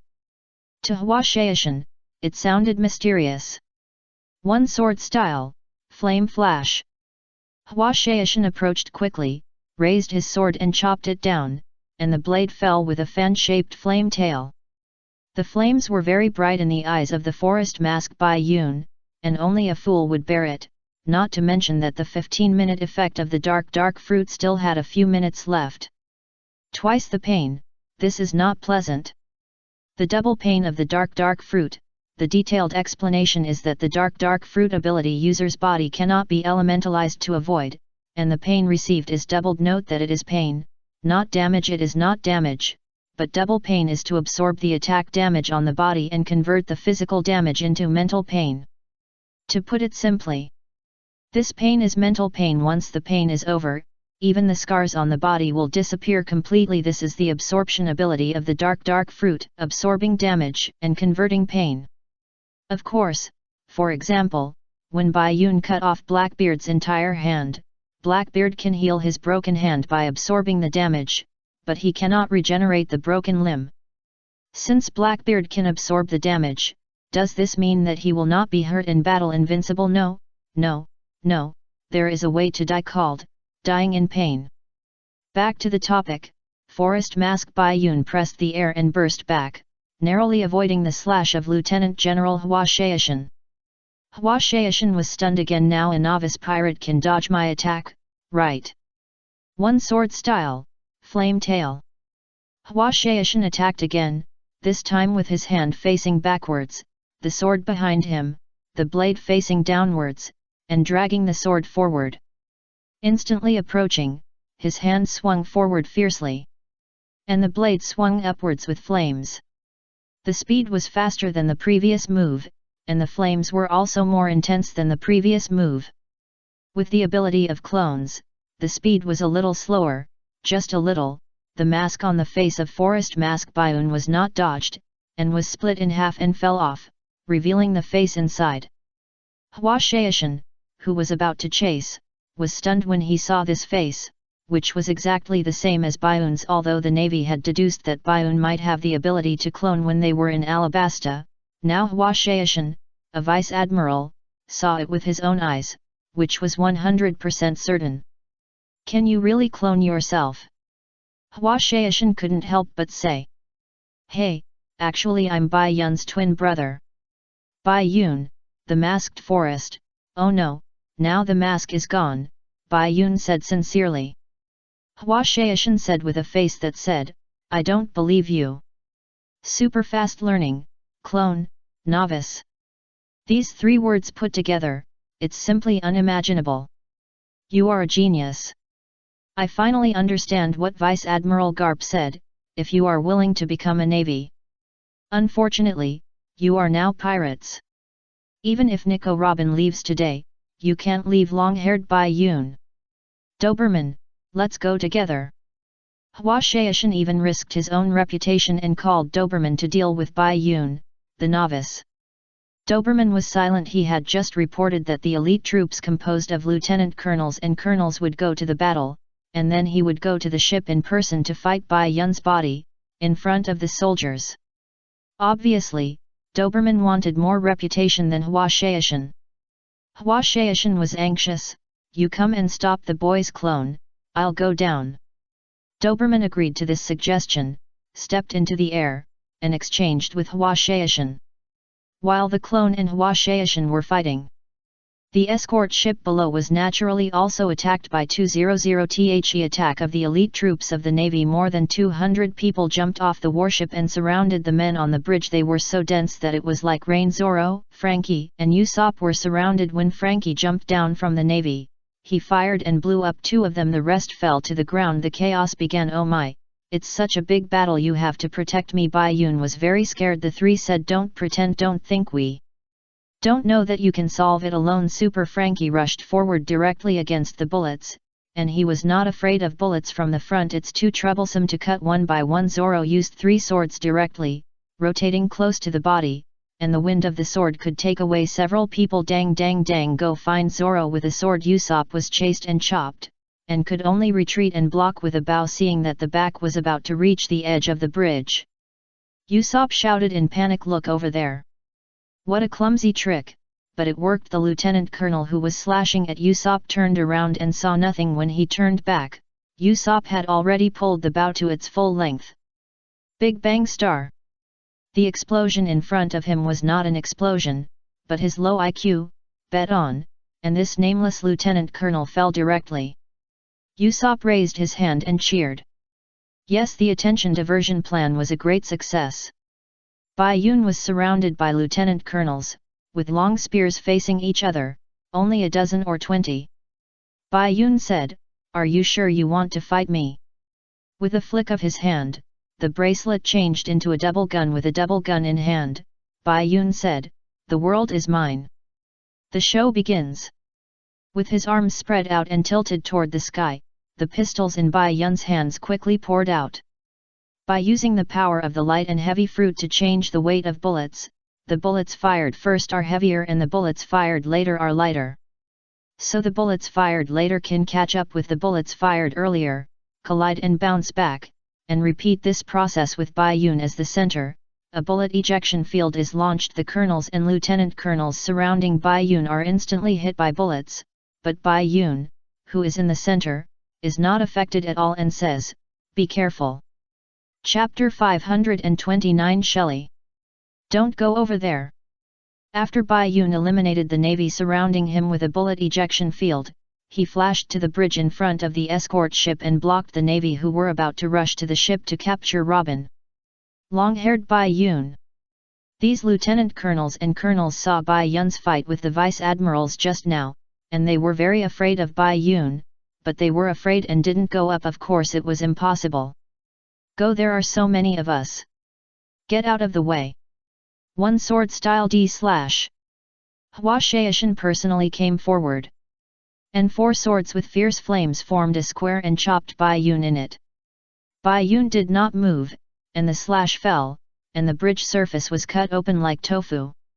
The cut stone under his feet fell, and Bai Yun's feet were empty in an instant, and a square gap appeared, but Bai Yun did not move at all, floating in the air, and flames were still coming out of the four sides, as if Bai Yun was trapped in it. Bai Yun did not expect that Hua Shaishan would actually chase him down, and he really thought highly of him. Lieutenant General Hua Shaishan.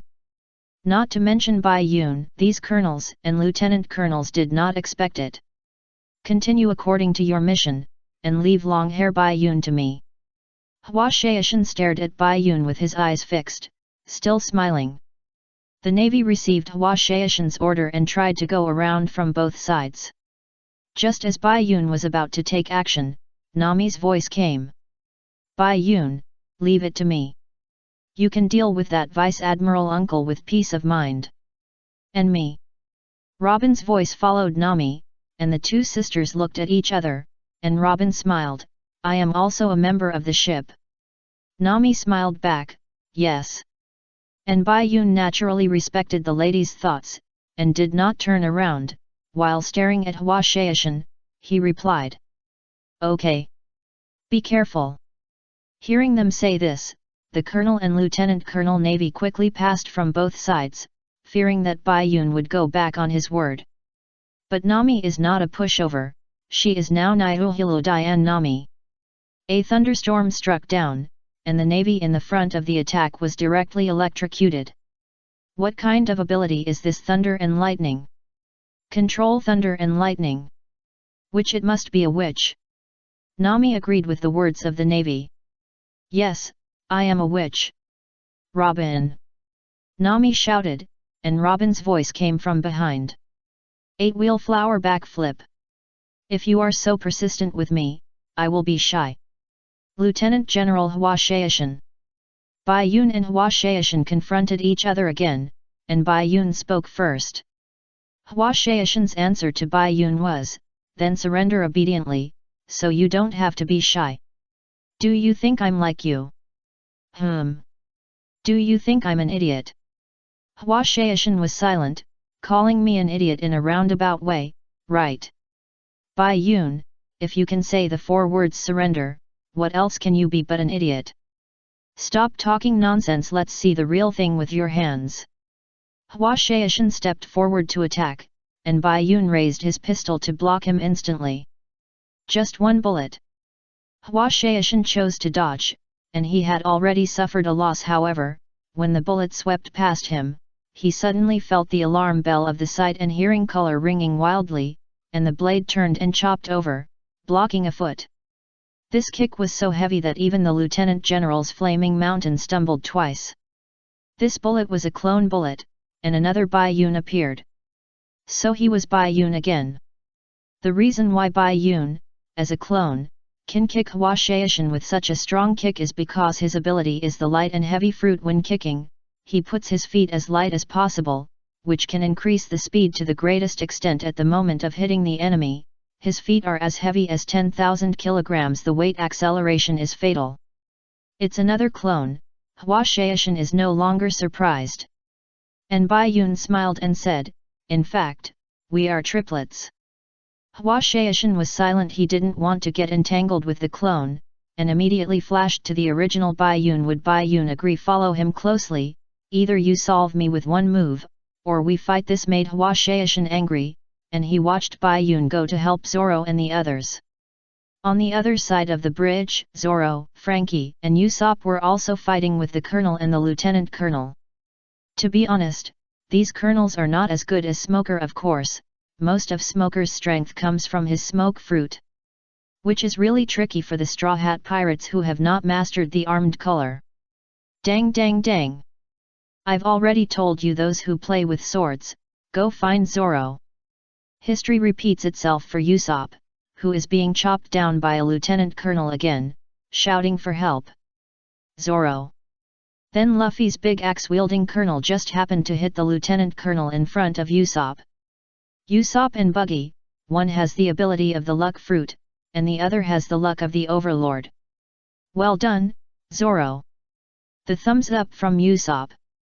Zoro didn't respond, and another voice came from his side. You are the pirate hunter, Roronoa Zoro. Let me deal with you. The one who spoke was a colonel, wearing a round hat and a white scarf on his face, covering half of his face. It was the famous sword killer, the ability of the rust fruit, the colonel of the Navy headquarters. Zion. Bai Yun knew that Shuezo was destroyed here by Zion's fruit ability. But Bai Yun still didn't remind Zoro. Bai Yun knows history and Zoro.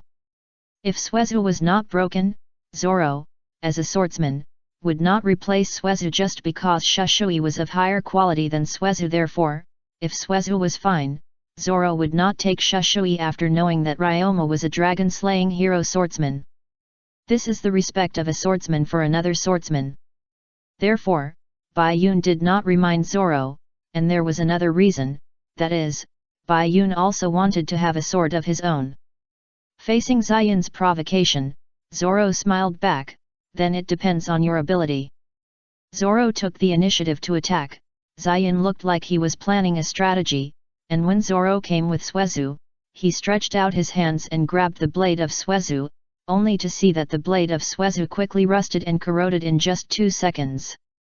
The blade was destroyed and only the length of about 5 centimeters closest to the handle was left. What? Zoro felt his heart bleeding. Xian was very proud.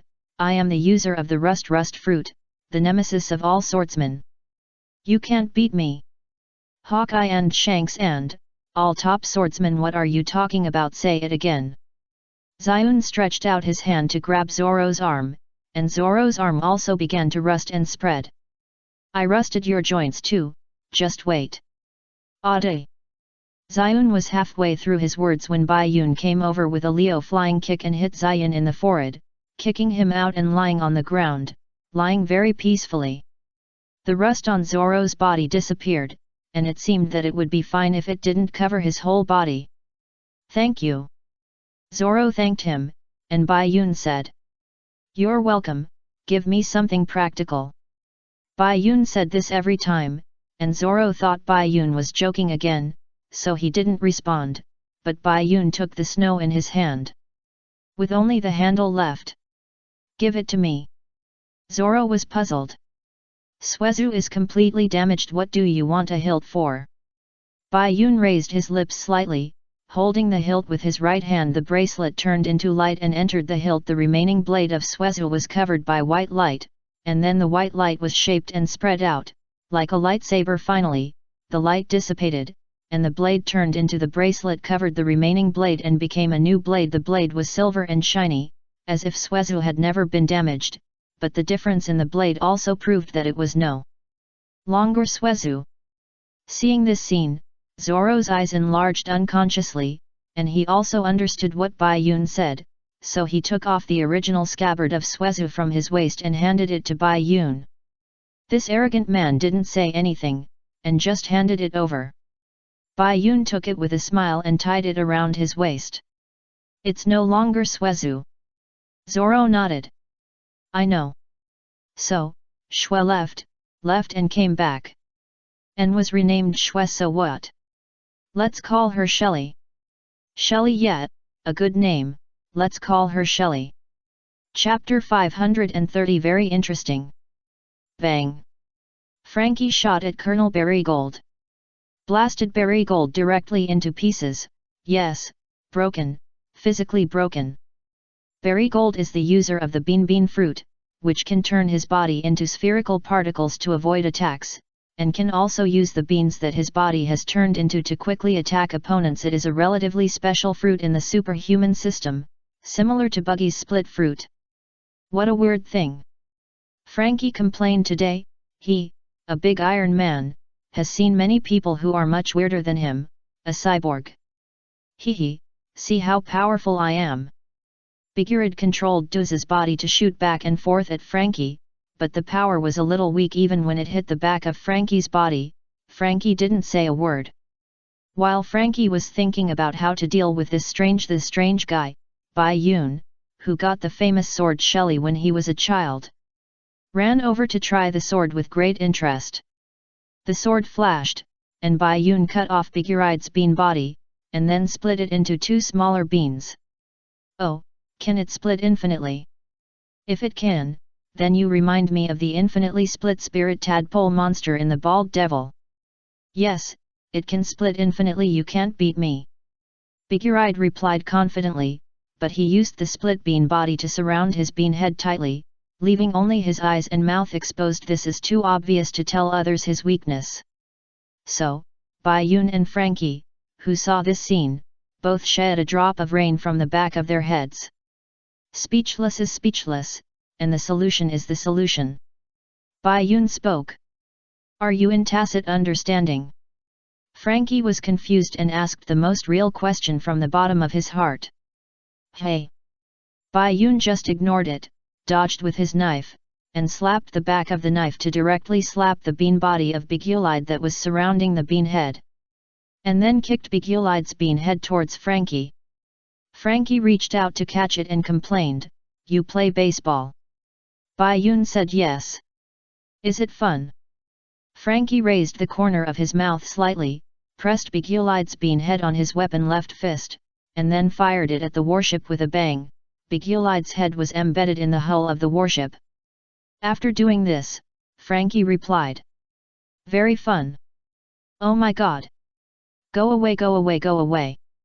Usopp was surrounded and beaten by 3 lieutenant colonels. He ran and fell to the ground. He stood up and turned around. 3 lieutenant colonels flew over and were about to chop him down with swords in both hands. How could he chop him down? Usopp immediately drew his bow and shot, but the lieutenant colonel mastered the moon step and shave, and he didn't hit a single bullet. Wow, how come I can't hit anyone? Usopp could only block the bow in front of him and pray that he could survive. However, at this time, the ability of the luck fruit was activated.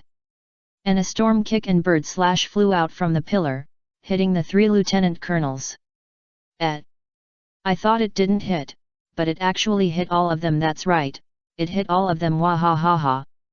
Usopp stood up and laughed. He naturally knew that it was the attack from behind that knocked down the 3 lieutenant colonels. However, when he turned around and looked, he couldn't help but open his eyes wide. What he saw was Luffy lying on the ground and Lucci standing. Everyone on the bridge is fighting, and Luffy is also fighting in the pillar. It started from the time when Luffy was very happy to see that everyone was fine, but Lucci was unhappy. It is indeed as you said, everyone is still alive. It is really amazing. But what kind of expression will you have in a few minutes? I really want to see it. Evil has no way out in this world. Luffy will not scold people. If Bayun insists on scolding Lucci, you are evil. Luffy responded to Lucci's remarks with his fists. But his physical strength was rapidly consumed, just as Lucci said. What, you seem absent-minded? Are the stimulants starting to wear off? The two of them punched each other, and Lucci kept talking, "You guys can't escape from Judicial Island, that's it." Luffy punched straight, Lucci dodged sideways, then flashed behind Luffy, and land kicked. Luffy turned around, his fist covered with armament haki, and he forcibly broke the slash. Even if this island is destroyed, that woman who hinders the development of the world government, even if she runs to the ends of the earth, I will kill her. In the name of dark justice. What a confident Lucci. Bayun said that he is welcome at any time, but don't leave too quickly when you come. It's not bad if you can repeatedly brush the experience pack that was eaten once. We are here to save Robin. Luffy loudly refuted Lucci's words and kicked out. Jet Seal. Lucci turned sideways and hit back at the same time. Risukyo Kaido. Luffy was in the air and also turned sideways to avoid the flying Kaido slash. And this Kaido slash is Usopp's life-saving bird. When Luffy turned back, Lucci was already close, with both hands on Luffy's chest. 6 King's Spear. Another 6 King's Spear. This time Luffy didn't even have time to cover his armament haki. He was shocked, vomited blood, and fell to the ground. Usopp on the bridge turned around and saw this scene. Luffy. Chapter 531. This is not hell. Luffy. Luffy fell under Lucci's 6 King's Spear. Usopp was saved by Lucci's Kai Bird slash. By coincidence he looked over there and saw this scene and couldn't help shouting. Lucci is also a classic villain who died because of talking too much. If he finishes off Luffy now, Luffy is not necessarily dead, at least the White Luck clone bullet in Luffy's pocket will not agree. Also, from beginning to end, the arrogance shown by Lucci would not let him finish off Luffy now. There is a flaw. Danger. Usopp was attacked by the Navy from behind. And Zoro came immediately and knocked him down with a knife. Then Zoro turned around and was about to blame Usopp for being distracted at this time, but he saw that he actually took off his mask. "What are you daydreaming about, sniper?" Zoro stopped talking. Bai Yun also rushed over, and with one knife, he knocked the marine who was holding Zoro's sword away without saying anything. Bai Yun just nodded, meaning I think I believe them. Look at Usopp again. After taking off the mask, he took a breath and shouted again. "Luffy! What are you doing? Get up quickly!" Bai Yun kicked the navy who wanted to sneak attack with a back kick and bent over and flew out. "Don't look, we fight ours," Usopp said. Usopp. Zoro looked at Usopp again, then nodded and turned to attack.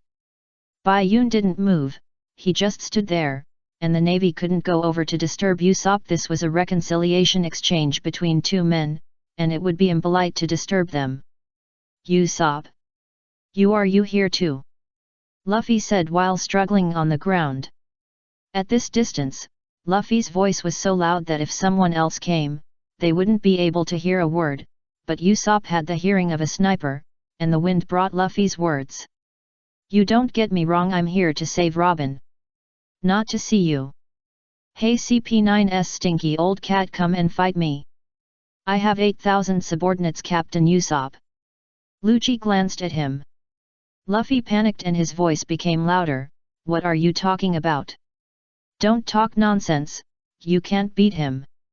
Usopp didn't answer. Lucci spoke first. "It's not your turn to speak, the defeated general, in the end you will all have the same result. Come on stinky old cat, I'll beat you up." Usopp continued to provoke Lucci.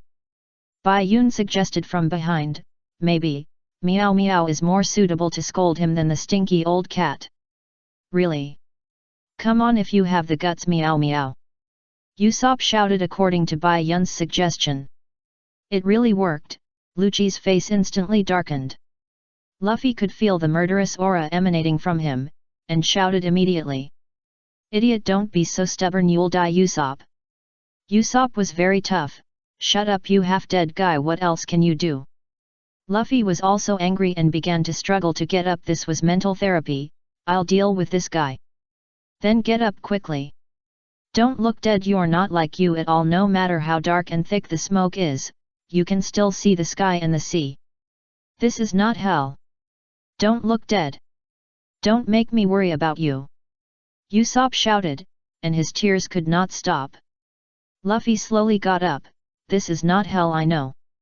Lucci turned around in surprise. He really didn't expect Luffy to be able to get up. Usopp saw Luffy get up and immediately wiped away his tears. "Defeat him, let's go back together, Luffy." "Of course." Luffy responded loudly and started the second gear again. If Luffy wasn't the protagonist, if Lucci didn't talk nonsense and was more efficient, then Luffy would be dead. What a disgusting drama. This is what Bai Yun remembered. An omniscient and omnipotent in his previous life commented on this. Now that Bai Yun has experienced it himself, he just wants to say, "Yes, it's right." But Luffy is the protagonist, Lucci is arrogant, and the friendship of partners can help Luffy stand up again. Even if Luffy can't stand up, Bai Yun will go over and kill Lucci. At the critical moment of life, Bai Yun doesn't care about one-to-one, what fairness, it's bullshit. What is more important than life? So, Bai Yun is Luffy's liquor. No, Bai Yun just wants to say that it's just my stupid OU Doudou. Bai Yun forgot his life experience, so what his family members such as Ace, Luffy, Sabo, Garp, Dodin, etc. know is that Bai Yun is the same age as Luffy, and they have the same birthday, so both of them want to be each other's brother. Get ready to go back. Seeing Luffy stand up again, Bai Yun said confidently that this time, Luffy will win. In the pillar, Luffy stood up and opened the second gear again. "You can still stand up," Lucci said, although the tone was the same, "but there was always a feeling that your life was tougher than cockroaches, and I had to knock you down several times." Luffy glared and replied, "Who? I didn't say I lost."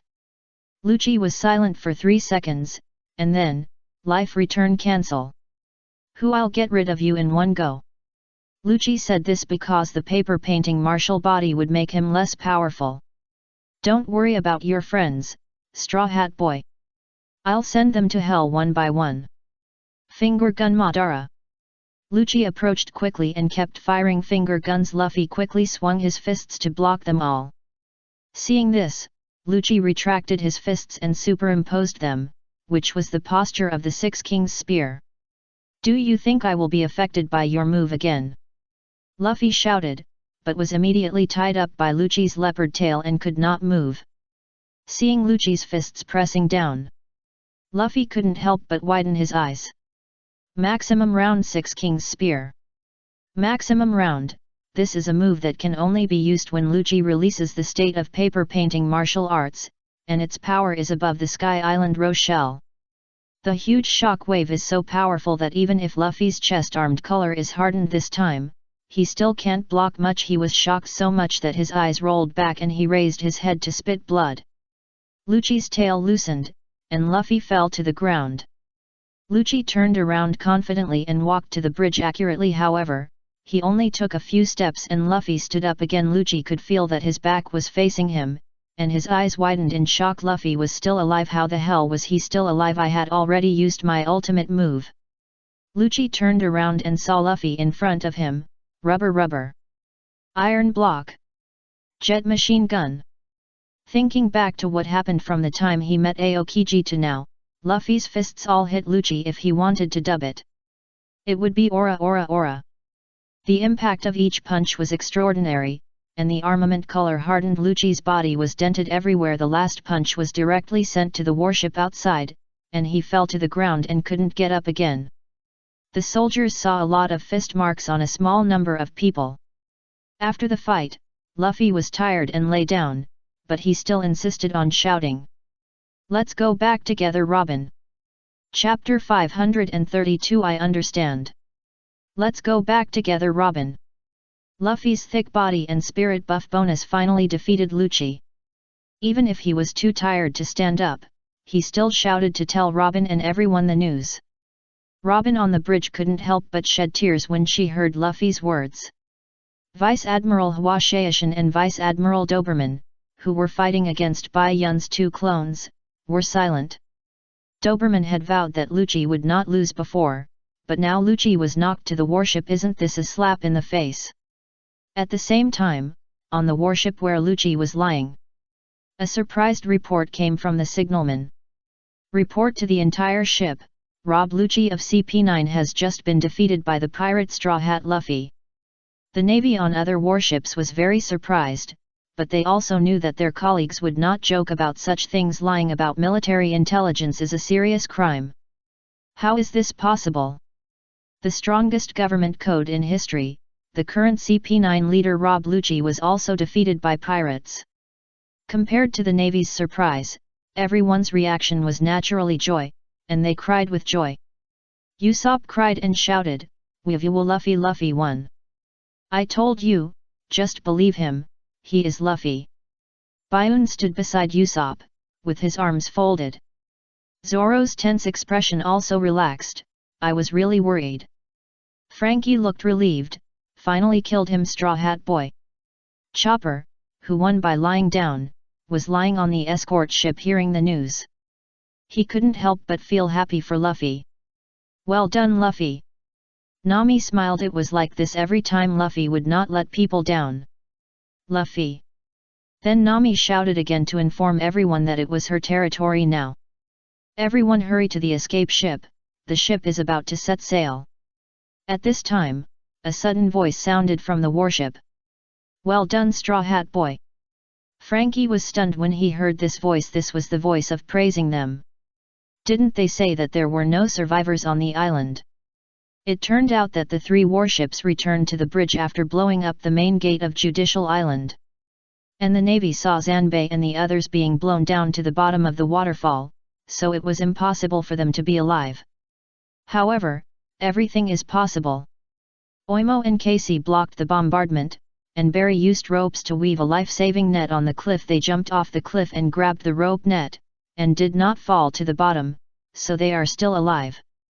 Now, through the Den Den Mushi.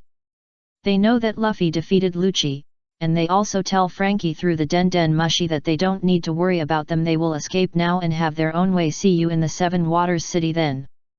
Frankie cried, "You guys, I'm not worried about you, idiot. Those guys are still alive, so good, so happy, woo woo." Frankie couldn't help but tell Zoro beside him. Zoro said, "Yeah, that's great, but if you die, everything will be meaningless, right?" "Yeah, that's right. Super. Come on, I'll beat you one by one." Frankie regained his spirits, as if he had been injected with chicken blood. Oh no, Frankie should be said to be like a shot of coke. The soldiers asked if they should go to the main gate. Demon Spider replied, "Go later, solve this first. Don't let go of the Straw Hat Boy in the first pillar." "Yes, but Straw Hat Boy Luffy seems to be injured and lying there motionless." The Navy noticed this, and so did everyone else. Usopp shouted, "Hey Luffy, come here quickly.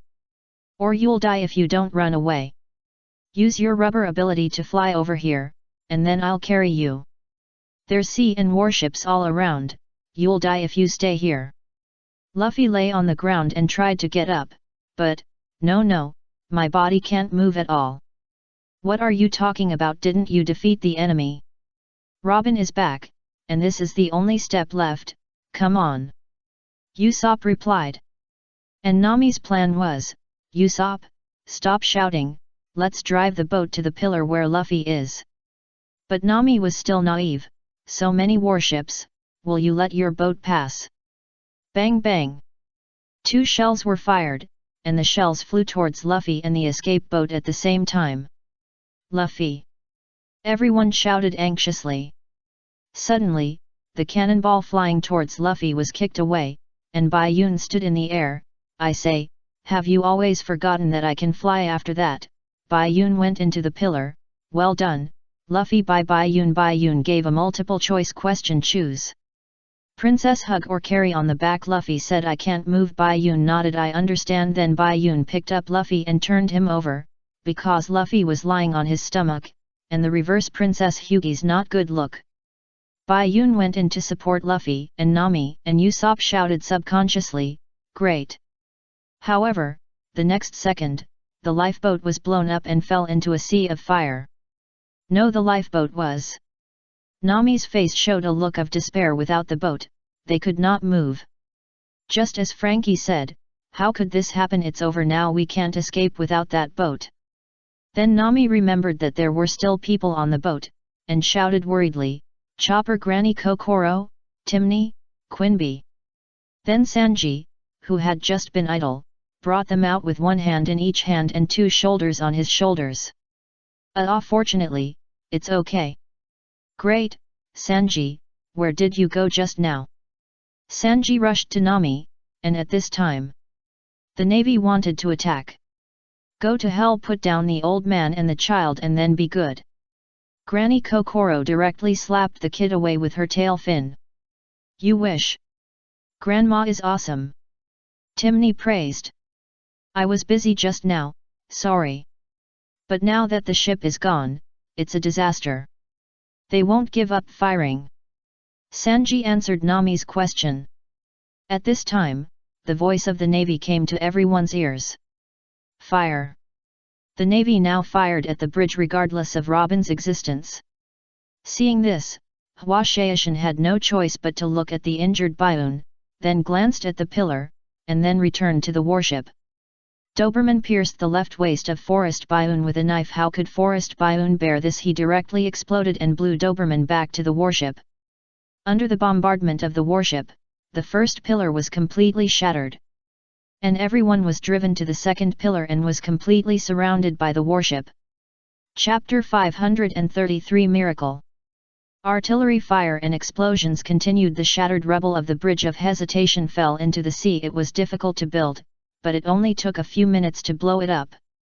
As the foothold was constantly destroyed, everyone was driven to the second pillar by the Navy.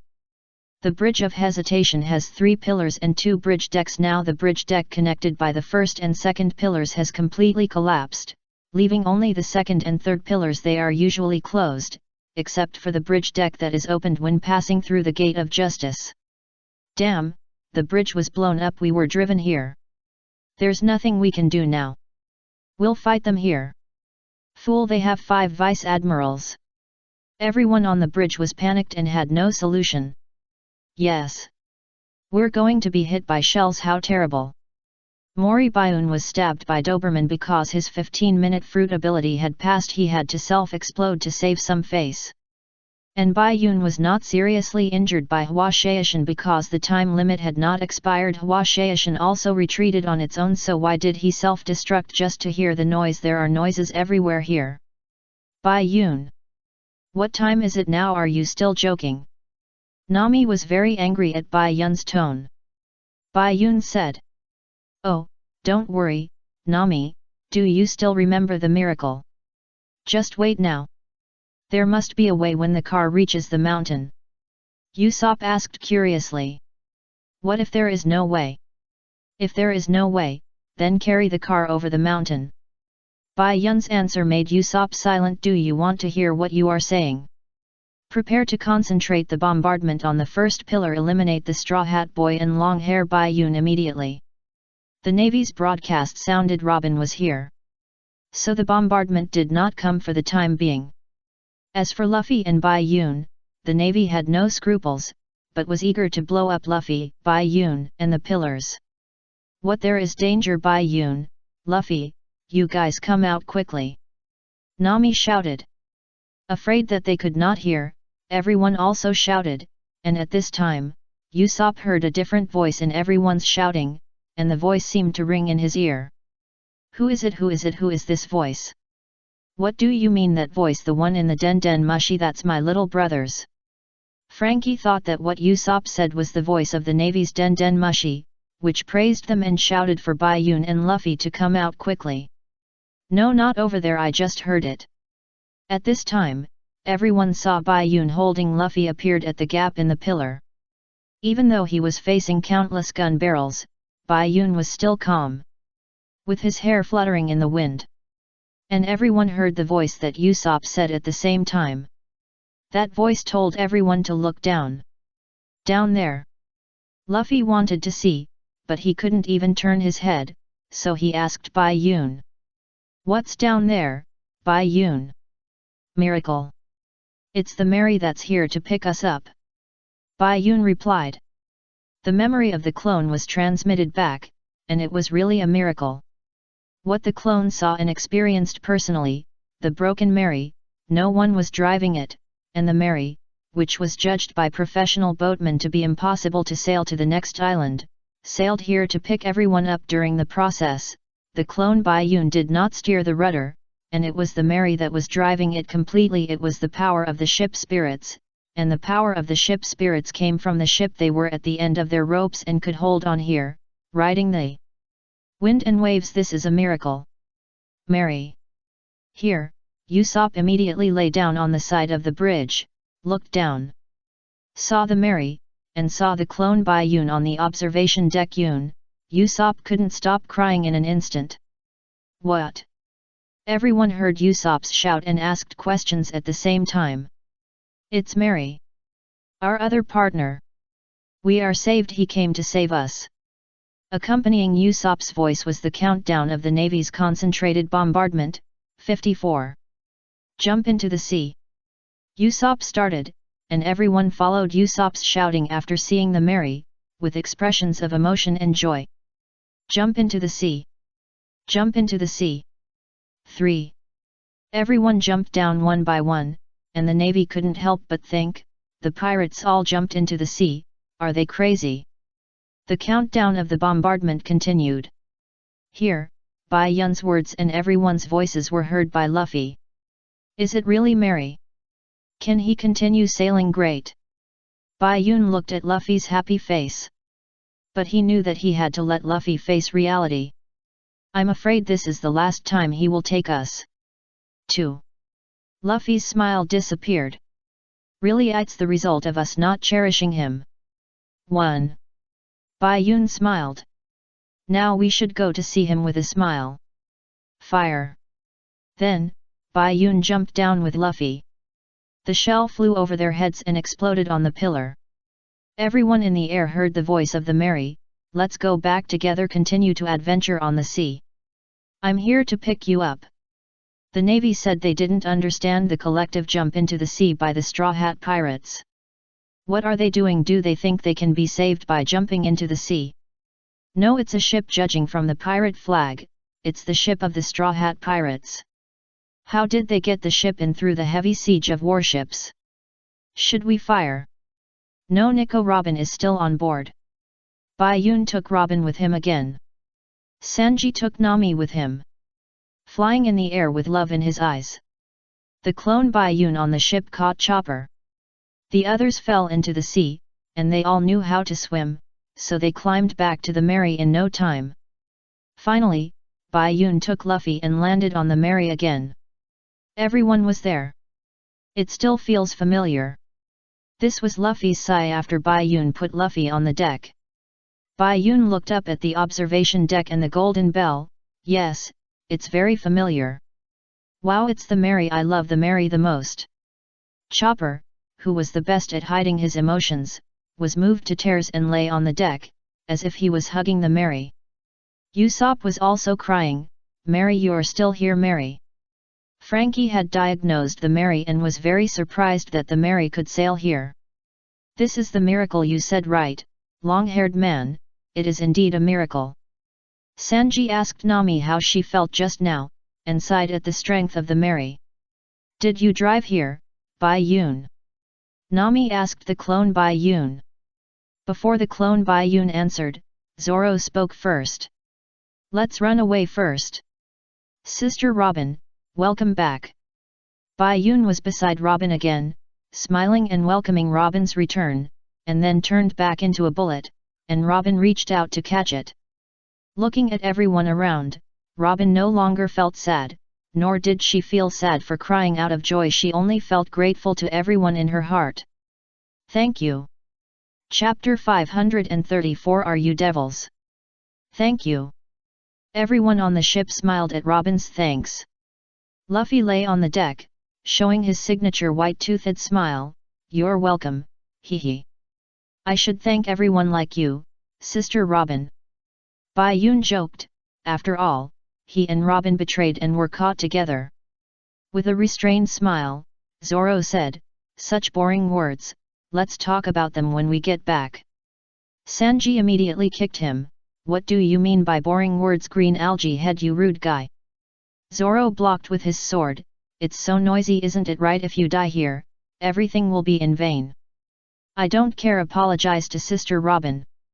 Robin looked at this scene, a familiar scene. And she thought this should be her favorite daily life. "Sanji, come and take the helm." Nami spoke. Sanji immediately abandoned Zoro. "Okay, Miss Nami."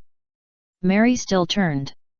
On the warship, the second most muscular guy on Judicial Island, the first is Luffy, Spondam's voice rang out. "What a joke! Are you just going to watch them escape?" Grabbing Den Den Mushi, Spondam didn't care about his dream of promotion now. He just wanted to kill Robin, Bai Yun, and Frankie. "If you can't catch her, blow up Nico, Robin and the ship together. This is the order of Admiral Aokiji." "It's a lie, all ships are ready to fire."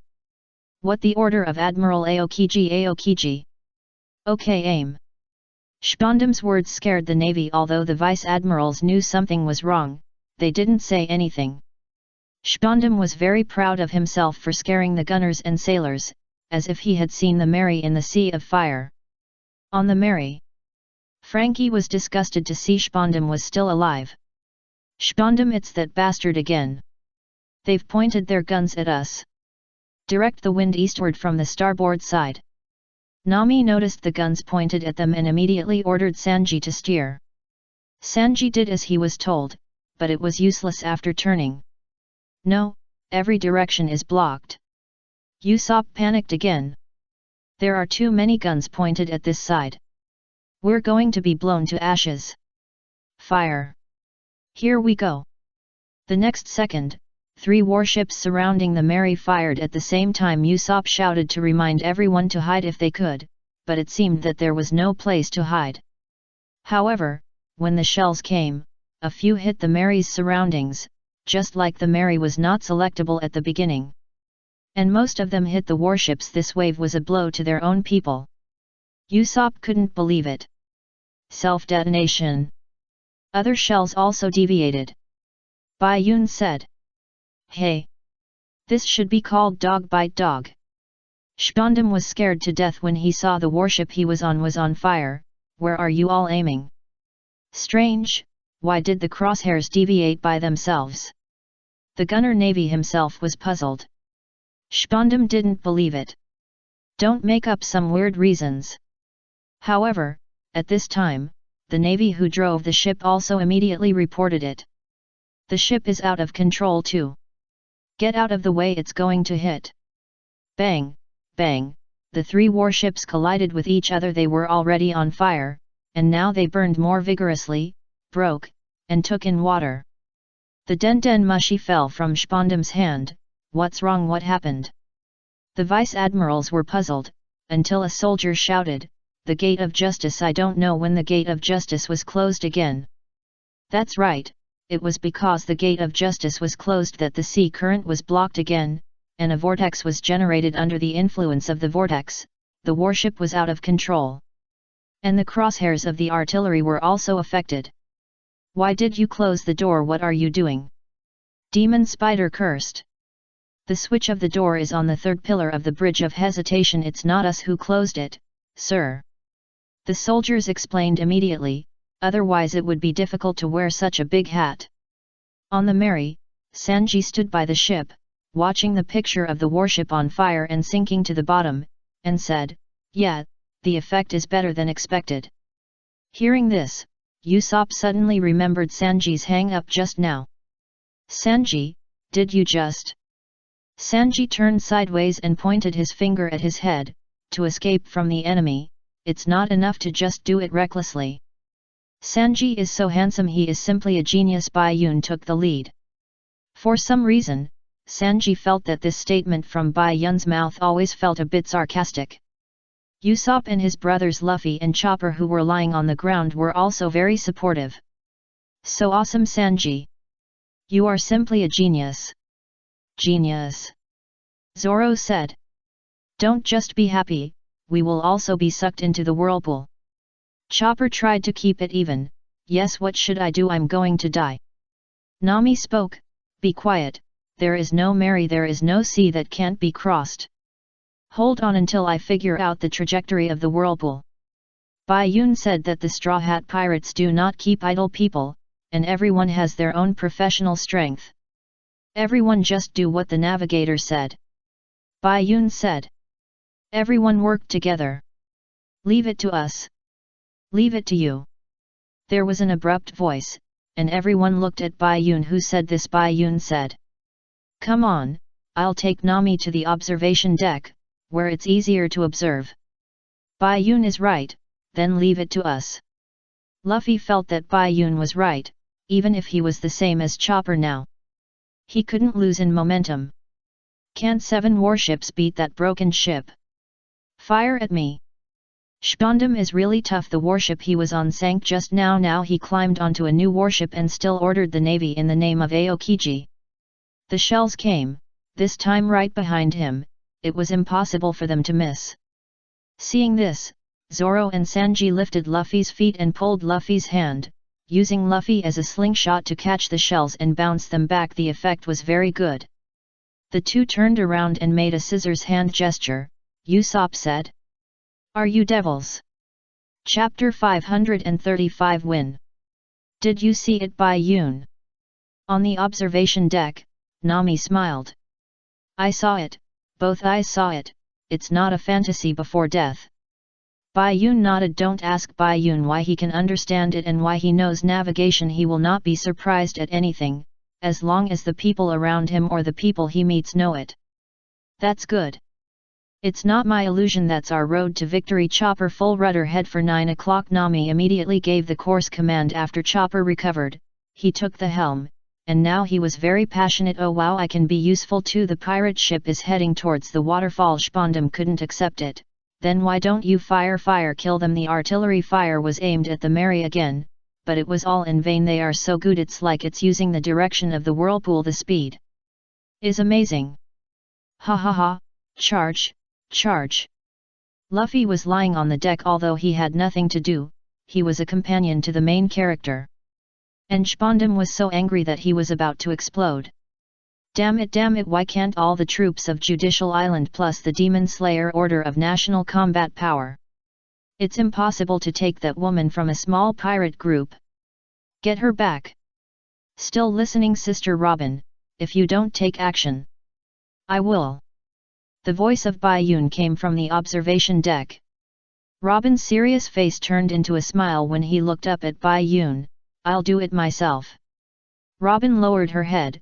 Her smile turned serious in an instant, raised her hands and crossed them. 8-wheeled flower. Over there, 8 flower arms grew out of Spondum's body, grabbing his mouth, neck, waist, and thighs, preparing to fold Spondum backwards. Sir! Help, help! Although the soldiers shouted anxiously, no one came forward to help Spondum. Robin's eyes became sharp behind her hands, and the feud between her and Spondum was settled with this move. Crane separation. Click. With a click, Spondum's upper body folded back. It was painful to watch. Spondum foamed at the mouth and fainted. Sir! The soldiers still shouted to care about Spondum. They waited for Robin's flower arm to disappear before carrying him away. But the other warships had no time to care about Spondum. Block their way. The enemy ship can't escape from the whirlpool. Hua Shaishan ordered the warship to block the Mary. He really wanted to keep Baiun. Facing the problem of the warship blocking the way, Baiun also told Nami the solution. Nami immediately called Frankie. Frankie, please. No problem. Frankie replied while running to the stern. It may cause some damage to the hull, but there is no way. Wind cannon. The impact of the wind cannon, which consumes 15 liters of energy, directly carried the Mary out of the gap between the warships above the whirlpool.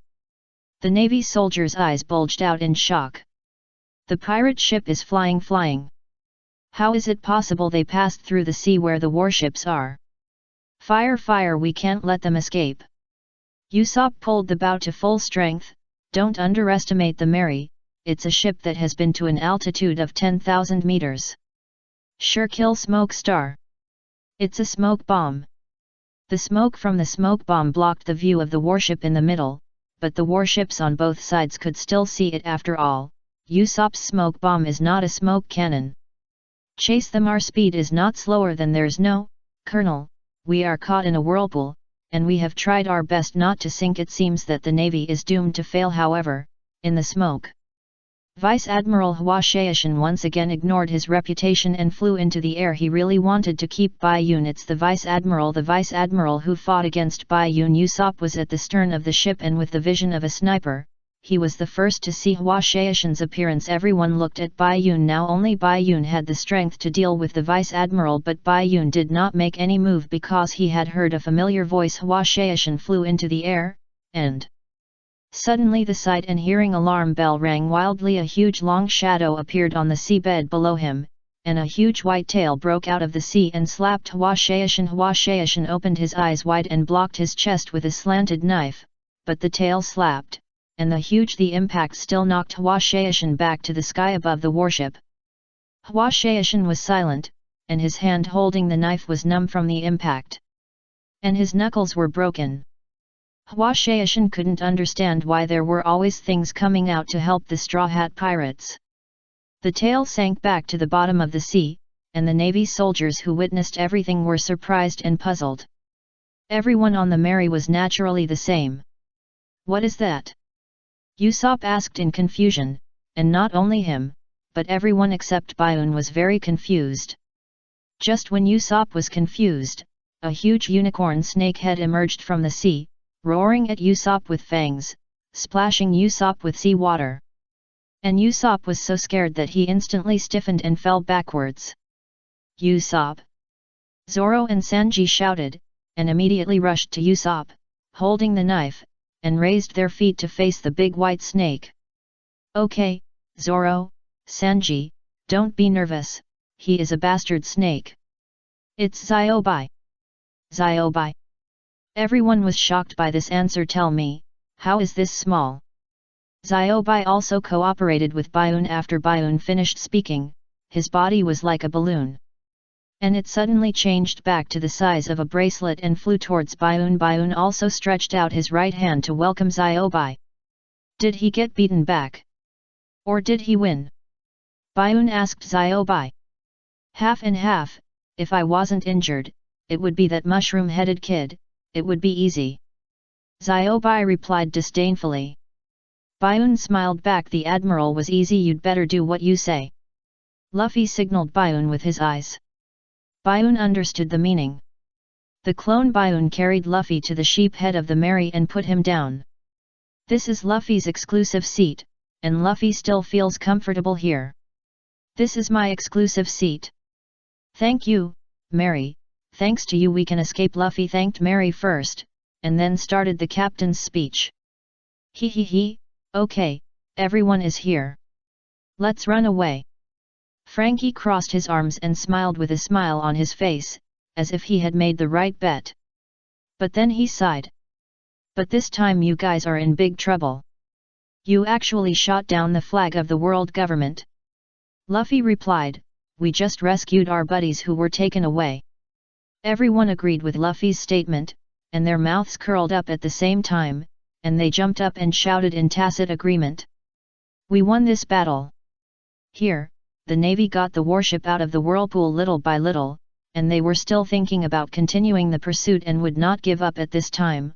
Aokiji rode a bicycle to them, his clothes were somewhat tattered, and there was a wound on his left face. I didn't expect you to be here, Admiral Aokiji. Your clothes, the wound on your face. The 5 vice-admirals gathered together to face Aokiji, and Stoloberry asked. Aokiji thought of the battle with Haku. He thought it would be troublesome, but halfway through the battle, Haku turned into a snake and fled into the sea. I met an interesting opponent. Is it a huge white snake? Hwashaishin asked. Aokiji scratched his head. Huge, probably. There is someone in the Straw Hat Pirates who can fight you. Hwashaishin's threat to the Straw Hat Pirates soared rapidly. It's not certain whether it is someone in the Straw Hat Pirates, but it should be someone they know. Admiral Aokiji. If we continue to chase now, we still have a chance to catch up. A colonel shouted. Aokiji glanced at him and said, no need. Just look at this island and this fleet and it's clear at a glance that this time we suffered a crushing defeat. Chapter 536 The Last Request. The adventure on Judicial Island was just as Aokiji said. They were defeated, so naturally the Straw Hat Pirates won a great victory. Robin was rescued and no one was injured, so it was a great victory. It was a great victory of friendship and fame among partners. At this time, the Mary was sailing on the road to victory. Luffy, who had eaten meat, regained his vitality. It would take some time for his injuries to recover, but they would not last long. Bai Yun was lying on the observation deck, feeling the familiar feeling, still comfortable. Half of his consciousness was paying attention to the conversation of everyone below, and half was listening to Xiao Bai talking about how he fought Aokiji. Hey! Luffy shouted with doubt at this time. He was sitting on Chopper's neck, holding Chopper's head, shouting because Usopp put on the mask again and became the Sniper King. Where is Usopp? Usopp! This was Chopper's echo. Usopp couldn't face Luffy yet, and couldn't calm down. Don't worry, he went back in a small boat. After hearing this, Sanji kicked Usopp in the head from behind. Of course, it was a kick between friends that would not kill or injure him. Luffy and Chopper were surprised by the Sniper King's answer, why after all? This is his ship. Zoro on the side really couldn't figure out how Luffy and Chopper knew if someone was Usopp. How did they remember Usopp's features? Nami came out of the cabin at this time. She had seen the entire Mary inside and out. Sure enough, there was no one. Sanji nodded. That's strange. What's strange? It's because they all heard a voice calling them from the Mary. but now they can't see anyone. I did hear a voice calling us.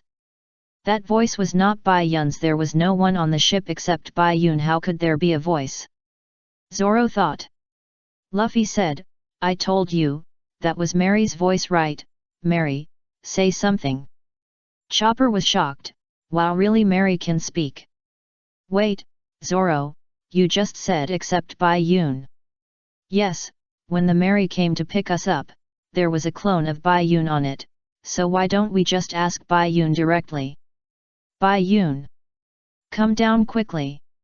Nami looked up and shouted to Bai Yun on the observation deck. Bai Yun heard Nami's voice. And at this time he saw a ship coming in front of him. The person on the bow was Bing Shan, so he didn't have to explain himself now. There is a ship coming in front, and there are people with answers on it. Bai Yun pointed to the front and said. Everyone looked in the direction of his finger, and sure enough, a ship was coming. Frankie looked at the sign, that's the ship of Carrera Company. Bing Shan and the boatman on the ship also saw everyone here, and they greeted and asked. Seeing that none of them were missing, he couldn't help but sigh. That's amazing. You actually survived the tsunami and returned safely from Judicial Island. It's incredible. Luffy raised his hands to greet. Uncle Iceberg.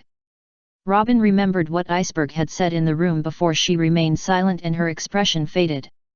Frankie knew from Lucci that he had misunderstood Iceberg. He felt a little guilty, but still spoke in a friendly way.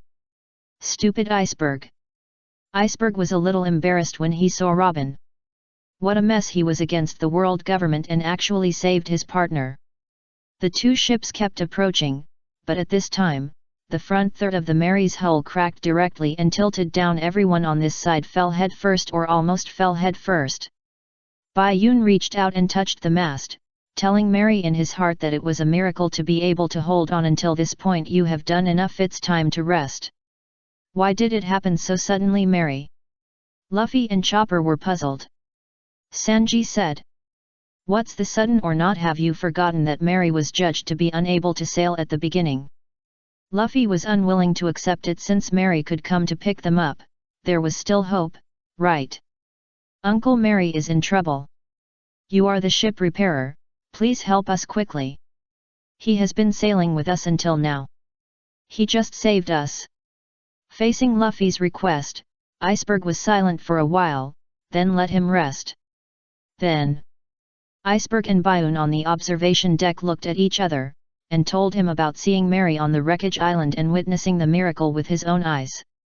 After leaving the Rocket Man's warehouse, Iceberg came to the wreckage island. The island was full of ship wreckage. On the corpses of these ships, Iceberg saw two familiar faces.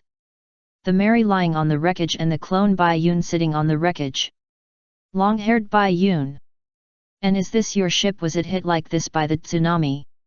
No, the impact of the tsunami cannot cause such little damage. This is the damage caused before. The clone Bai Yun who accompanied the Mary was called Ban Bai Yun. Ban Bai Yun nodded, affirmed what Bing Shan said, and said again. Yes, he has suffered a lot of injuries, like a warrior who has experienced many battles. I know a lot of places where he would be injured, and I didn't stop him. I am sorry for him. But now I beg you to listen to his last request. Chapter 537 Goodbye. Mary. Listen to his last request. Although the tsunami has retreated, it is only temporary, and the rain is also heavy, just like don't fight anymore. In the past, the wreck island would have boatmen or people picking up usable planks to use or buy, but now it is empty. There is only the walking iceberg, and Bayun, who is waiting for him, and his clone Ban Bayun. Of course, there is also the Mary, he is the protagonist. I want to sail again.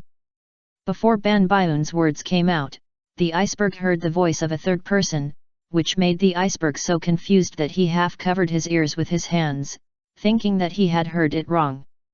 However, the voice became more and more familiar. I want to sail again. This. Iceberg was so shocked that he couldn't speak, and looked at Ban Bayun. Ban Bayun nodded, the legend of the ship elves, I think, Mr. Iceberg, you have heard more than me, and no more than me." After listening to Bayun's words, the iceberg did not speak, but silently put the toolbox away. Opened it, picked up the tools, and began to repair the Mary with a clang. "It can only be repaired, it is impossible to repair it." While hitting the iceberg, he complained to himself, "What am I doing? I'm actually repairing a ship that has no hope." The hole in the Mary was barely covered, and the broken parts were connected with wooden boards. This was just a repair that could maintain its shape, but it was the only way. "Are you sure you want to sail on it? Maybe halfway." "I know." Iceberg kindly reminded Ban Bayun. Ban Bayun knew, but he also believed in the Mary. "I know, Mr. Iceberg. But we have to go." Iceberg sighed silently. "Take care of yourself. Also, do you know how to sail?" Ban Bayun smiled. "I do, but I don't need to." "What do you mean?" Iceberg was puzzled, but at this time, a gust of wind blew, driving the Mary to sail forward, accompanied by a thank you that came into the iceberg's head. "Thank you." Ban Bayun jumped onto the observation deck and waved goodbye as well. Iceberg stared blankly at the Mary and Ban Bayun going away. The ship, which was about to fall apart, could still move forward and ride the wind and waves under the tsunami. "This is miracle. I saw a miracle that exceeded the limit of the ship. Although I have been a ship repairer for many years, I have never seen such an amazing pirate ship." He fulfilled his mission. But he has reached his limit now. Keeping him is not love. He should rest. Iceberg's words were deafening and weighed on everyone's heads. The expression on Luffy's face disappeared, and he closed his eyes, was silent, and sighed. "I understand. So, have you all thought it through?" Everyone moved to Iceberg's ship. Luffy, as the captain, stood on the small boat, holding a torch and facing the Mary. For his questions, even if everyone was reluctant, they could only answer with difficulty with they were ready. Luffy nodded. "Mary, the seabed is dark and you will be lonely, so let us take you on your last journey. It's better if Usopp is not here. He will definitely not be able to bear it." Luffy's words came. Bayun, Zoro, and Sanji looked at Usopp at the same time, and Zoro spoke. "What do you think?" Usopp's face was under the mask, and his hands were on his chest. "No. It's time to say goodbye. This is a man's farewell, and you can't shed a tear. He has been prepared for it for a long time." The fire shone on everyone's face, and the Mary was quickly engulfed by the flames. The burning wooden planks made a crackling sound, and the pirate flag was also covered by flames. Looking at the flames, the Mary, but Luffy smiled. He couldn't see it, but after seeing it, he could say goodbye to the old man with the best mood. "Thank you, Mary. Thank you for carrying us for so long. Thank you, Mary." Suddenly, snow fell in the daytime. The snow added a bit of sadness to this farewell. Snow. As a navigator who forecasts the weather, Nami was also surprised that it was snowing at this time. However, this scene, coupled with the burning Mary, reminded him and everyone of the past with the Mary. Bayun thought of watching the scene below from the observation deck of the Mary, looking at the scenery in the distance from a high place. The sunset every day was his favorite, and as for the sunrise, he couldn't get up. Nami remembered the first meeting with the Mary, Usopp, Bayun, and Luffy's artillery exercises. And when everyone operated improperly and turned the Mary to the iceberg, she was so angry that she scolded everyone one by one. After all, they couldn't stop crying. Zoro and Sanji didn't cry, but they had feelings for the Mary. Robin may have understood the meaning of a partner at this time, a real partner. Chopper couldn't help crying, his nose was running, and his feelings were always the most obvious expression. Over the upside-down mountain, flying over the belly of the island eating fish, and flying to the Sky Island. Scenes of the Mary carrying them flashed through everyone's mind. Before it sank completely, the voice of the Mary sounded again. "I'm sorry." Everyone present heard the voice. Mary. I still want to take everyone further. I'm sorry, it seems continue to adventure with you. But Luffy couldn't hold it anymore. It would have been better if he didn't say it, but once he said it, he couldn't help it, crying and shouting. We should say sorry. I can't steer the ship and cause you to hit an iceberg. You also broke the sail. Zoro and Sanji are also idiots, always sabotaging it. Although Usopp can fix you every time, his skills are really bad. Usopp couldn't hold it anymore. It was a man's farewell. But men also have emotions, so what if he cried? This is human nature. Tears flowed from under the mask. Usopp grabbed his arm tightly to prevent himself from crying. He also agreed with Luffy. We should say sorry. Mary was very polite and waited for Luffy to finish before continuing. But I am very happy. Thank you for being so nice to me. I am really very happy. In the end, the ship Spirit finally appeared in the flames and appeared in front of everyone. In the flames, he waved goodbye to everyone for the last time until he completely sank to the bottom of the sea. Everyone knew the source of Mary's voice. It was the first time they saw it, but it was also the last time. Goodbye, Mary. Bayun whispered. Goodbye. Luffy gritted his teeth and shouted to the sky. Mary. Chapter 538. Just what you think. The train is about to arrive at Seven Water City. Blue Station, please don't forget your luggage and get ready to get off. It has been 2 days since the end of the Judicial Island incident. Reconstruction after the tsunami is in full swing. The damage to the back street is heavier than ever, but fortunately with the help of Carrera Company, it won't take much time to rebuild. Of course, it is impossible to complete it in 2 days. It's not wood release. Frankie house on the north coast was also washed away, and the Frankie family is rebuilding. The 2 Blue Kings who played a big role in the Battle of Judicial Island are still alive. Chopper will let them rest for a while after treating them. The reconstruction of Dock No. 1 and Carrera Company is also in progress with the help of the 2 giants Oimo and Casey. The gate was quickly erected. The door was full of reporters. This time they were not here to interview the mayor, Iceberg, but to interview the pirates who saved the mayor. And some were here to recommend Iceberg's new secretary. But they were all blocked outside the door. Inside the door, reconstruction work was going on. The boatman side that Oimo and Casey were indeed giants, and they easily carried the boulder. Usopp has not returned yet, but is on Casey's shoulders. Casey asked, "Do you still want to be here, Sniper King?" Oimo added, "We think so. Since the big brothers are still fighting, we can't disturb them. We plan to help here and then go back to Elbaf. If you like Elbaf, we can take you with us, ha ha ha ha." Usopp was silent. I still forget it. The headquarters of Carrera Company and the former site of Iceberg's mansion. At this time, it became a temporary headquarters again. In Iceberg's office, Frankie and Iceberg were talking.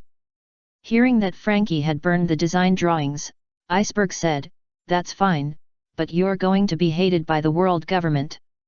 There's nothing we can do about it. What are you drawing?" Frankie sat on the sofa, while Iceberg sat on his desk. The scale of Acula Lagna this time makes the citizens panic. It's only a matter of time before this island is submerged by the sea. "So, what are you going to do?" Frankie asked, and Iceberg's answer was a huge project. "I want this island to float on the sea." Frankie Ranchi was so shocked that he pulled down his sunglasses. "Let the Seven Waters City like a ship. Is that possible? We are his apprentices, he can always make the impossible possible. A man should let go of everything and do it." This was the answer of the Iceberg, and Frankie agreed with this. "Ha ha ha, it's exactly the same as Mr. Tom."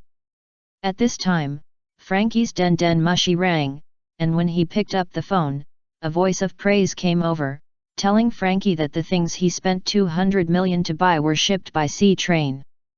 "Oh! Finally here. The special pirate room of the temporary headquarters. Ha ha ha, I'm in." Granny Kokoro. Granny Kokoro brought her granddaughter, Kat, and Yakuka to visit everyone. But Yakuka was too big to squeeze in. "Just stay outside, Yakuka." Granny Kokoro spoke, and Yakuka lay outside the door and watched obediently. We've been sleeping for 2 whole days. It seems that everyone is exhausted. This is natural. Ha ha ha, One Piece has recovered too. You can see the long dining table when you enter the main entrance. Granny Kokoro saw Luffy eating heartily on the table, Bai Yun chewing slowly, and Sanji doing it between serving and clearing the plates. Bai Yun smiled and replied to Granny Kokoro's words. He has recovered well and has also practiced the divine skill. Divine skill? Sanji explained, actually he thinks sleeping delays eating, so he has practiced the skill of eating and sleeping at the same time. Granny Kokoro was startled when she looked closely. She saw that Luffy's nose was really bubbling. He's still asleep. This kid is really capable. Pirate brother is so powerful. She glanced at the table next to her and saw Nami lying on it. Granny Kokoro turned around and asked her. The record pointer will be full in 3 days, right? What are you going to do after that? Nami was in a very low mood. What if it's full? Even if it's full, we can't go out to sea. Nami was in a low mood, this was part of it, but she was more distressed. There are also 100 million berries swept away by the tsunami, as well as clothes, furniture, diamond clocks, and Aunt Belmere's orange tree. We can't move now. Sanji added. Those are all in the hotel on the back street. Granny Kokoro suddenly realized, oh, so the guests outside are here for this. Guests? The people outside are the owners of the hotel. They are here to return the things Nami mentioned before. They thought everyone was the murderer who assassinated Iceberg, so they detained all the things unexpectedly, by chance. They helped everyone save the things, and now they have returned to the original owner. Nami hugged the orange tree happily instantly. Apologized for the owner's misunderstanding of detaining things. It's okay, thank you so much. At this time, Robin and Chopper just came back. Chopper went to see the injuries of the people fighting on Judicial Island again, and Robin accompanied him. We are back. I have been watching Robin. Chopper said. After all, it is not possible to say that the Navy and the world government have given up on Robin. Robin said with a smile, I will not run around anymore. Bai Yun responded to Chopper. Children should be praised. You have worked hard. Well done, Chopper. Following Robin and Chopper, Frankie and the Cube sisters came in, twisting their waists and dancing. Oh, you are all so nice. Are all the people here? We have something to tell you. Bai Yun knew why Frankie came. Isn't this the price for him to make a wish? Frankie, Zoro is not here. Frankie heard that Zoro was not here. It's okay if he is not here, Zoro said. Are you polite? You can tell him later anyway. He is a cold brother. Okay, let's talk about business. Frankie sat down cross-legged. Directly, let me tell you a story about the treasure tree. Adam. Just as Frankie started to speak, Sanji said. You don't have to tell me about this. Bai Yun has already told us about it. Frankie looked at Bai Yun with wide eyes, and Bai Yun smiled and nodded in agreement. No, I don't care. I'll tell it again. So he told the story of the treasure tree. Adam again, about how everything was gone in the war, but a towering tree was not hurt at all. Speaking of this, the wishing elf guy is you, the long-haired man, pretending to be you. Wait, the price you said is not. Frankie suddenly thought it through. Bai Yun supported his chin with one hand, leaned his elbow on the dining table, smiled at Frankie, and said as if, yes, it's what you think. Chapter 539. Grandpa. At this point, Frankie felt that Bai Yun was really scary. Pretend to be a wishing elf and ask for money, and the price is the boat he built, as if he knew from the beginning that he would use the money to build a boat, but he never told his dream except his younger brothers and everyone in Tom's studio. And, the weirdest thing is that now it is not Bai Yun who comes to ask for the price, but he himself comes to deliver the boat. You are really terrible. Frankie's evaluation of Bai Yun after silence. Bai Yun said, you will know later, now you should say what you want to say. No. Forget it, you are right, let's talk about business first. I once decided not to build a ship again. But deep in my heart, I have always wanted to catch up with the person I regard as my goal. My dream is to use the wood of this precious tree Adam to build a dream ship that can cross any sea. The precious tree is in hand, the blueprint is also available, now we can start construction. So, after it is completed, are you willing to ride on this ship I built? It is just like what Bai Yun said, you want to give the ship to us. Sanji replied. Originally, the wood was bought with your money. I am also a trustworthy person. The long-haired man dressed as a wishing elf said that there is a price to pay for this money. It turns out that the price is the ship. That's exactly what I want. I believe it is a super good decision to hand over the ship to you. On this sea, the only ship of the Pirate King Goldo Roger that reached the final island, the O.R. Jackson, was built with the wood of this tree. I will build a great ship for you. After hearing this, Granny Kokoro laughed. Ha ha ha. You made the same decision as Mr. Tom. You are worthy of being a master and apprentice. A ship repairer is a ship repairer. Ha ha ha. When talking about Tom, Frankie's eyes are only full of respect. Yes, now I understand Mr. Tom's pride in this. After hearing this, everyone jumped for joy instantly. Bai Yun didn't jump, but with a smile on his face. The wishing elf is very satisfied. Sanji expressed his gratitude. You are such a good person, then we won't be polite. Thank you, Frankie. Nami cheered. Wow, we can go to the next island. Chopper shook Luffy. Great, Luffy, we have a new ship. Luffy, hulu hulu. While everyone was happy about the new ship, Zoro saw the dog-headed warship at the dock. As a former bounty hunter, he knew the name of Garp. Garp is here. That's more serious than the general coming. Zoro immediately ran back to inform everyone. Oh no, we must tell them quickly, Luffy is still sleeping.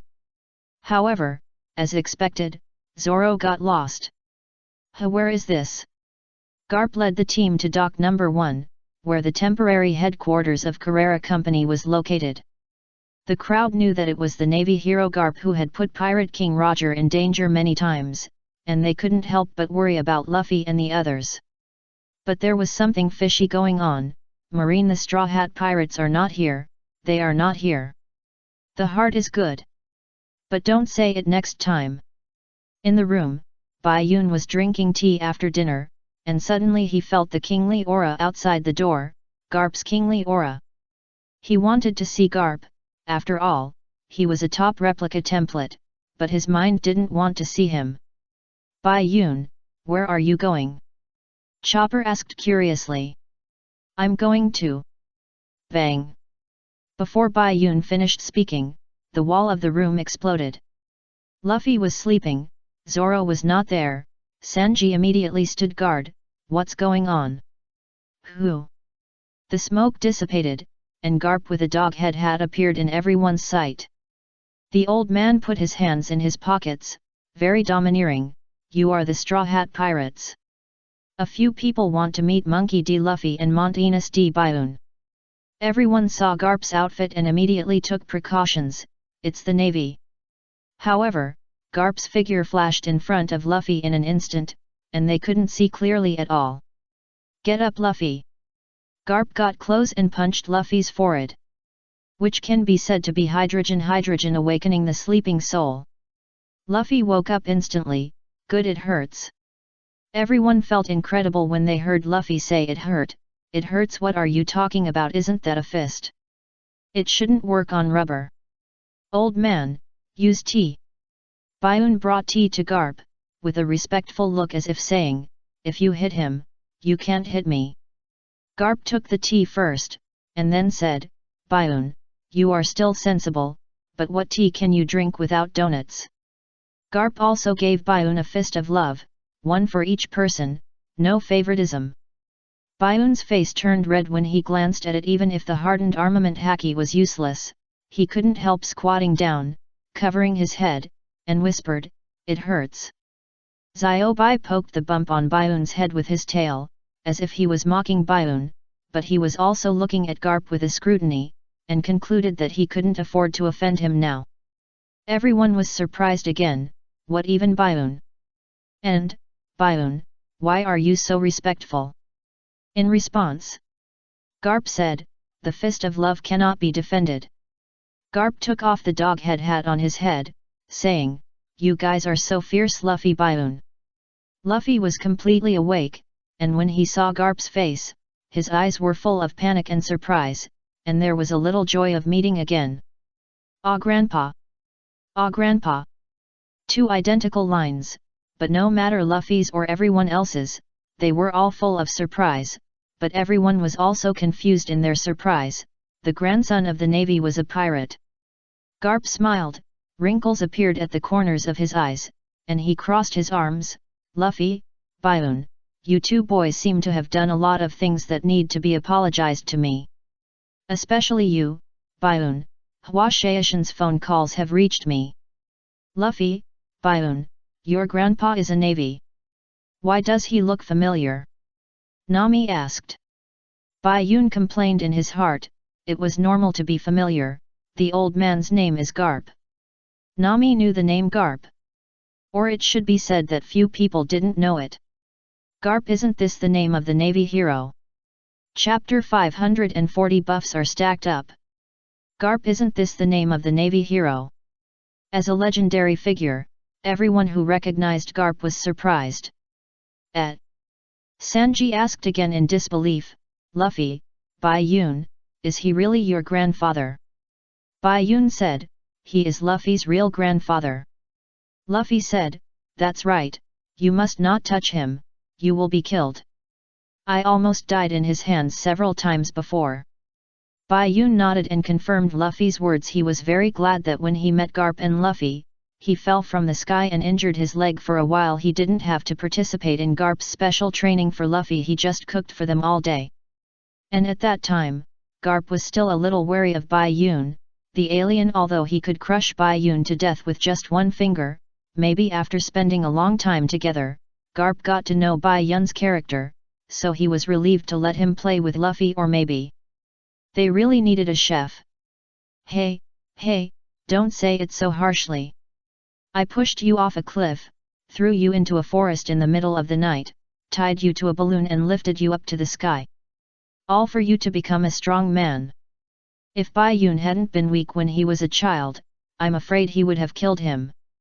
Bioon said, "Thank you for not killing me." Everyone was scared when they heard Garp's words. Sanji complained, "I finally know why Luffy's vitality is so strong. Finally, I entrusted you and Esto to a friend for special training. After not seeing you for a few years, you have become like this. I want to train you into powerful Navy soldiers." It was Garp's disappointment. Luffy immediately retorted, "Didn't I always say that I want to be a pirate?" Whenever this happened, Bioon would choose to become smooth-headed, raise his hands and put them down like a robot and repeat, "I support Luffy, Luffy will become the Pirate King." Garp was so angry. You two were bewitched by that kid red hair. Whenever Garp mentioned Shanks and the others, Bioon would always, "Fortunately, I told Garp that I became Beckman's apprentice, otherwise Garp's fist might have become heavier. Especially you, Bioon, I heard from Hwashaishin that you have a close relationship with Beckman. Do you know his gun skills? Did he teach you?" Luffy refuted Garp's words first, Shanks is my savior, don't say bad things about him." Bioon still pretended to be stupid, what close relationship? I just know." As he spoke, Bioon remembered Beckman's appearance in his mind and sighed. He still had the friendship between master and apprentice in his heart. Bioon walked behind Luffy, "He is my master." Garp knew Bioon was not joking when he saw Bioon's serious look. "You two boys. You are so rebellious."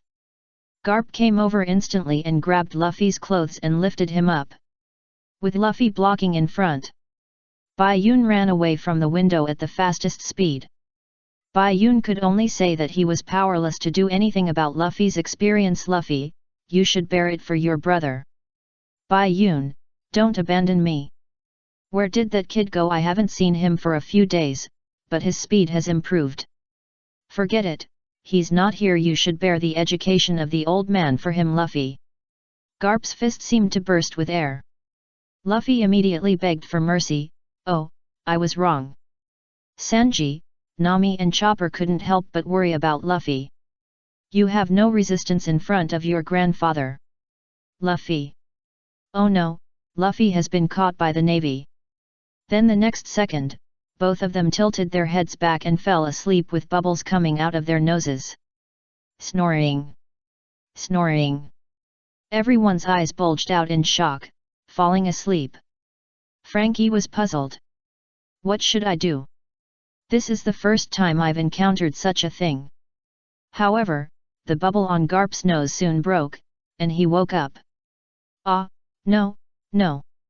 I fell asleep. Seeing that Luffy had also fallen asleep, Garp raised his fist and punched him with the iron fist of love.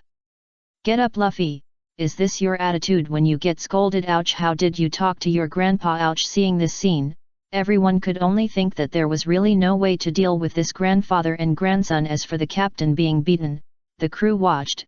After all, it was the grandfather teaching his grandson, and they couldn't say anything. Garp beat Luffy, and there were 5 bumps on his head, a big bump on top of a medium bump, and a medium bump on top of a small bump. It was like this. So Garp calmed down Usopp, who came in secretly from the window, and Yakuka lay on the window to peek. Just now, Bai Yun went out and greeted him. Usopp thought Luffy and Bai Yun's grandfather turned out to be the Vice Admiral of the Navy headquarters, and the situation was bad. However, it was obvious that he was worrying unnecessarily. Garp could not personally arrest Luffy and Bai Yun. Unless it is a dead end, he will save Luffy and Bai Yun. Besides, do you know what kind of pirate Red Hair is? Garp's science after the lesson. What happened to Shanks? Are they okay? Where are they?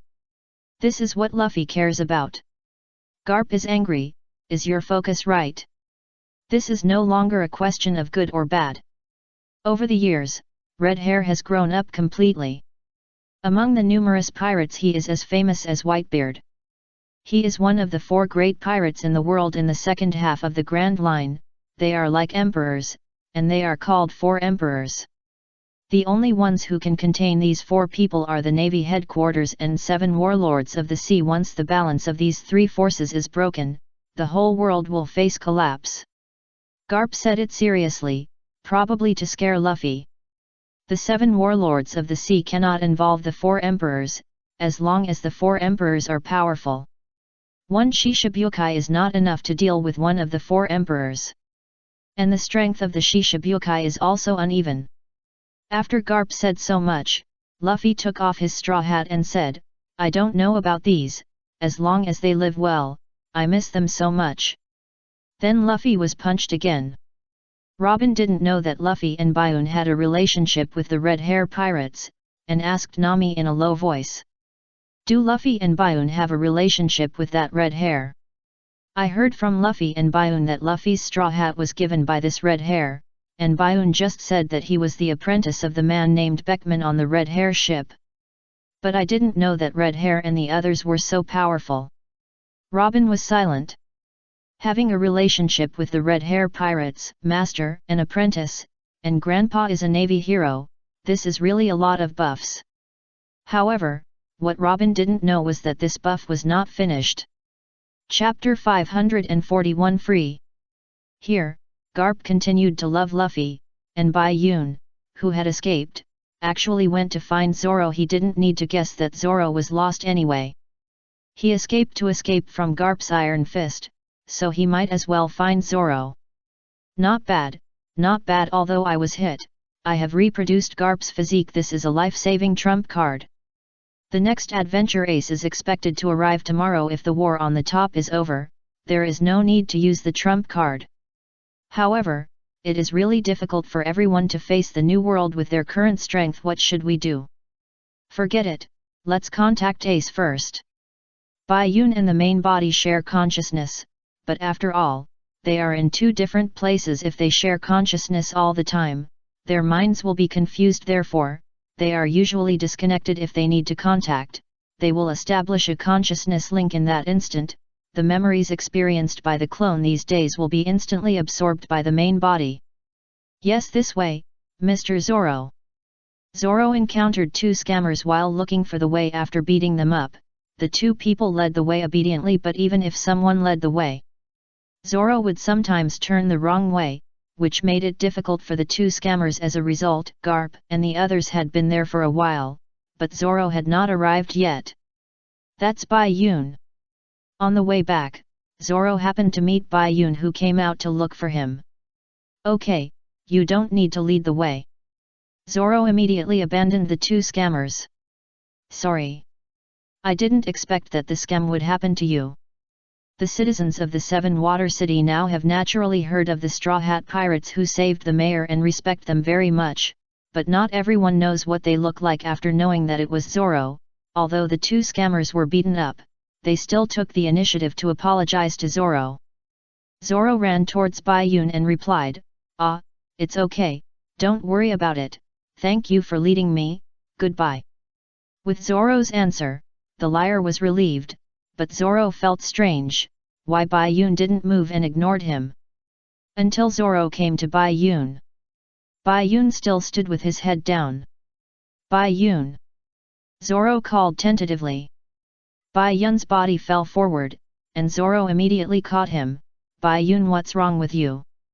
At the same time that Garp came to the Seven Waters City, Bai Yun and Ace came to the Spring Queen Town, Food Town, and the next island of the Food Town in the Carnival Town, where they traveled on the sea train, the Destiny Crystal Island. This island is rich in crystals, and the residents of the island like to use crystals for divination, but their divination abilities are different. Two young men. "Look, this is freshly processed high-quality crystal, available in all colors." Bai Yun and Ace came to the commercial street of the Destiny Crystal Island to go shopping. Although they were here to go shopping, their pockets were cleaner than their faces. The two were the best at accepting gifts from the boss. The boss took the initiative to chat with the two. "And I can only say very lucky. Take a look." Bai Yun asked. Ace put his hands on the back of his head. "You can look if you want, but hurry up, I want to go to the Food Town more." "That's right, then I won't look either." Bai Yun straightened up and looked away from the crystal on the ground. The boss was anxious. "Don't, two young men, how much time will this waste? How about I give you a discount?" Hearing the boss say this, Bai Yun smiled back. "Okay, how about 0% off?" The boss was stunned for a moment. "Boy, are you here to make trouble?" Bai Yun answered again, "I don't have a knife." The boss was confused again. "What does that mean? What do you mean you don't have a knife? You're going to rob me, right?" The boss was stunned for a moment. Bai Yun and Ace had already left after a round. They saw people selling crystals and fortune-telling for two guys who like to eat. There was no attraction at all. The two were ready to go back, but at this time, an old beggar leaning against the wall in the alley stopped them. "Two little brothers." Bai Yun and Ace turned their heads and looked, and Bai Yun blurted out, "We don't have money, uncle." "Ha ha ha, old man, I'm not begging. I'm not a beggar either, I'm just lying here drunk. The sky is a quilt, the ground is a bed, it's very leisurely, isn't it? High EQ, the sky is a quilt, the ground is a bed. Low EQ, wandering. Then what do you want us to do, uncle?" Ace asked. Then the homeless old man took out a crystal ball from his arms. The old man himself was tattered and dirty, but the crystal ball was spotless and reflected cleanly. "I think you two are destined to be together. How about I tell you two fortunes for free?" "Free?" Bai Yun asked again. The homeless old man was very sure. "Free?" Bai Yun cast a questioning look at Ace. Ace smiled. "Since it's free, let's give it a try." After Bai Yun examined the homeless old man, he and Ace walked into the alley and stood opposite the old man. "Well, that's right. Fate is amazing. Before the divination begins, old man, can I ask, where did the gemstone jade on your neck come from?" The wandering old man stared at the emerald heart on Ace's neck. When the wandering old man spoke, Bai Yun understood that he was planning to take the emerald heart. Ace was about to answer with a clear and stupid look that a kind person gave it to him, but Bai Yun answered first, "I picked it up. I picked it up." The wandering old man's tone instantly rose several degrees, and then he immediately adjusted it, narrowed his eyes, and looked like he was observing carefully. Alas! It's a big deal to interfere with other people's fate. But, I think I have a good relationship with you two young people. I'll tell you this time. Tell us what? Ace was curious. Although this gem is precious, it conflicts with your fate if you continue to carry it, it will only bring bloody disasters. The wandering old man said excitedly. Ai Bayun listened to this familiar rhetoric. And only a fool would believe it. Ace believed it, but his reaction was very different from that of ordinary people. Is that so? Not bad. Does this mean that we can meet many strong people, then we can fight happily? The wandering old man was confused. Is your reaction right? So crazy? Yes. The wandering old man could only put his hope on Ai Bayun. Ai Bayun raised the corner of his mouth, cooperated with the performance, and said in a panic. What? Uncle, you said that this jade gem is harmful to us. This priceless jade gem is harmful to us. This lost ancient capital, the treasure of the jade capital, the jade heart is harmful to us. It can only be said that it is so exaggerated. After listening to this call, the wandering old man also understood that Ai Bayun's picked up just now was nonsense. So you know the goods. Then you are still playing tricks on me, an old man. Wait, what do you call this gem? Chapter 542 The Legend of Jade City. Wait. What do you call this gem? The homeless old man, who was originally thinking about the jade gems on Ai Bayun and Ace, heard Bayun say that the real name of this jade gem is the Heart of Jade. After seeing the Heart of Jade, the treasure of the lost ancient capital of Jade City, the old man's face changed instantly, and the look of desire in his eyes and expression instantly turned into disgust and fear. Stay away from me. It's called the Heart of Jade. What's wrong, sir? Ace repeated it with an innocent look on his face. Ai Bayun noticed something was wrong, but he didn't say anything. He listened to what the sir said first. Yes, Emerald Heart, what's wrong, sir? The homeless sir squeezed back desperately. There was a wall behind him, but he seemed to want to squeeze a hole in the wall. You two guys actually carried the Emerald Heart. An evil gem that is said to devour human souls. You are so reckless and fearless. You should know that the Emerald Heart is used for sacrifices in Emerald City. Legend has it that all the residents of Emerald City love emerald gems to the point of obsession. Everything in the capital, whether it is land, buildings, trees, etc., is made of emerald. Legend has it that in ancient times, a group of people accidentally entered the Emerald City. The residents of the Emerald City welcomed them and held a banquet. However, at night, under the moonlight, the group of people discovered that the bodies of the residents of the Emerald City were all made of jade. Under the moonlight, the transparent green glowing bodies were simply terrifying. And the Emerald City became a thing of the past because they went to the outside world to spread the evil idea of the benefits of the jade body. So they were destroyed by the united forces of various countries. It is said that the city lord held up the Emerald Heart under the moonlight and cursed the kings of various countries who came. The Emerald City will never disappear. Your souls will be sealed forever.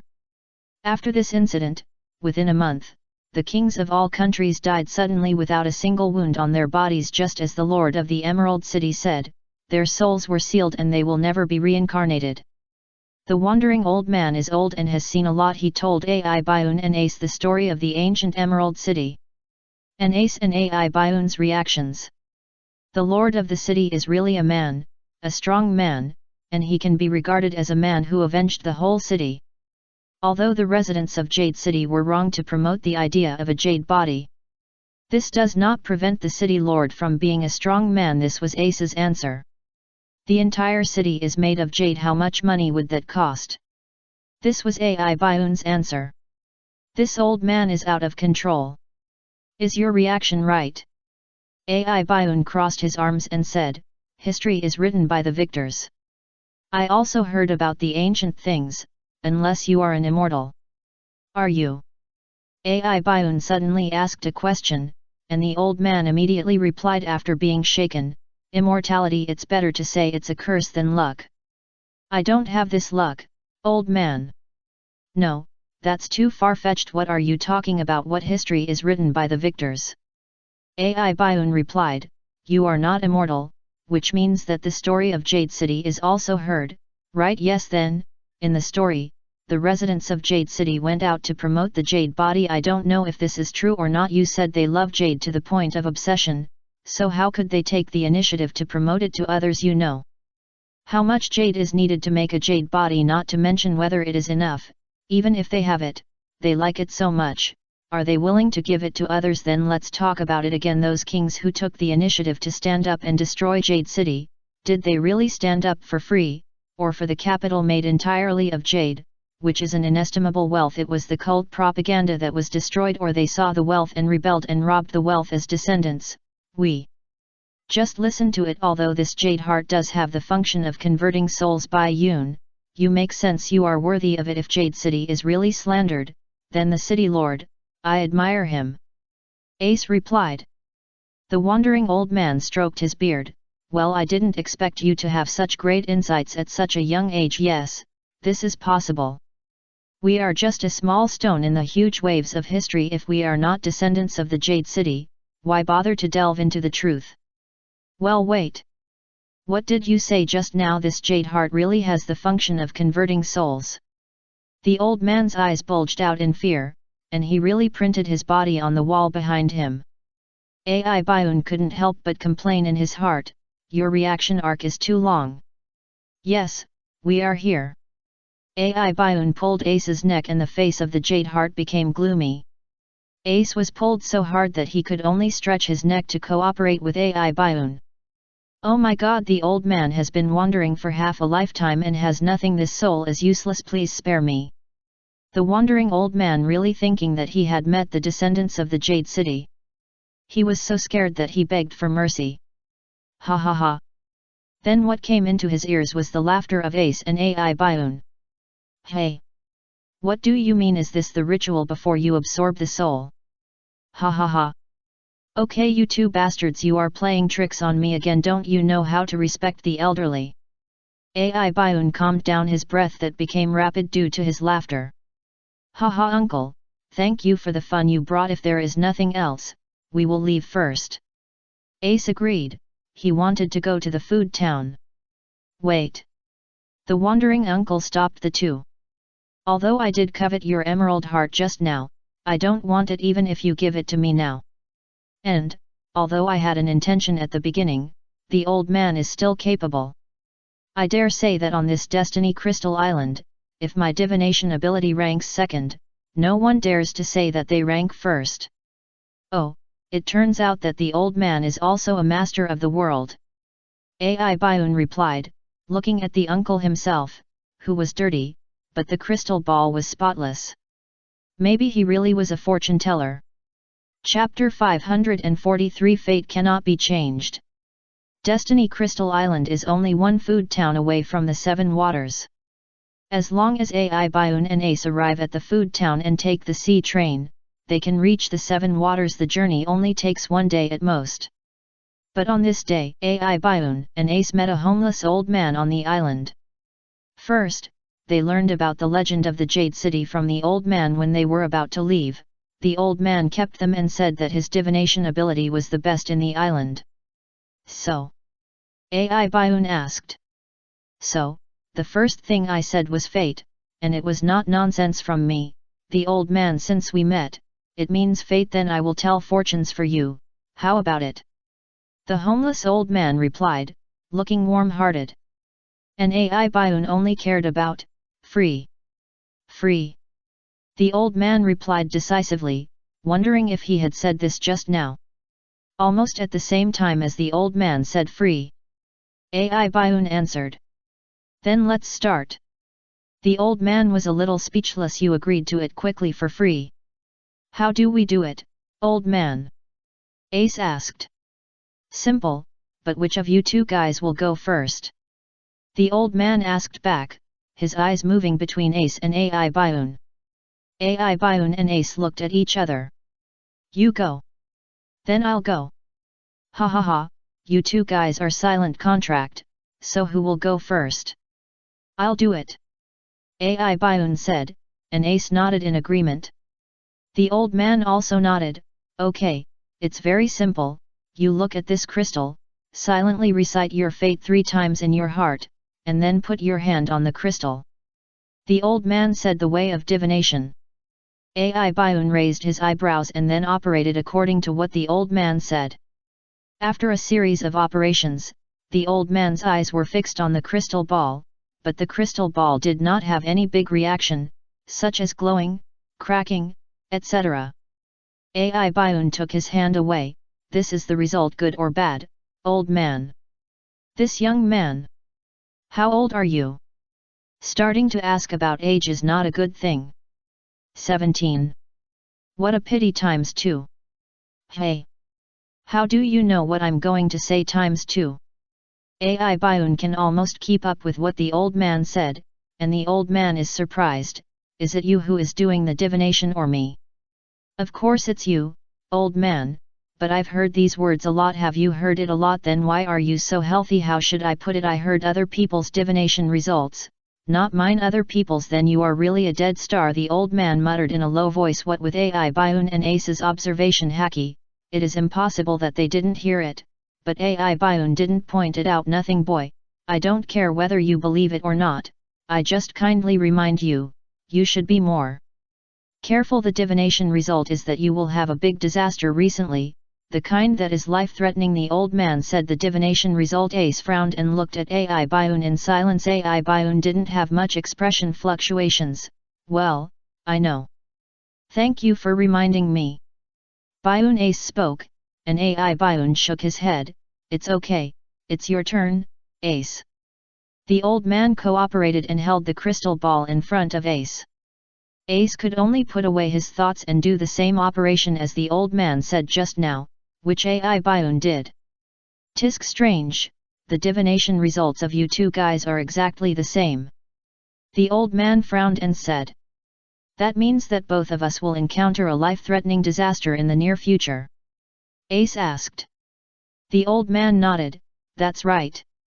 But the strange thing is that even if they died from the same person and the same way of death, the fates of the two people are different. But your fates are exactly the same, as if you are the same person. This statement is strange. One person. How is it possible? Bioon and I are obviously two people. Ace replied. The old man also confirmed Ace's statement. Yes, so it's strange.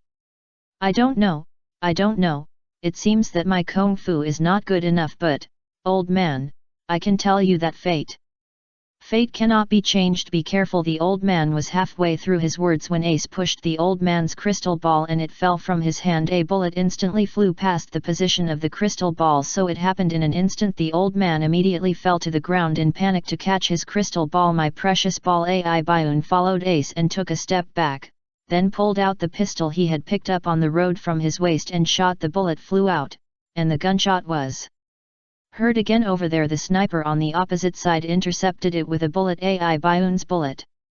Thief, ha ha ha. At the same time, a familiar voice came out. AI Bioon and Ace frowned instantly. They were very familiar with this laughter. Blackbeard. Teach. Blackbeard and his team appeared at the entrance on the other side of the alley.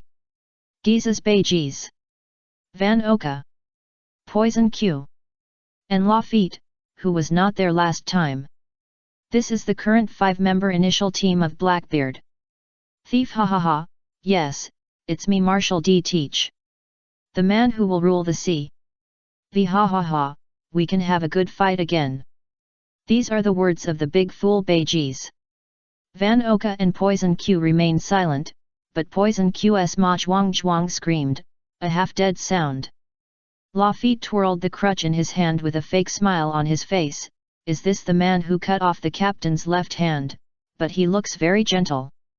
Speaking of the severed left hand, the expression on Blackbeard's face instantly became gloomy, and his eyes were full of murderous intent when he looked at AI Bioon. Bioon not only chopped off his hand, but also took it away, thus completely cutting off the possibility of his left hand recovering.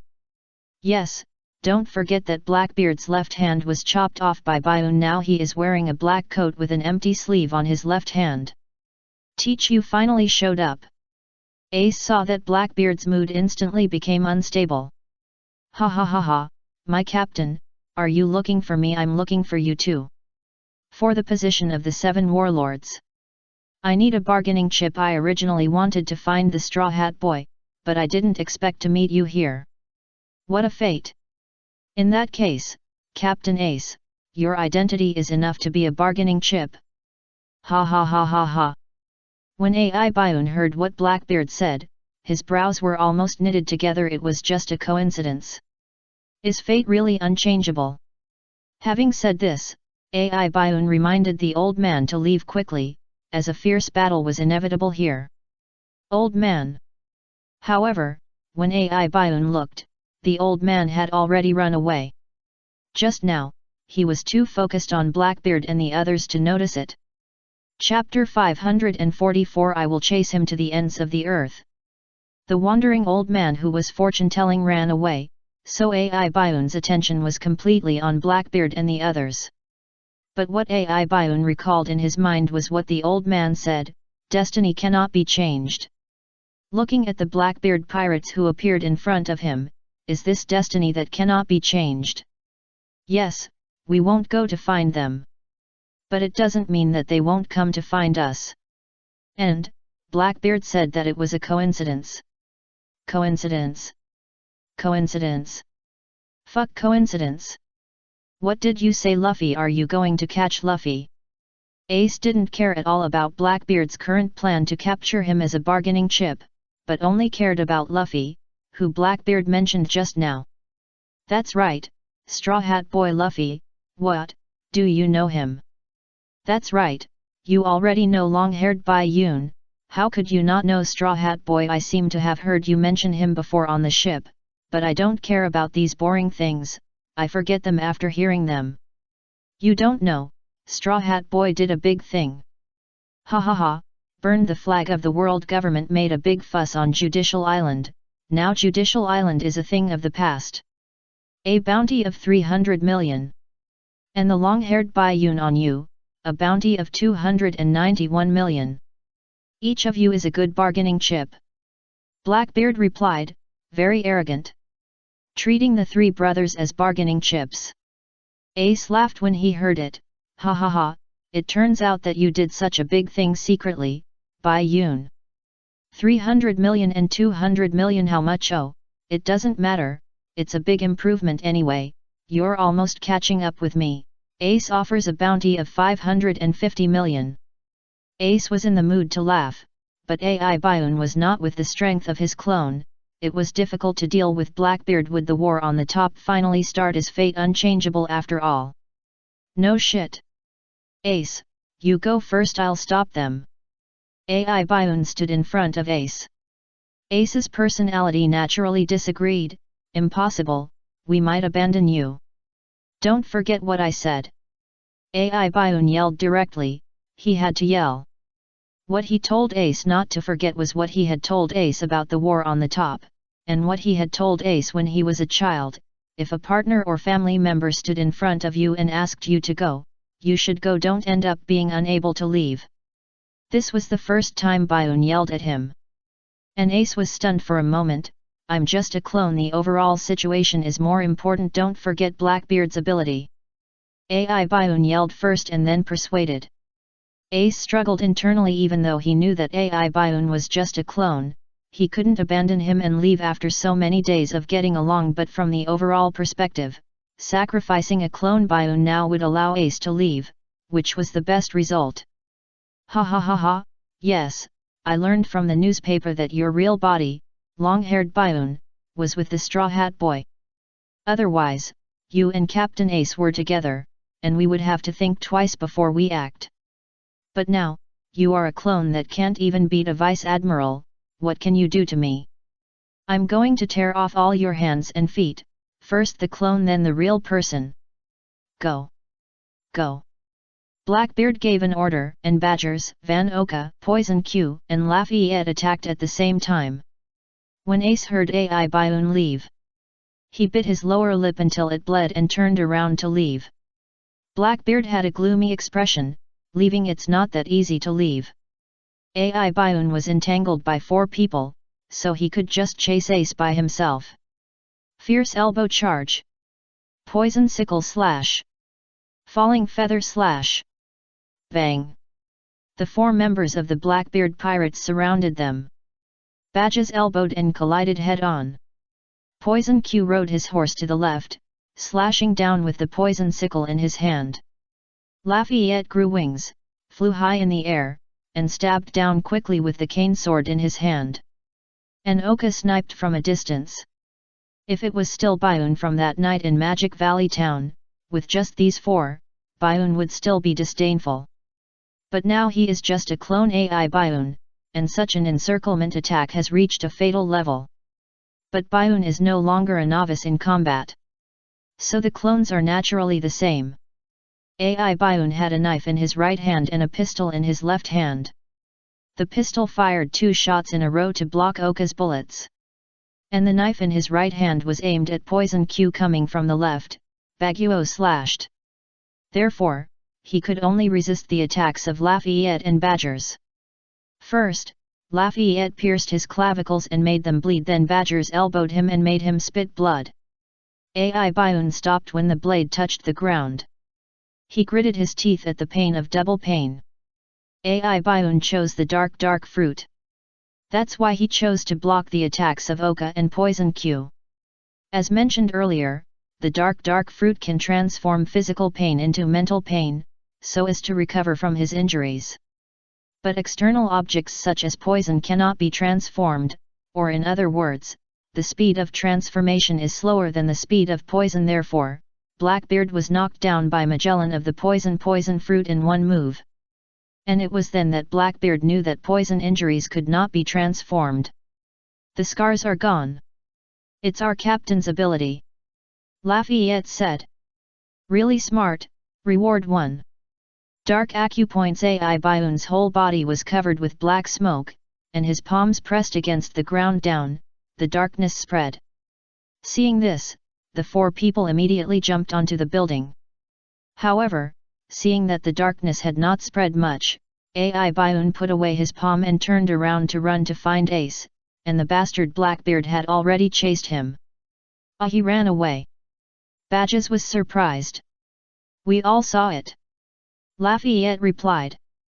Compared to last time, this time is really easy, you are so lucky, Lafayette. Poison Q said while coughing up blood.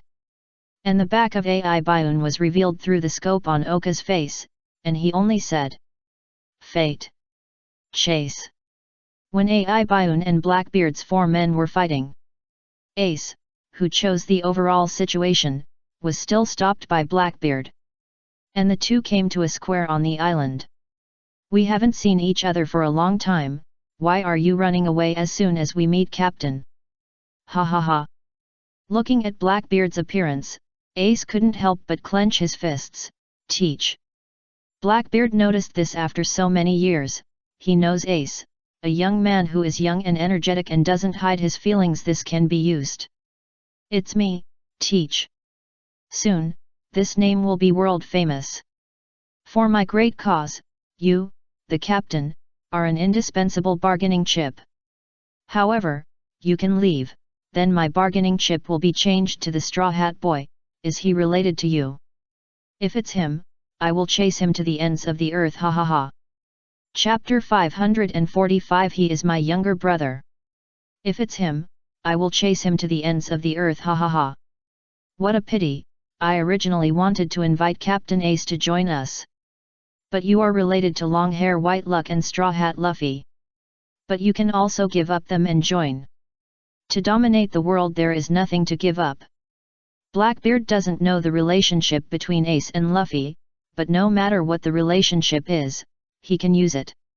The purpose is to provoke Ace to fight him. Instead of thinking about escaping with Ace's strength, he has to fight and escape at the same time. To be honest, it is impossible for Blackbeard to keep Ace 100% now. But what Blackbeard didn't expect was that Ace laughed at him instead of getting angry. Bayun and Luffy are both my brothers. People like you won't understand, teach. And do you dare teach Blackbeard? The change in address, Ace has completely severed his friendship with Blackbeard after all. If he wants to hurt his brother, how can there be any friendship? Do you dare to go to Luffy, you who had one hand cut off by Bioon? Do you dare to go now? Aren't you afraid that you will lose your last hand? Instead of angering people, he was angered. Hearing Ace's words, Blackbeard's face turned black in an instant. He didn't dare. What he was thinking in his heart now was indeed that he didn't dare. No, it's not that he didn't dare, but that he was not in a hurry, keeping a low profile and then taking revenge. This is his style of doing things, not in a hurry. But now, he really needs to become a bargaining chip for the 7 warlords of the sea. Luffy is currently with Bioon, and they are the only 2 people who are qualified to be bargaining chips on this route. However, Blackbeard is afraid of being cut off by Bioon. Therefore, Ace in front of him is the only chance, otherwise, he must go to the Sabayati archipelago and other pirates who are qualified to be bargaining chips and can afford to offend him now. The only chance? Blackbeard said nothing. Dark water shot. Black smoke came out of his body, a black hole appeared on his right palm. And the suction force exploded. Ace's feet were unstable and he was sucked away instantly the moment Blackbeard's palm touched his chest. Ace could indeed feel that the ability of the flame fruit in his body was disconnected in the past. Only a thought was needed to show the flame, but now it is useless. Haha, this is the power of the dark fruit. That bastard long-haired Bioon must want to replicate this power. Ugh. As Blackbeard was talking, he was stabbed by Ace's dagger near his armpit on his left chest. The dark fruit can only make the power user lose their power, not make them unable to move without the power of the fruit. There is still a knife. Even if there is no knife, the most primitive way of attack is to hit him with a fist. According to Bioon, you talk too much, be careful to die from talking too much.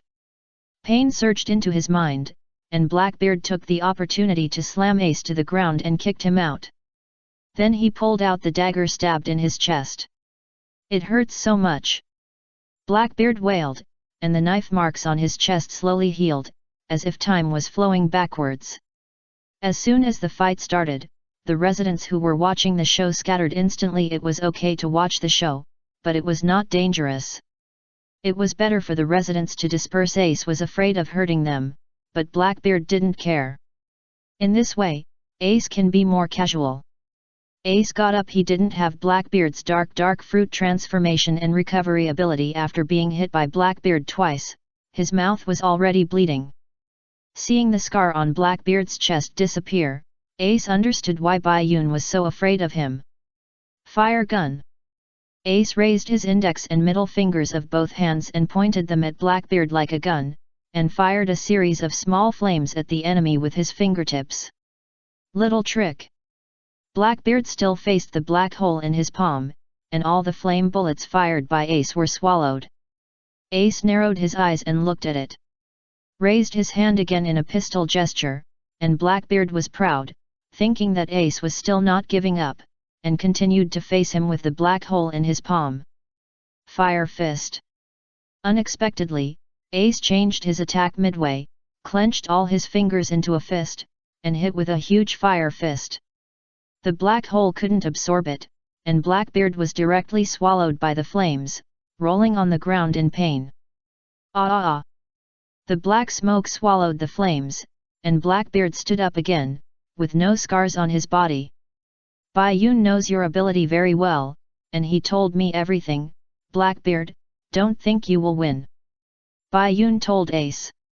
The dark fruit can absorb fruit power attacks, but only in a small range, such as Ace's flame bullet just now, but it cannot absorb large-scale fire fists. However, the specific size of the absorption still depends on the size of the black hole. Bioon can see the future. He thinks too absolutely, knowing your weaknesses, I may not lose. Ace took off his hat, hung it around his neck and put it behind his back, and took an attacking posture. He said it very confidently. Who is he? Who is he? Blackbeard shouted fiercely. The he mentioned was naturally Bai Yun. Why does he know so much about the dark fruit? And, his ability seems to exist in restraining the dark fruit. Who is he? Here Blackbeard refers to the fight between Mogu Town and Bai Yun's ever-changing bracelet, which always blocked his hand just right. Moreover, the dark fruit has not been born for a long time unless you have a devil fruit illustration, few people know about it. Blackbeard has seen the illustration, and the description of the dark fruit in the devil fruit illustration is not so detailed. He knows it himself, and he has found it out bit by bit over the years. How did Bai Yun know so clearly? He is my younger brother. Fire Fist. Ace attacked again. Blackbeard couldn't just stand there and get hit. So he dodged the Fire Fist. Dark Water. During the dodging process, the suction power of the black hole in Blackbeard's hand exploded again and sucked Ace over. Having been hit once, Ace would not sit still and wait for death. Divine Fire Shiranui. Ace's hands turned into flames, and as he flew, he turned the flames into a spear and threw it at Blackbeard. The flame spear pierced Blackbeard and burned instantly. Blackbeard gritted his teeth and endured the pain, kicking Ace back. Why didn't he use his hands? Because he had no hands. Ha ha ha. Ace was kicked down. Blackbeard stood, but he was panting, with sweat all over his forehead, which was the result of mental damage. Even if you know the weakness of the dark fruit, so what? How many hits can you take, Captain Ace? Besides, there is a more powerful power of the dark fruit that you have never seen. Chapter 546 Destiny can be changed. Moreover, there is a more powerful power than the dark fruit that you have never seen. Rotation Hegemony. When Blackbeard was speaking confidently, Ai Bayun's voice came from behind. Blackbeard was frightened and turned around immediately, but he didn't see anyone. Looking up, Bayun fell from the sky, spinning, and the long sword in his hand was charged and chopped down with hegemony. The black hole cannot be absorbed by the slash. Blackbeard is now missing a hand, so he can only remove the black hole in his hand, harden the armed color and punch upwards, facing Ai Bayun's blade. With a violent bang, the ground under Blackbeard's feet cracked. Take advantage of now. Crossfire. Ace crossed his two index fingers to form a cross and shot a cross-shaped beam of light from his fingers, aiming at Blackbeard. Then a huge cross-shaped flame was ejected along the cross-shaped beam and shot at Blackbeard. Blackbeard felt the attack from behind and his eyes widened. He used his fist to shake Ai Bayun away. He wanted to avoid it, but it was too late. The crossfire was imprinted on his back, and then it burned fiercely, causing Blackbeard to roll on the ground again. Seeing this, Ai Bayun raised his knife and chopped. The blade was enlarged in Blackbeard's eyes. When he was about to chop it down, a bullet came and hit the blade. The power was so great that Ai Bayun's long sword fell out of his hand. Naturally, it was the bullet shot by Oka. The four people also rushed over. At the same time that Oka's bullet bounced off Ai Bayun's long sword, Luffy, who had wings on his back, arrived first and stabbed Ai Bayun with a cane sword in his hand, directly hitting the top of his head. Death torture. Ai Bayun's alarm bell rang wildly, and his feet pressed the air and exploded. Retreating backwards, Luffy stabbed the air with his sword, and it landed on the ground in front of Blackbeard's head. Blackbeard was scared to death. Be careful, Luffy. He, Captain, you are fine. Luffy kept a fake smile to everyone. Who said I'm fine? It hurts so much. But no matter how painful it is, it's worth it to get the chips, thief. Ha ha ha. Ai Bayun and Ace reunited. The Blackbeard pirates reunited. The two groups of people confronted each other again. Ai Bayun also understood that it was impossible for him to stop four people alone, but if he separated one or two more people, it would be troublesome for Ace to leave. Blackbeard's suction is the most troublesome for those who want to escape. So, the best way at present is to delay time. Ai Bayun sent a consciousness connection to the main body of the Seven Water City. Here, Bayun, who was looking for Zoro, received it instantly, stepped into the air and quickly went to the Destiny Crystal Island. Since he was going to delay time, AI Byun started to act. He closed his eyes and took a deep breath, then opened them, and the fear and anxiety in his eyes turned into contempt and ridicule. Blackbeard, who was about to take action, stopped after noticing this look. "Long time no see, Blackbeard." AI Byun spoke with a disdainful look. Blackbeard hated this tone. "Byun. No, this is your clone, it must be you want to trick me, right? Is it difficult to transfer consciousness to the clone? As you said, it was originally one person." AI Byun replied. "So amazing, Byun." Ace believed it first. AI Byun put his hands on his waist. "Of course, I'm so amazing." Blackbeard couldn't stand the two of them like this. "Enough, do you two think I don't exist? Byun, even if your original consciousness comes, what does it matter? Can you reach that level? Even if you can, I won't run away today. Fight to the death, thief, ha ha ha ha, this is a pirate." AI Byun had to admit that although Blackbeard betrayed and did everything he could, his spirit was indeed that of a real pirate, a hero who could take on the world for his dream of ruling the sea. Before he appeared, Byun thought he was a positive character.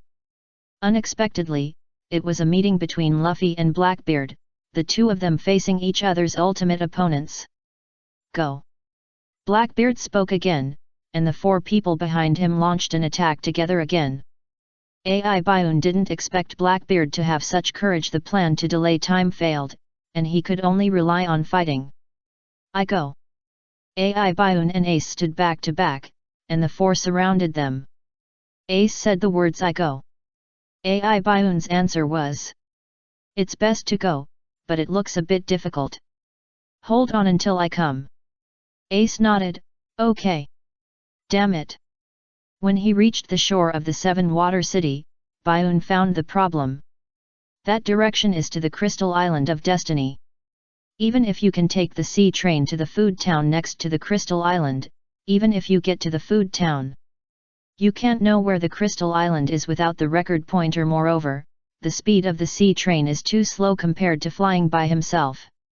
Recovered again. The captain is in pain like a prisoner being tortured, but you don't say a word. You are really a tough guy. Lafitte, Poison Q, and Badgers besieged AI Byun. Blackbeard is still one-on-one with Ace. Oka assists remotely, and it depends on his mood to assist which side. The 15-minute dark fruit time limit is running out. If the time is up, it will be even more difficult to deal with these three people. I am afraid I have to die. Not only that, at this time AI Byun received the consciousness of the main body saying that the specific location of the Crystal Island cannot be confirmed.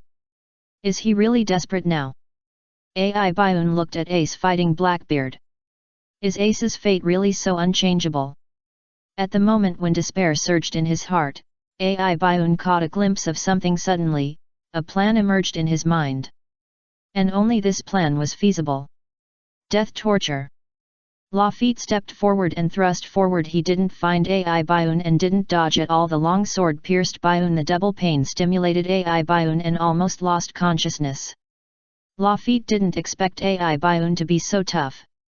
AI Byun naturally couldn't take a knife for nothing. He clenched his palm into a fist and hit Lafitte's abdomen. Fishman Karate Tankao Zheng Chuan. The low-level mastery of Fishman Karate plus the power of the clone. This punch did not cause much damage to Lafitte, so AI Byun punched out and quickly changed his fist into a hand knife. Baguio. After 2 attacks, Lafitte finally broke through the defense and retreated with the sword. Although it was pulled out instantly, the pain did not disappear instantly.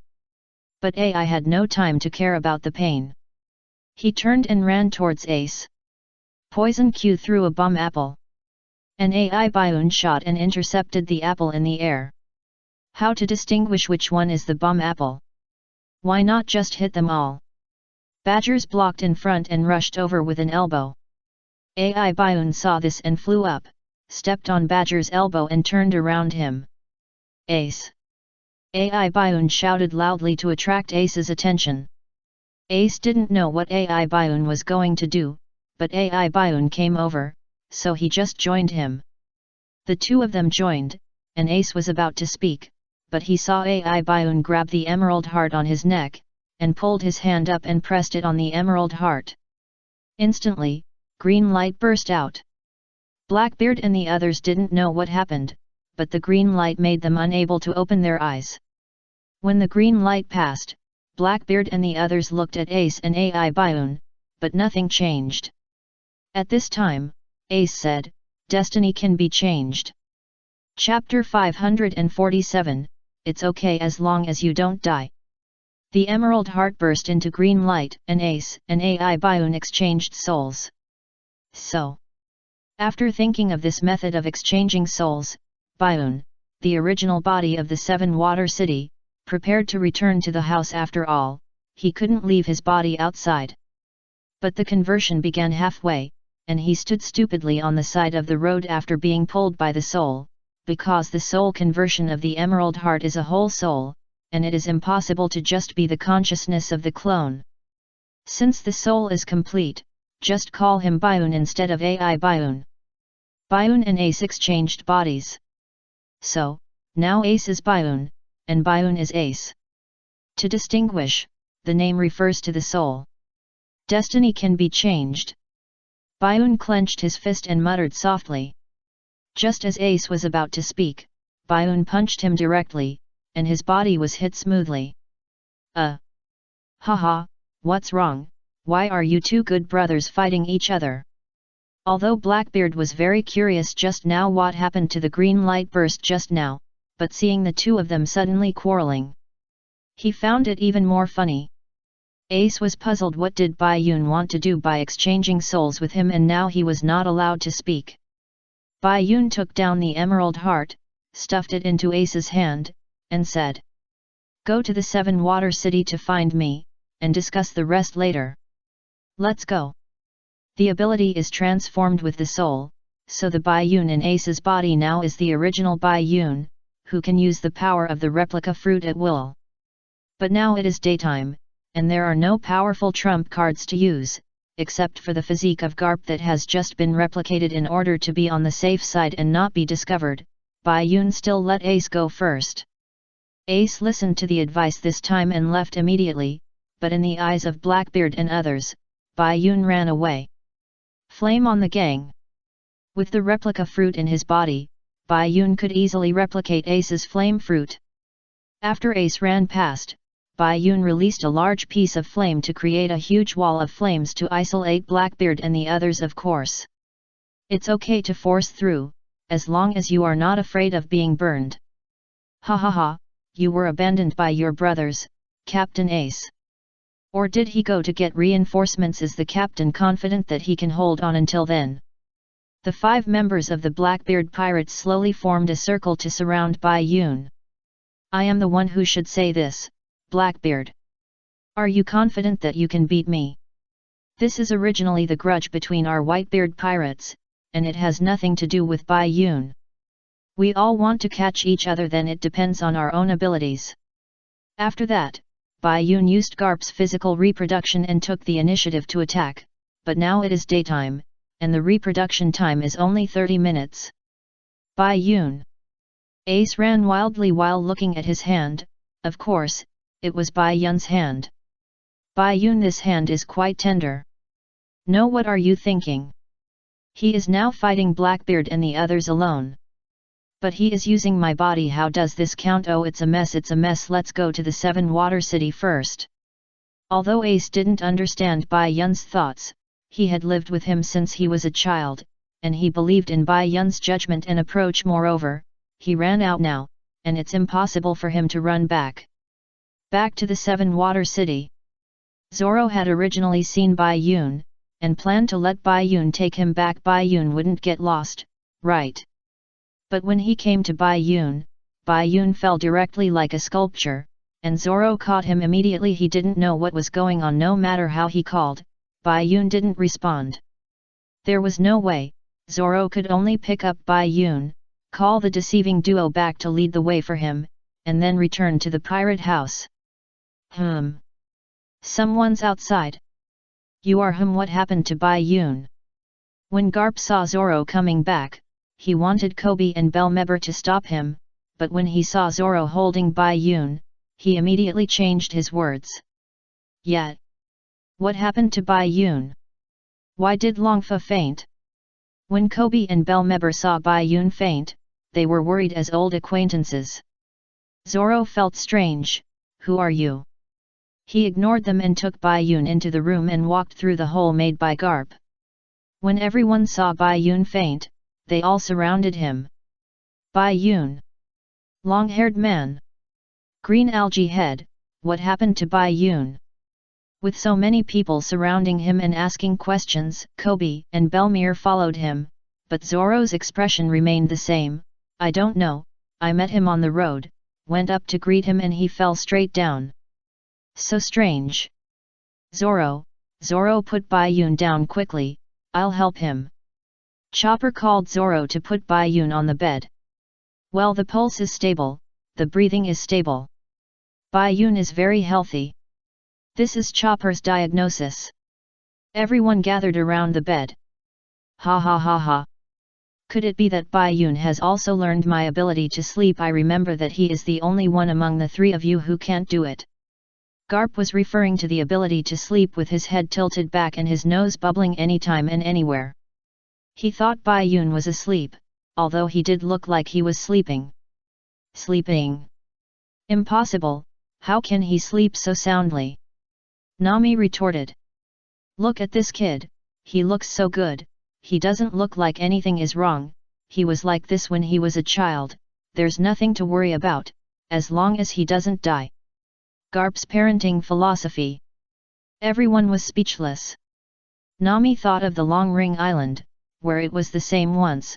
Could this be the same situation? Last time Bai Yun woke up and nothing happened. Let's wait and see. Vice Admiral Garp is right, Bai Yun doesn't look like anything is wrong, you don't have to worry too much. Yeah, this guy can't just die like this, it shouldn't be possible. Kobe and Bellemere spoke again.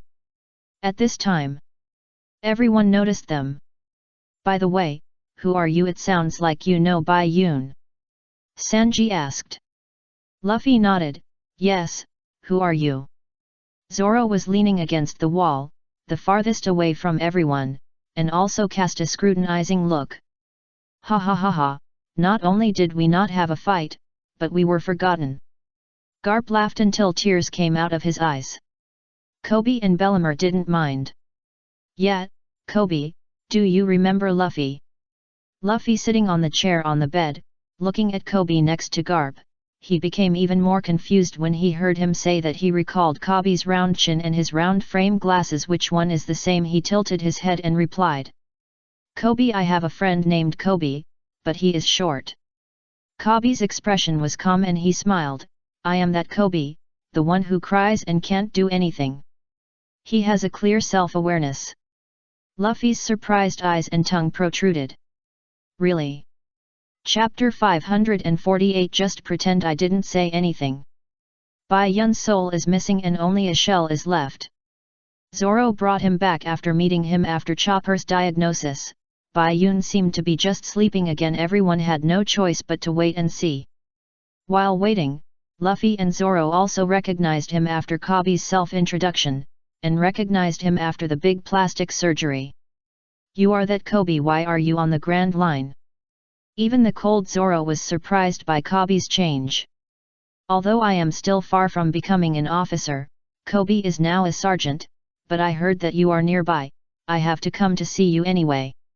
I am where I am now, thanks to you too. After saying that, Kobe raised his hand to salute, the Navy saluted the pirates. Bellamy Bear also found a way to interrupt, I don't know how good you are now, I really want to learn from you.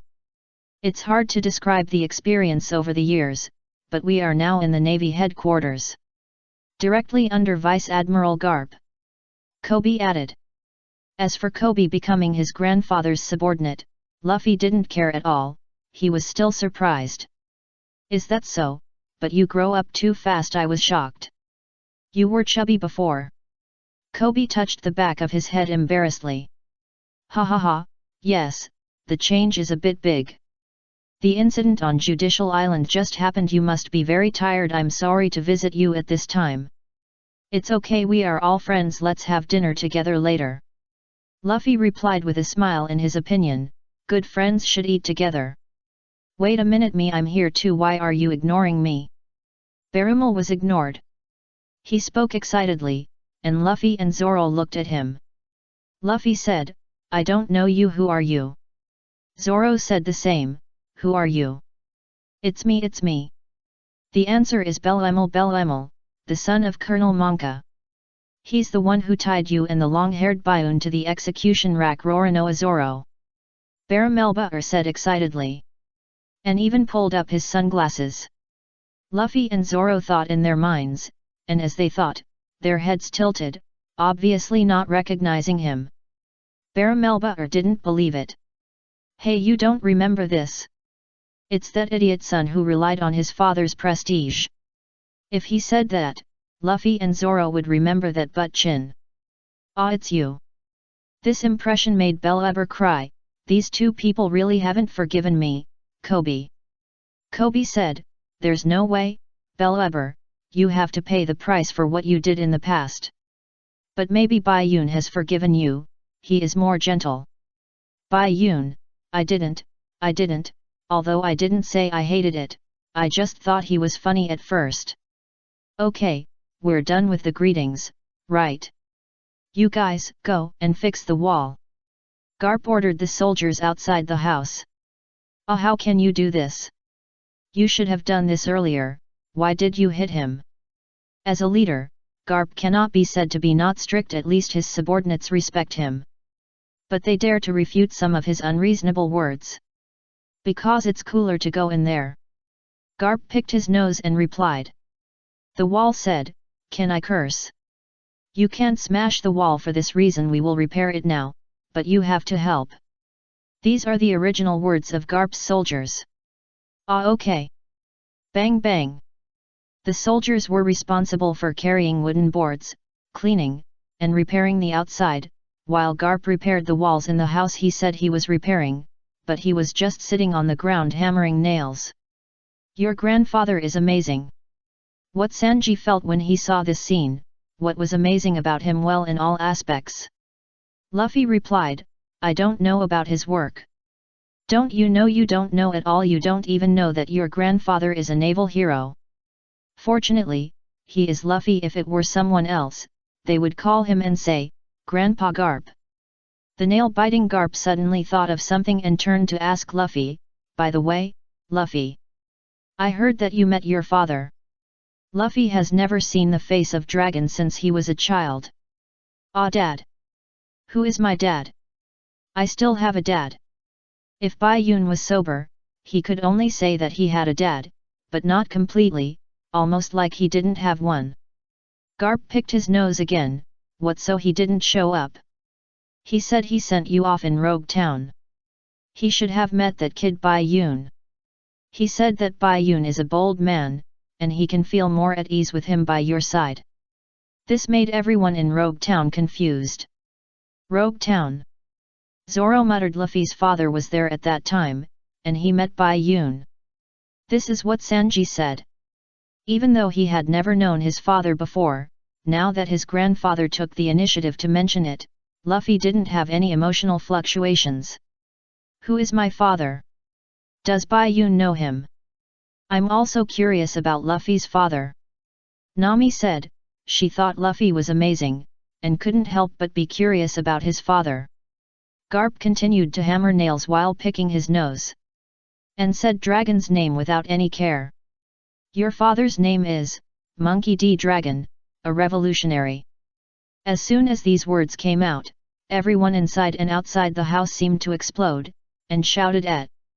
But if you want to talk about fear on faces, it's still the Navy's faces. No one in the house had any fear. Kobe and other Navy officers were terrified, but also surprised. The revolutionary Dragon has a son. Luffy is Dragon's son.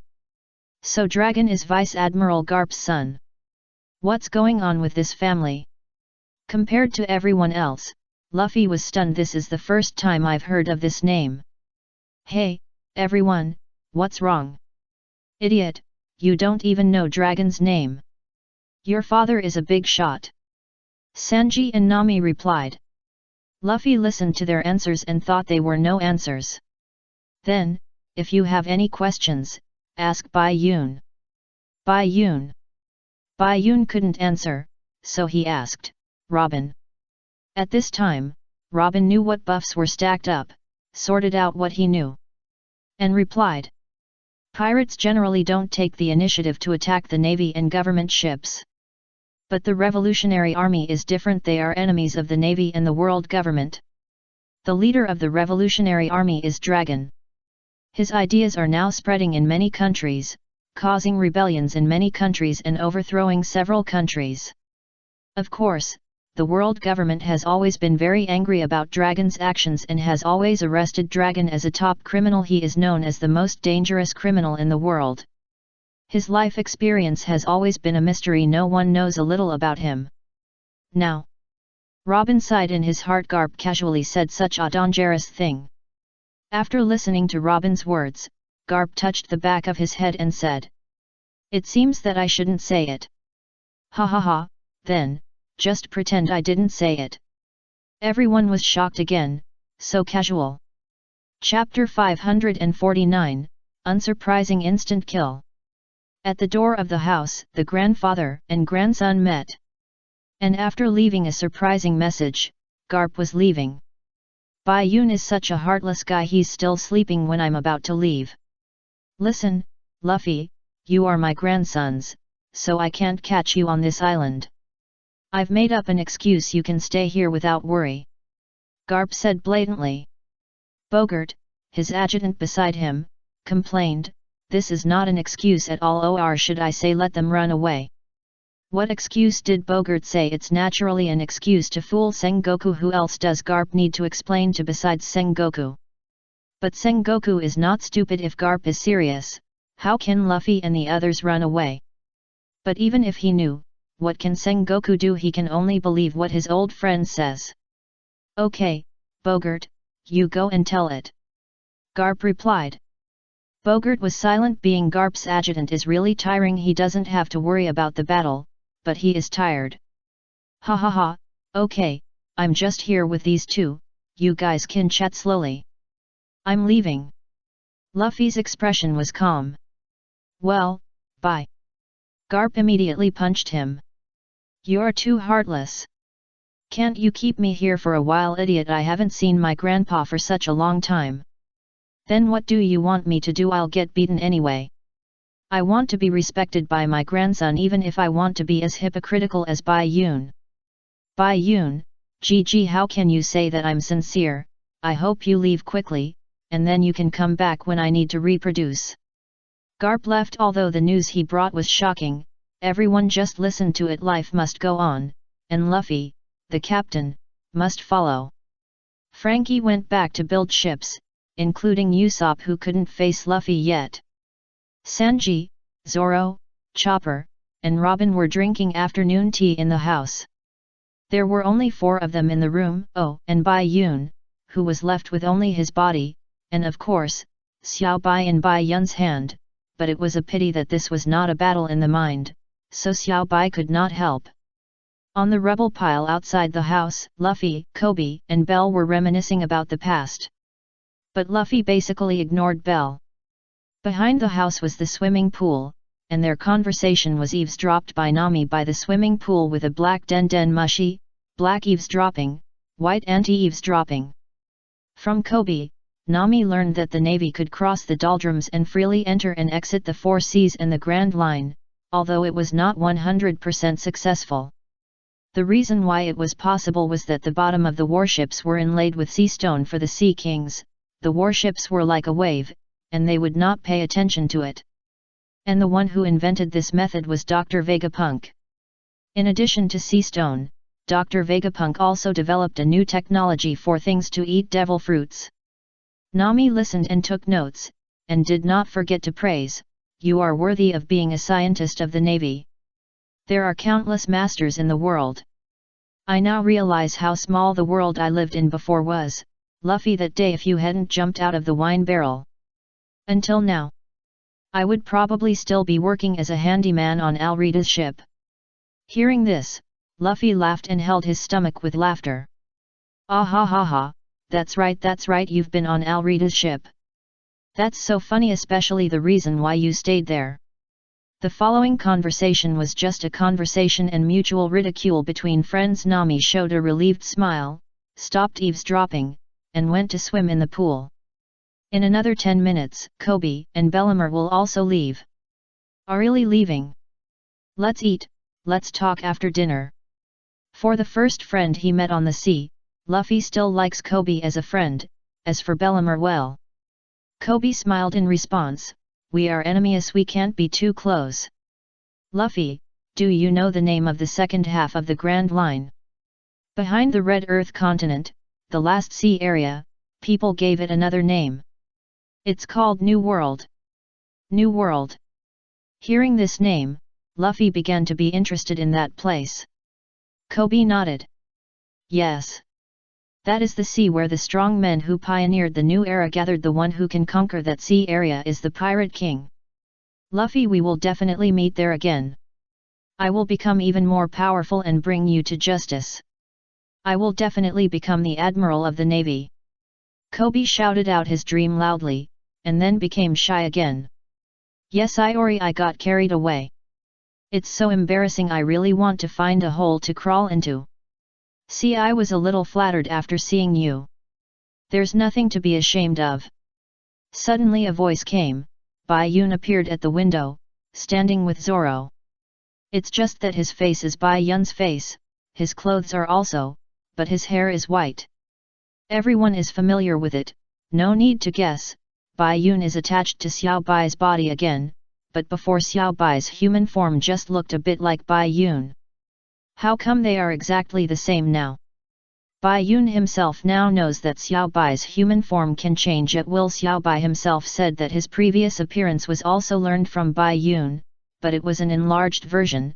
After all, it was more than 2 meters tall. Bai Yun was curious. You don't have your own appearance? Xiao Bai's answer was a smile that seemed very mysterious. Bai Yun, you woke up long time no see, but your hair. Kobe greeted immediately. Bellemere followed, and pointed at himself with both hands expectantly. Bai Yun smiled back. Long time no see, Kobe, you have grown up. And your butt chin, it's you, right? Well, your hairstyle has changed, and you cover your eyes, it's really you can see more. It would be better if your chin could change, too. Bellemere was not interested in what Bai-un said, he was just touched that Bai-un recognized him. Thank you Bai-un. Let's get back to business.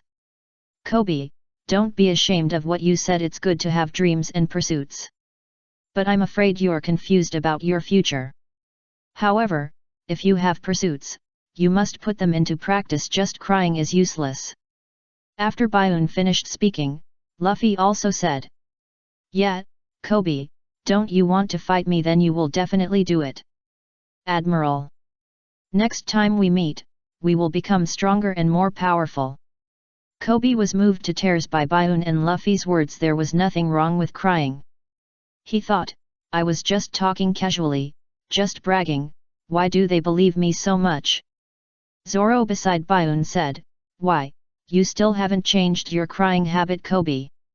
Kobe fell down directly, caught off guard by such a gift. It's great to meet you again today.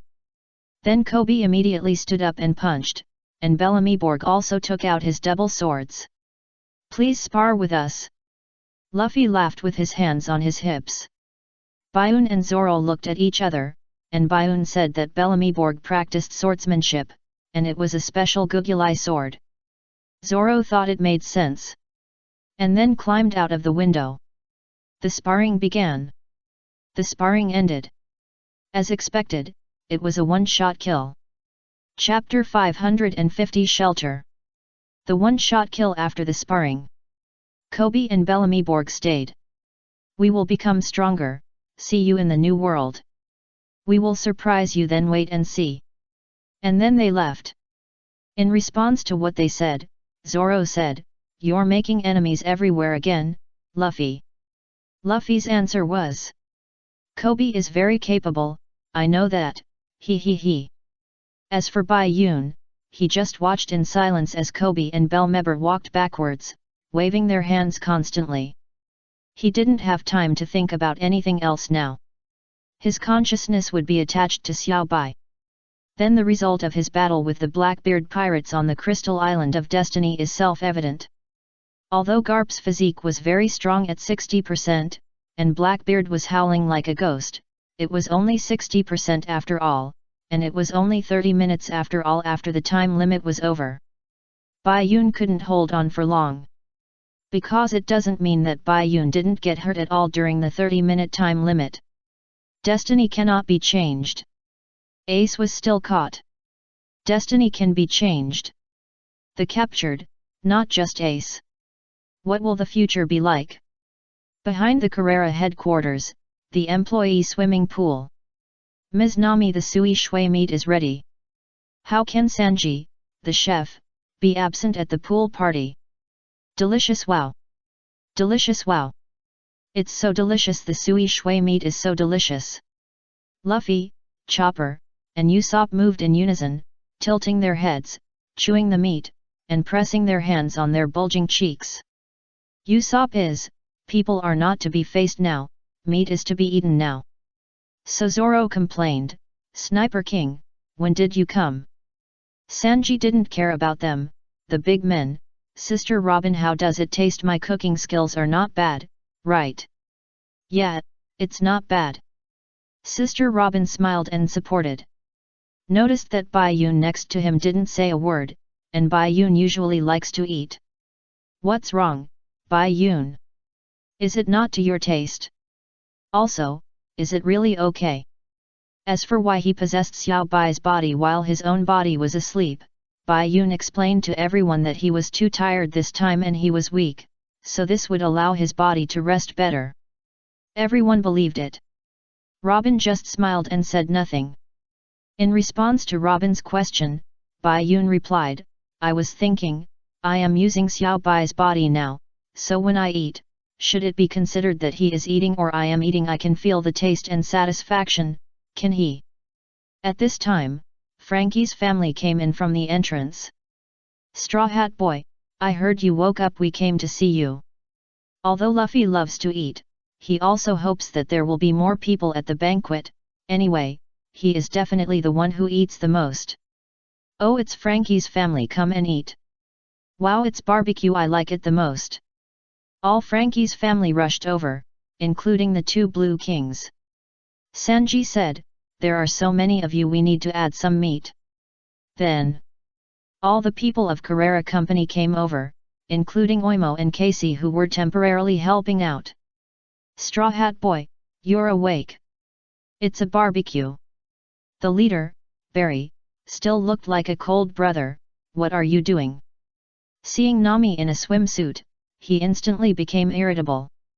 What are you wearing, you shameless woman? Nami said, this is a swimming pool, big brother. If you don't wear a swimsuit, do you swim wrapped in a quilt? It smells so good. This is what Iceberg said. When Iceberg came, Frankie also appeared. After all, they built a ship together. Stop shipbuilding. It's a waste if you don't eat it. There should be a place for me. Zanbei said, big brother, we're waiting for you. Sniper King climbed onto the platform. I don't know why there is a platform in the swimming pool. The strongest Sniper King, let me sing a song. The whole swimming pool was already full. Luffy saw that everyone was here, and his smile was harder than axe. He. Let's have a party. The lively party started. And the laughter spread outside the Seven Water City. Robin might not be used to this large-scale party, yet she leaned against the wall in the shade with a cup of black tea. Suddenly, Aokiji's voice came from behind. Robin was so scared that she dared not move, and Aokiji's words also told her not to move. Stand still, Nico. Robin. You are Aokiji. The two of them were facing each other with a wall in between. The cheers inside the wall continued, and it was quieter outside the wall. Why don't you run away like before? If you are alone, you should be able to escape from CP9. Aokiji asked a question. Robin looked at everyone in the center of the party escape at that time. Even if she wanted to escape, Bayun would still follow her. I said I'm different from the past. I can't watch them die. I can't do such a thing. Aokiji was silent for 2 seconds after hearing this answer. The giant who died in the O'Hara incident 20 years ago, Haguval D. Soro, is my good friend. That day, I followed his advice and let you go from the island. I have an obligation to monitor your life. But in 20 years, you really haven't found a place to live. You hide here and there, like a time bomb. I decided not to leave you alone. Besides, you don't even want to live anymore. I think it's time for me to end everything in O'Hara. But I didn't expect CP9 to fail miserably. Have you finally found a place to live? Robin was silent for a few seconds, and then only answered with one word, but it was an extremely firm word, yet. Is it right or wrong for Soro to let you live? You will let me see it in the future, right? That's right. Then you must live strong. O'Hara is not destroyed. It's time to go, otherwise, the guy on the top of the wall is staring at me. You two are a big trouble for the Navy. Aokiji said, and then walked forward. When Robin heard what Aokiji said, he immediately looked up and saw Bayun with white hair sitting on the top of the wall. Bayun noticed Robin's sight and gestured with the red tea in his hand. Robin was stunned for a moment, then smiled and raised the red tea in return.